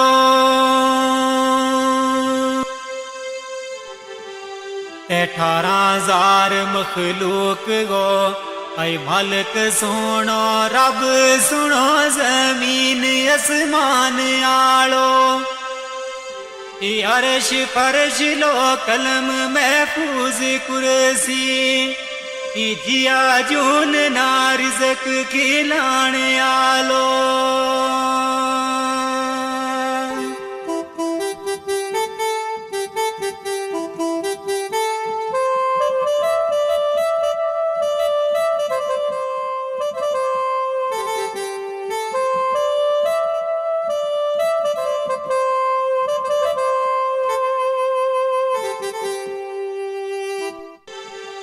दाल दुखांगी गल सो नौरे तमना एक बच्ची मासूम रोलाओ गई है दाल दुखांगी गल सो नौरे तमना एक बच्ची मासूम रोलाओ गई है ओ उसकी मारे गुलनाज है बहुत दुखिया ये मारा सीना माँ बर छिलाओ गई है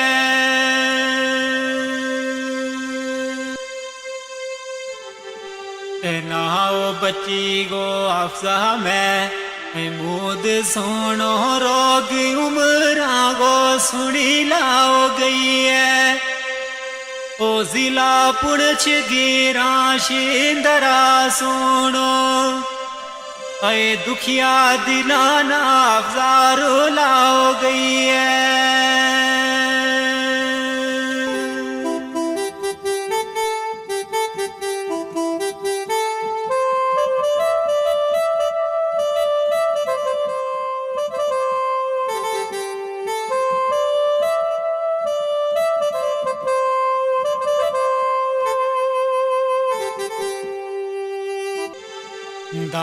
दर्द जो दयांगा आई बहुत औखा है पर बचागी नारे जो दई होवे दाल दर्द जो दयांगा आई बहुत औखा है पर बचागी नारे जो दई होवे ओ माना सबर करार फिर नहीं रहा तो दख्ते जिगर की जद जो दई होवे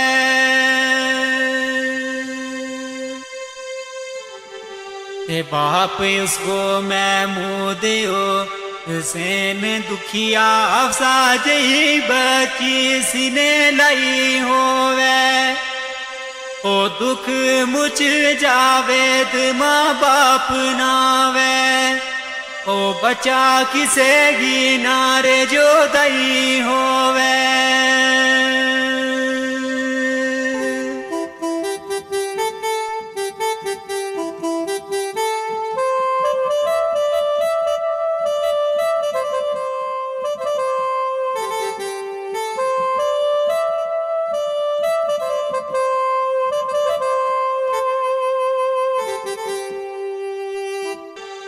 तेरे हो रब गा करम तमाम होया 17 अप्रैल ना खुशी भरपूर होई रे हो रब गा करम तमाम होया 17 अप्रैल ना खुशी भरपूर होई ओ अल्लाह पाक ने दिती एक बच्चियो सोनी ऐ गुनाह करांगी अर्ज मंजूर होई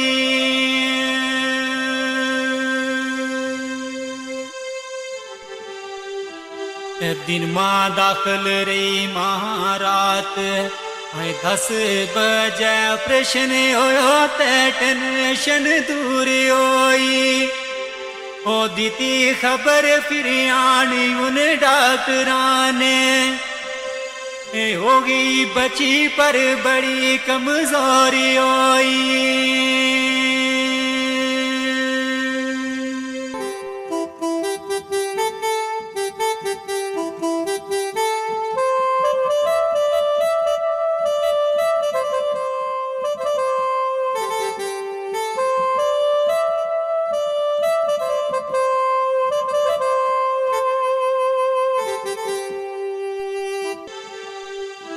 सलाह दीती वीर डॉक्टर है कमजोर बची ले गए बीच मशीन रखाओ दीती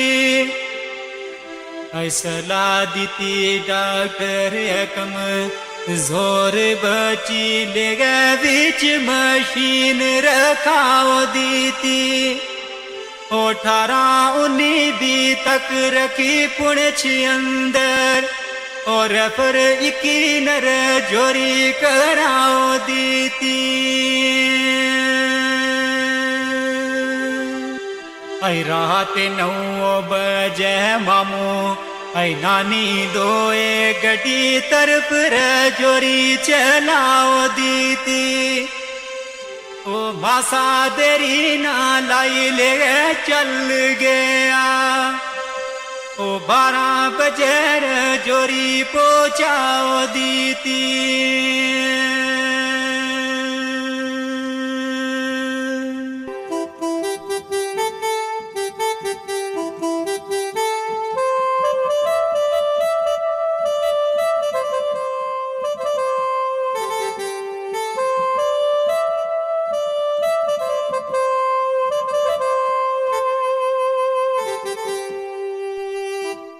किसना चैन सकून फिरे आई उस दिन तो रास्ता बिच डाडा परेशान होया आई किसना चैन सकून फिरे आई उस दिन तो रास्ता बिच डाडा परेशान होया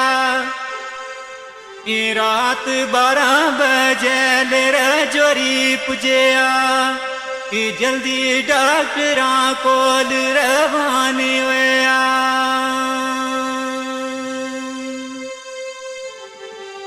ऐ डॉक्टर नब्ज तके मुतू ते बोल न सके असली राज तू बे वो हैरान होया ओ अमानत रब गी है तम सबर करियो ए आपसा बची गारू वे रवान होया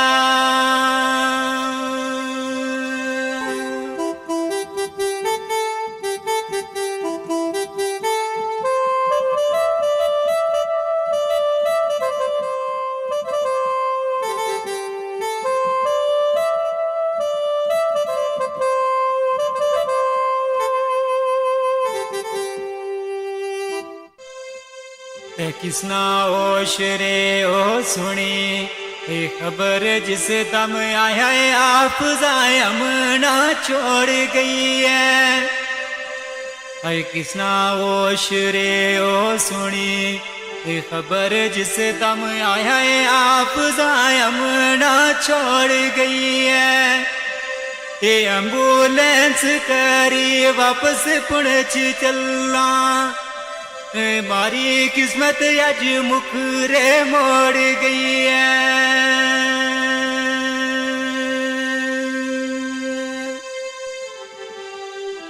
आई गुल नाज वाणी अरे ए मान बाकी मेरी खुशी ना किंगा तू रोड़ गई है दाखिल बीच अस्पताल थी पुणे अंदर ये मांगुल नाज गो दिल क्यों तोड़ गई है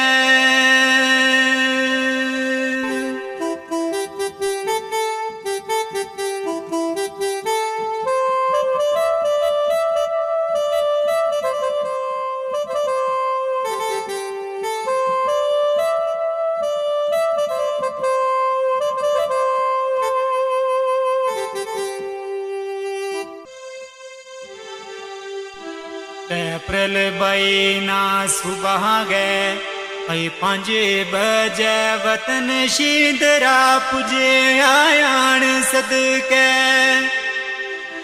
अप्रैल बईना सुबह गए 5 बजे वतन शींदरा पुजे आयान सदके माना 10 बजे एम्बुलेंस आने तेरा तकन गाया अफजायर मान सदके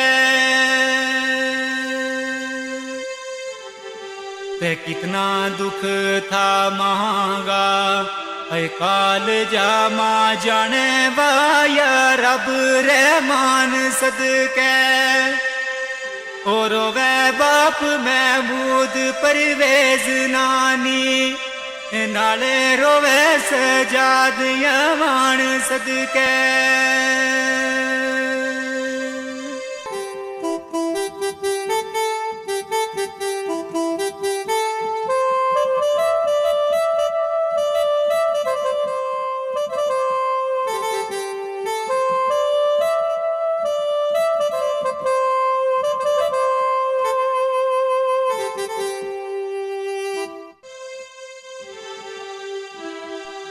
कफन दफन गो वेलो हुणे यार गयो इना दुकाना हुण मीटौरे किसरा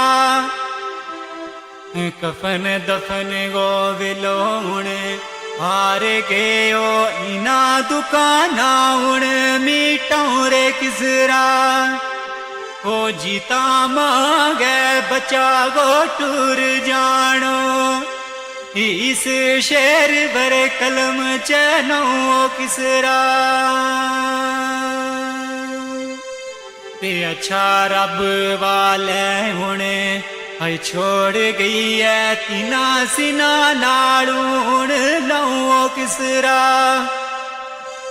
सबर या तो नी दिल मां याद तेरी रोता दिला ना चुप करूं किसरा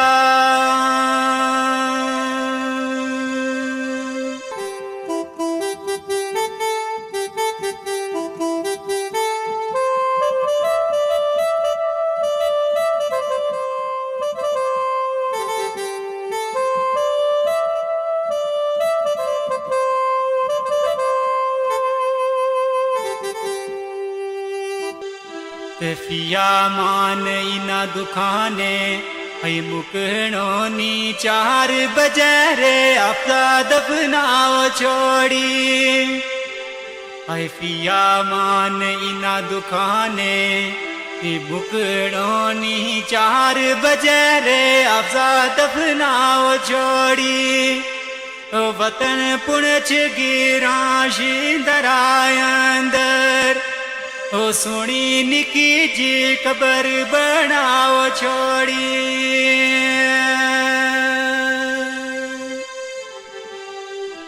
सबर करियो महमूद गुल नाज दोए मानत रब गी रब ने छुपाओ छोड़ी ओए फिया मान जावे तू इजाजत ले ले जख्म मोड़ी भी क्यों रे दुखाओ छोड़ी